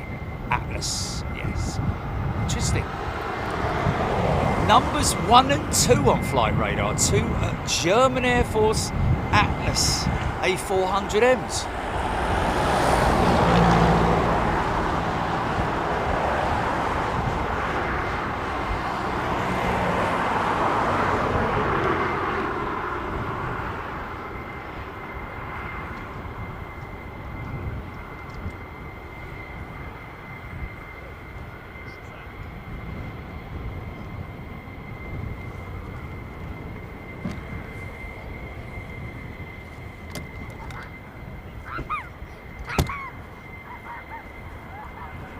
Like me with an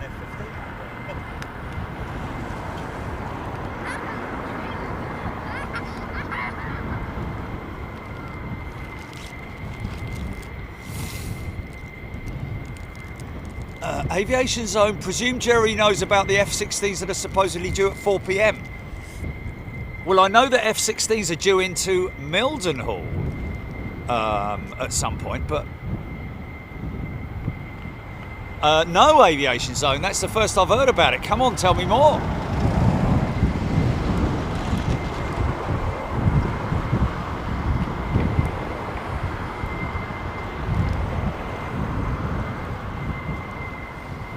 Oh, Paul.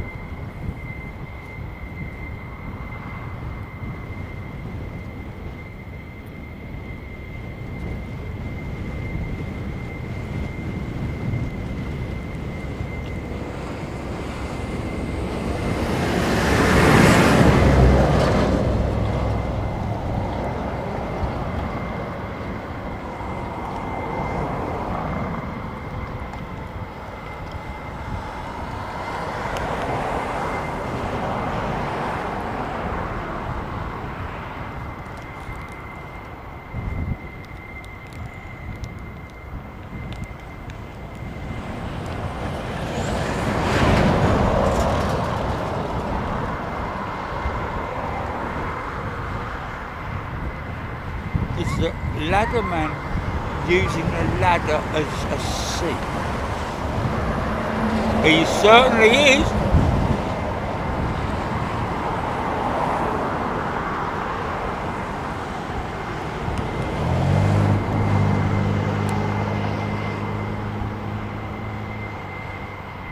Stand on your feet, soldier. Taking a well-earned rest.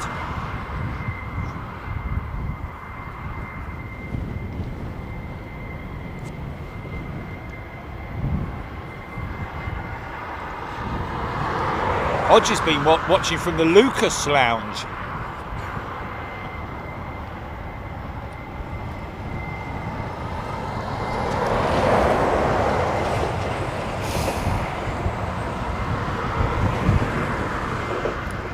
Take care, mate. Have a good day at work.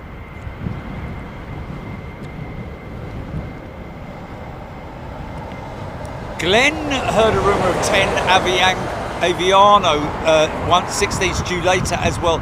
Just a rumour at the moment. Well, I did hear that apparently there are F16s due into Mildenhall that will be stationed at Mildenhall. I don't know.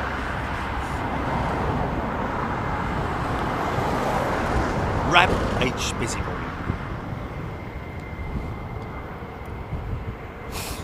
No, Phil Boardman was a comedian,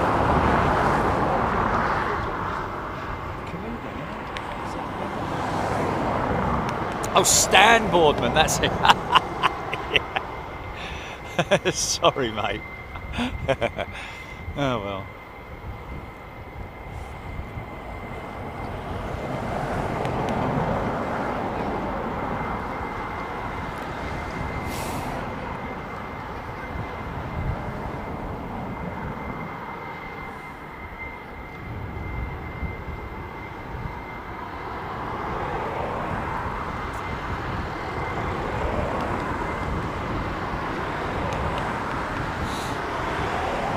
Obviously not the whole group that went out this morning hot pitting or anything like that. They're all, unless they are just on constant rotation, and there are more jets that are hot pitting around the corner that we can't see.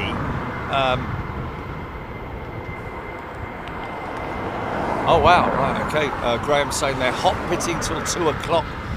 And there's Graham again. I believe the F-16s are Mildenhall 2 3-week deployment. Okay, so an additional Mildenhall deployment. Yeah, that's what I've heard. And we will see if we can head down to Mildenhall during that 3 weeks.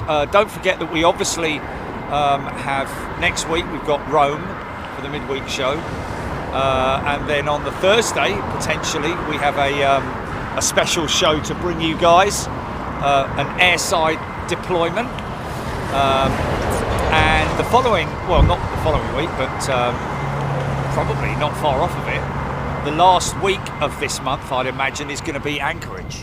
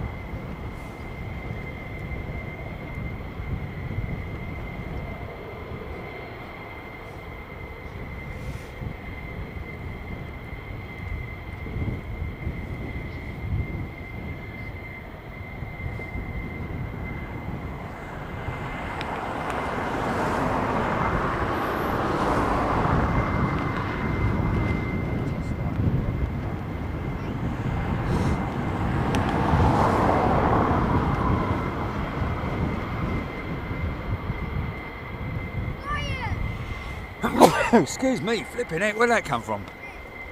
Oh, would you? Oh, okay. Right, okay. Oh, no. So in other words, it might take like an hour. Oh!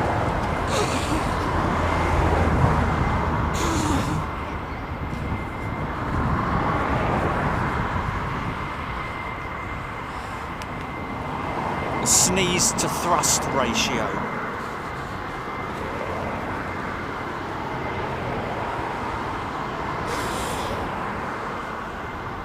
Wow. Alex Hilton, almost 50 planes went out between 7 and 8. Wow.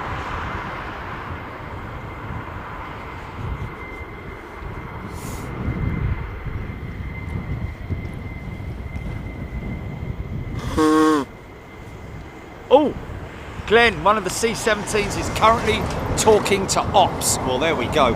I'm guessing it's, well, I don't know which one it's going to be first. It's going to be this fella here or this fella here, because both of them look like they're live, if you know what I mean.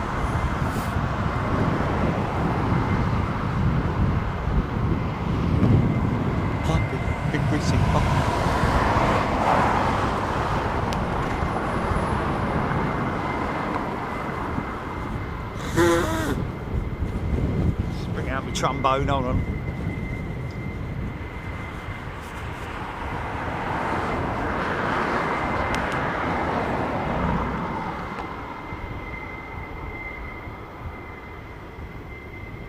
Brian Stewart, thanks for that.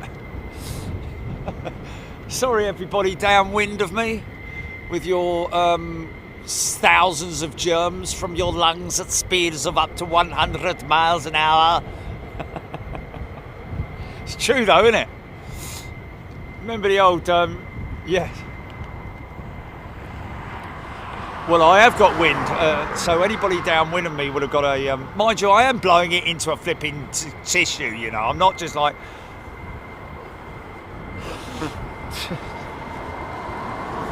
not one of those people you see walking around the flipping, you know, around the supermarket, just sneezing at the food and stuff. Thanks, mate. Thanks for that. Or coughing, just without even putting their hand over their mouth. I even put my hand over my mouth when I'm at home on my own when I cough.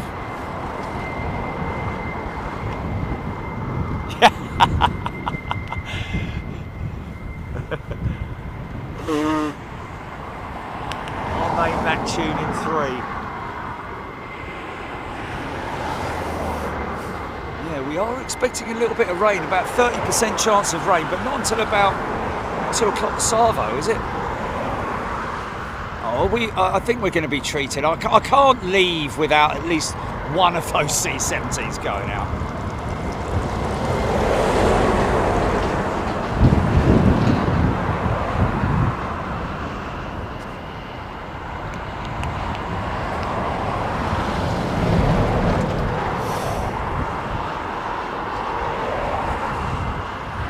Might be another one coming.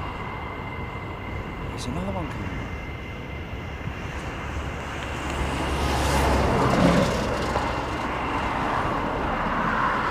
C-17 will go after the F15 if the cable needs lowering.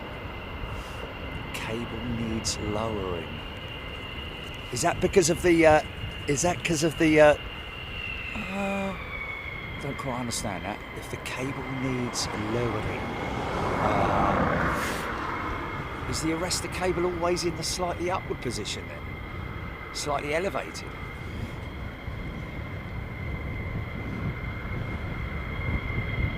So he's got both his engines running, this guy, or she has got both her engines running.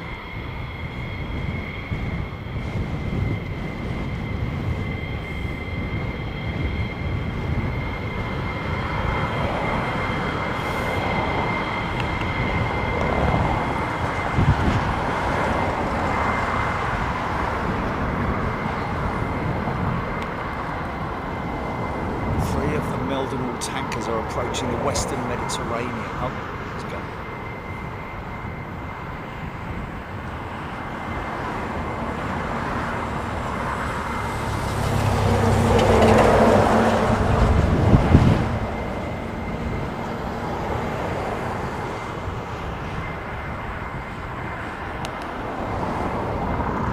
Ken P looking down the runway.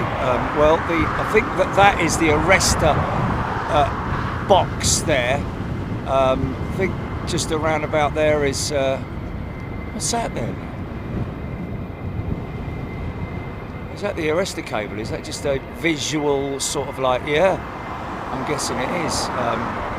So they obviously, yeah, that's to the side of the runway, isn't it? I'm guessing.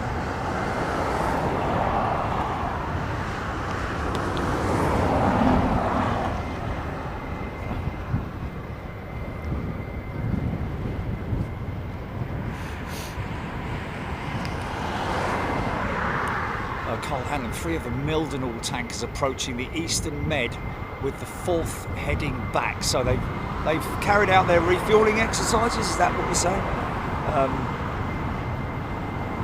The Raptors are full belly of fuel.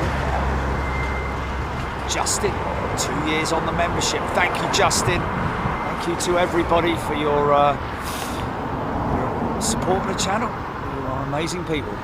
Wow, in and out for that guy. Proper splash and dash, wasn't it? Hold it right there, Shimshin. Oh, engine start.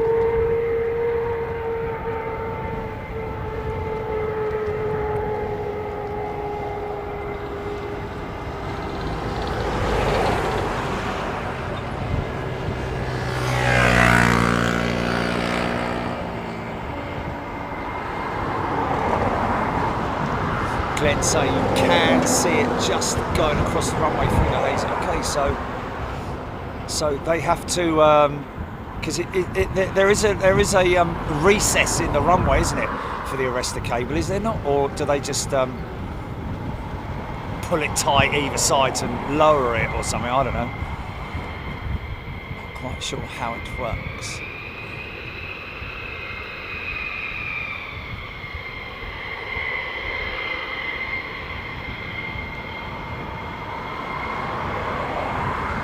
Oh, no. Not bothering then, fella. Okay. See you later then. Oh, no, hold on. Yeah. Bye then. Thanks for coming. Is it... You off then?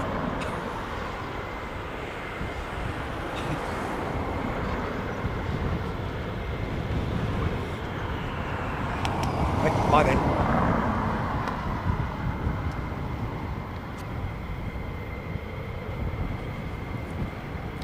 And then there was one.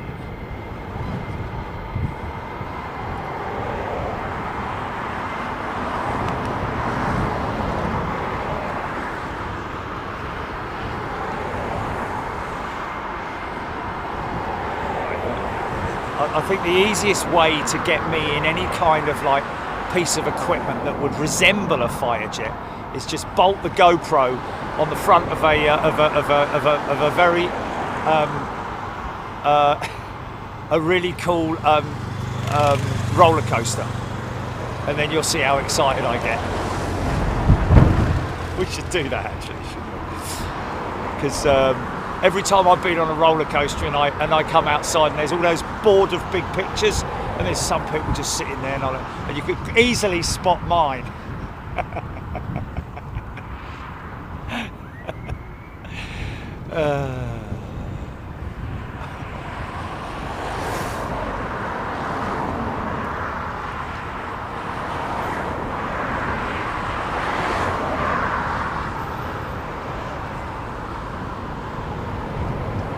Oh, okay, Phil Boardman, it's in a groove across the runway and lifted when needed. So, okay, therefore they're going to drop the cable. Nice.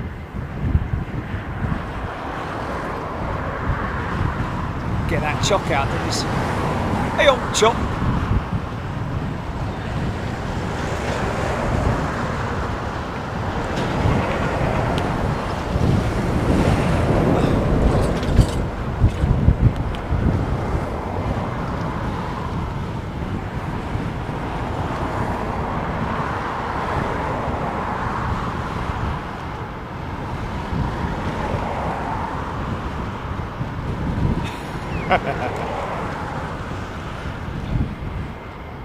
Oh man, you think I'm loud, but I tell you, I literally screamed my head off.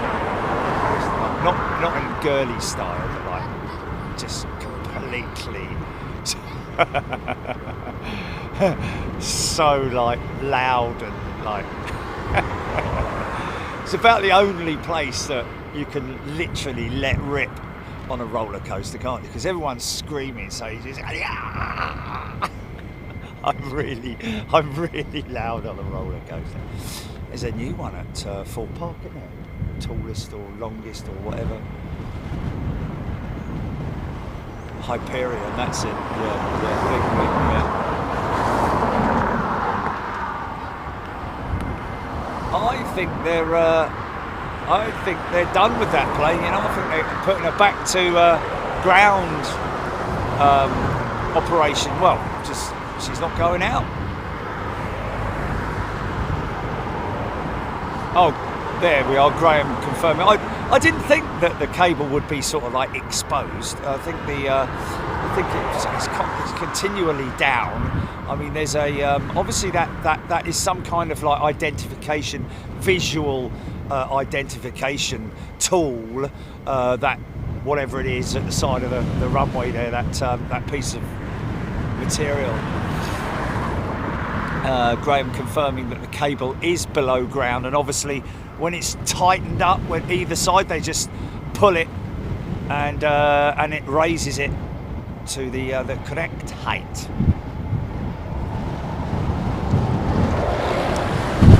Aviation States, I would go up in a Spitfire, but I'm not paying all that money. I'd sooner, it's a lot of money in it. I think it's 300 quid or 400 quid or maybe even more than that to go up in a Spitfire. Beautiful experience, yeah, 100%, but I ain't got that kind of money to spend really on a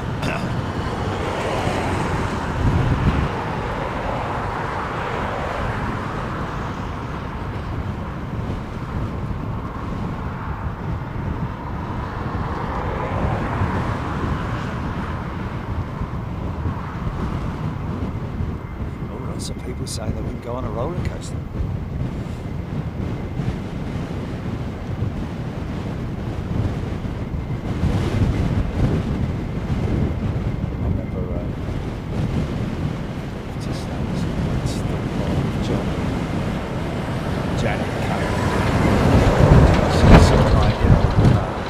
Peer pressure more than anything else went on the one that I was like, come on, you'll be alright, la-di-da-di-da. She was like, oh, I don't know. It was the one that goes like along and then shoots up over the top and then down the other side. Literally like as if you've got a paper clip. You know, a paper clip, bend it, and you bend it at the bottom and it just goes straight up and round and down again.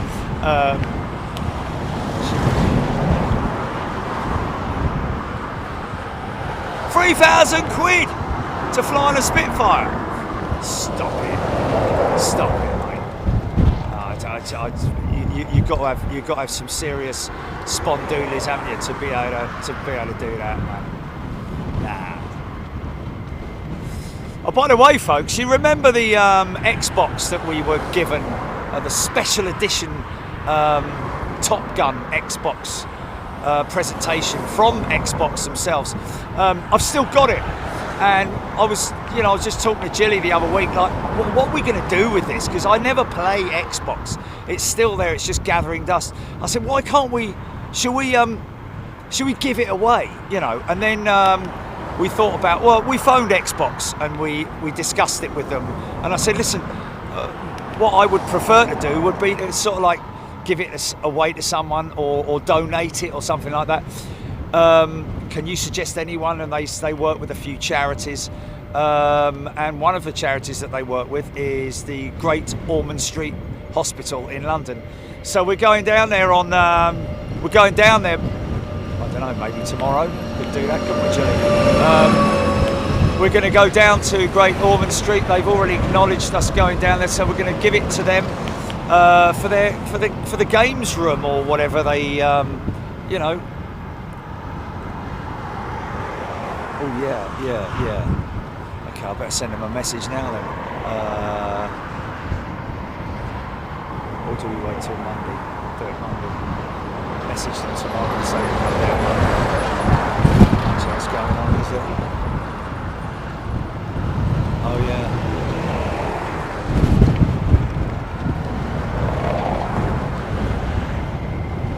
Oh no, I've got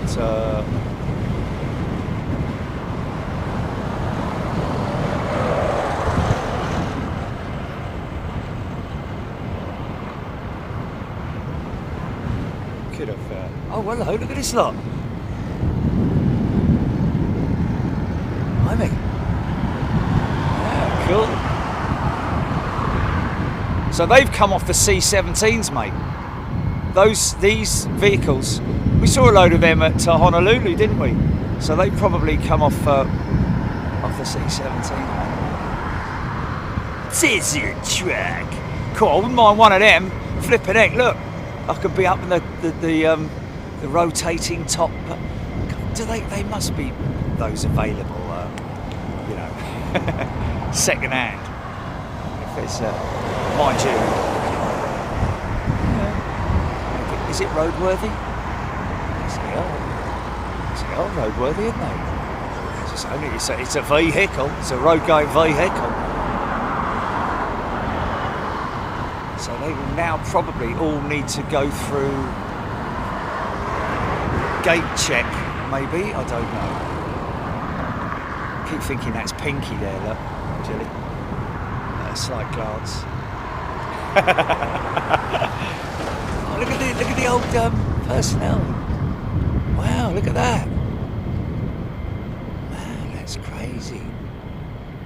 What's going on? It's pretty cool, man. I like that.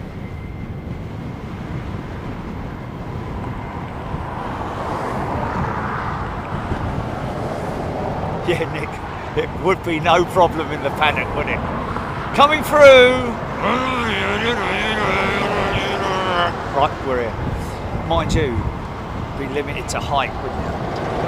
Unless you had some kind of like hydraulic ram system to raise and lower it, which would be pretty damn cool, man.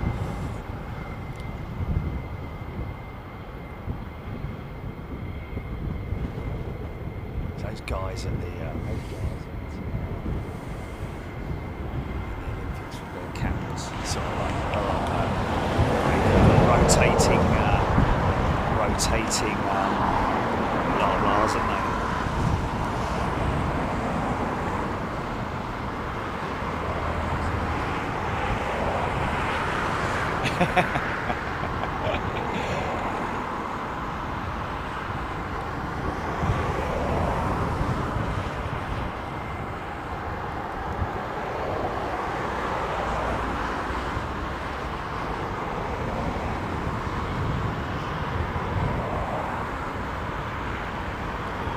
So, I think it was Graham or Glenn. They are based there. Okay. What about the personnel? I don't quite get that. They're not aircrew, are they?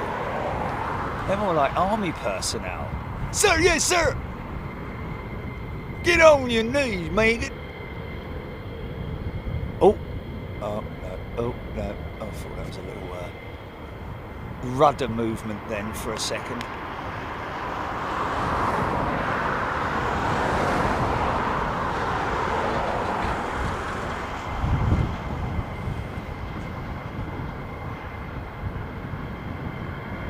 Yeah. Poof, just up in the air, 70 feet.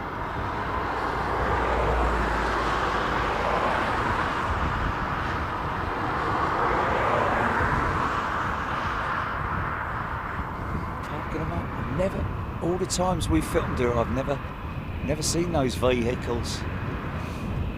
They're all lining up over there.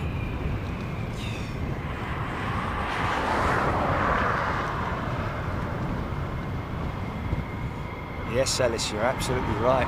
Some of the high-end mobile homes, they have extending lounges, don't they, as well?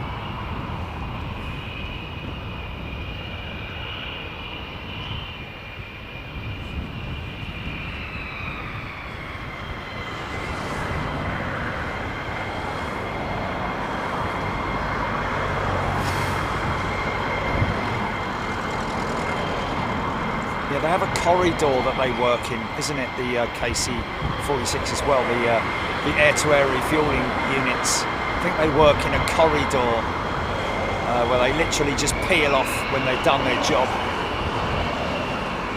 It'll all be timed as well, each aircraft assigned to a specific refueler, etc, etc.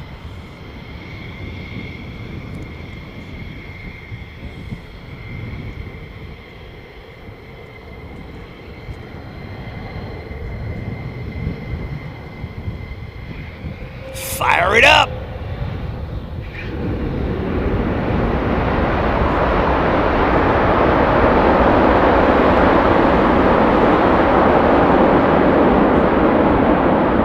Wow, look at that, man. That's insane, man. Just jelly. Just liquefied. Absolutely insane, man. Right there, Clyde.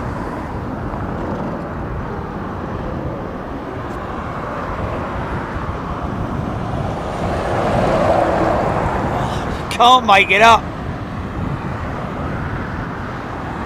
The tallest hay bale truck in the world.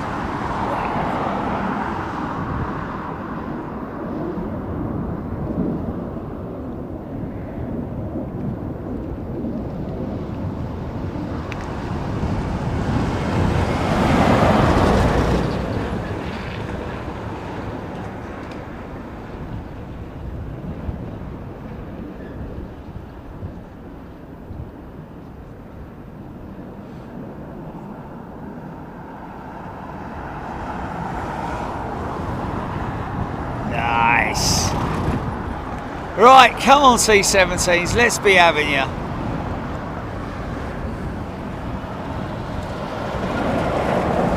Come on.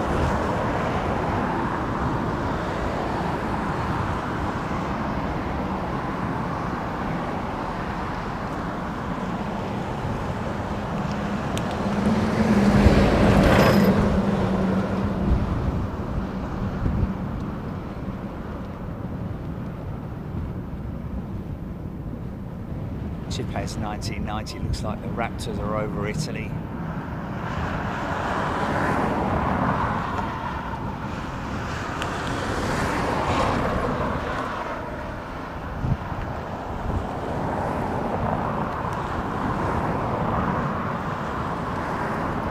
Philip Lowry, definitely my best military show ever. Wow, thank you, Philip.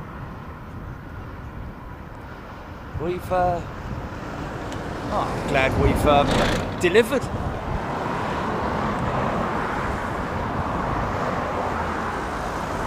That aircraft hasn't pushed back, has it? It hasn't, has it? That's just my probably wishful thinking, I'd imagine. Just thought I saw the rudder move then. That was all. Been looking at it for so long, starting to hallucinate. Andrew Terry, loading troops. Look how they've. Oh, blimey.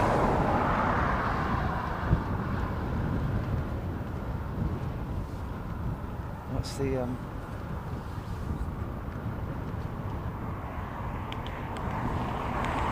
OCD?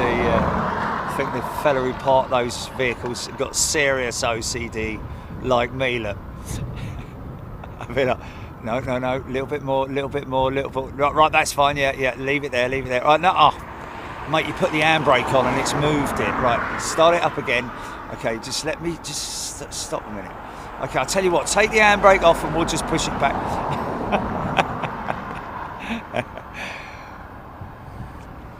God damn it. Chip has 99, I don't think they're anywhere soon. C-17 waiting for the cables to go up. Why would they raise the... We're talking about the arresters. If that is the case, only takes... Why would you wait for the arresters to go up? Surely it's something that can be done from the a station or something. They'd have to send someone out there with a cranking arm, you know, like.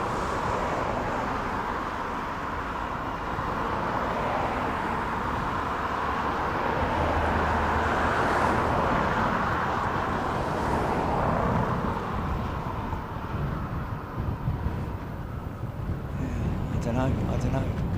Well, yeah.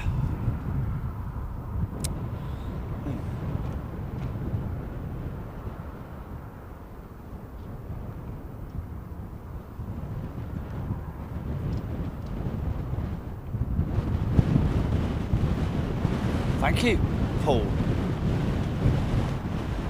Nigel Kling, you two will go far higher than 50k. Indeed it will. Out to the coffin, isn't it called the coffin layer that the U2 flies to in terms of its altitude? Right in that sort of like, there's not very much above and below it where too high and or too low. It has to stay right on that limit. And of course, the pilot wears the full space suit with his own oxygen supply, which we filmed at Fairford once, which was just fantastic. The geezer coming out with his suit on, and the guys all waiting alongside him, like high-fiving all of them and everything. Absolutely. And he was about 7'8" or something like that, the pilot. All the little fellas there at the side.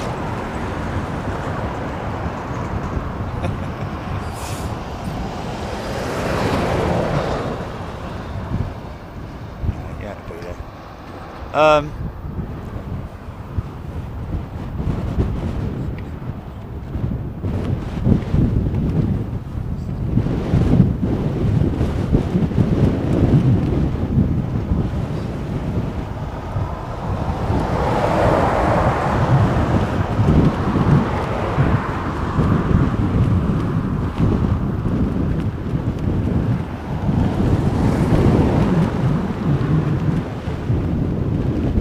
Well, folks, yeah,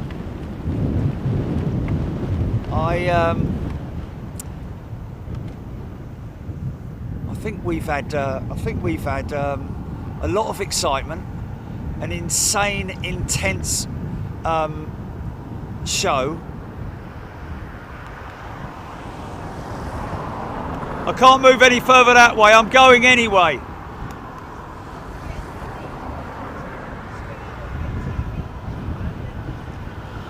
Okay, right, well that's because you're parked there. Yeah, like I just said, I'm off. I said I'm off in 2 minutes. Just saying my goodbyes.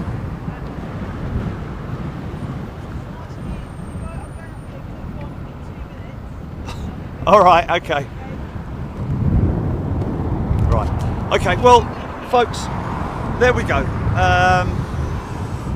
We've seen a fair share of C-17s, haven't we? But listen, gonna move off now and get back to base. Gonna do a test on something which might be quite interesting in the future. But yeah, hope you enjoyed it. Thanks to everybody who's gifted. Some of you still here, some of you are not. We'll see you Sunday if we don't see you before. Look after yourselves. See you later. Bye bye.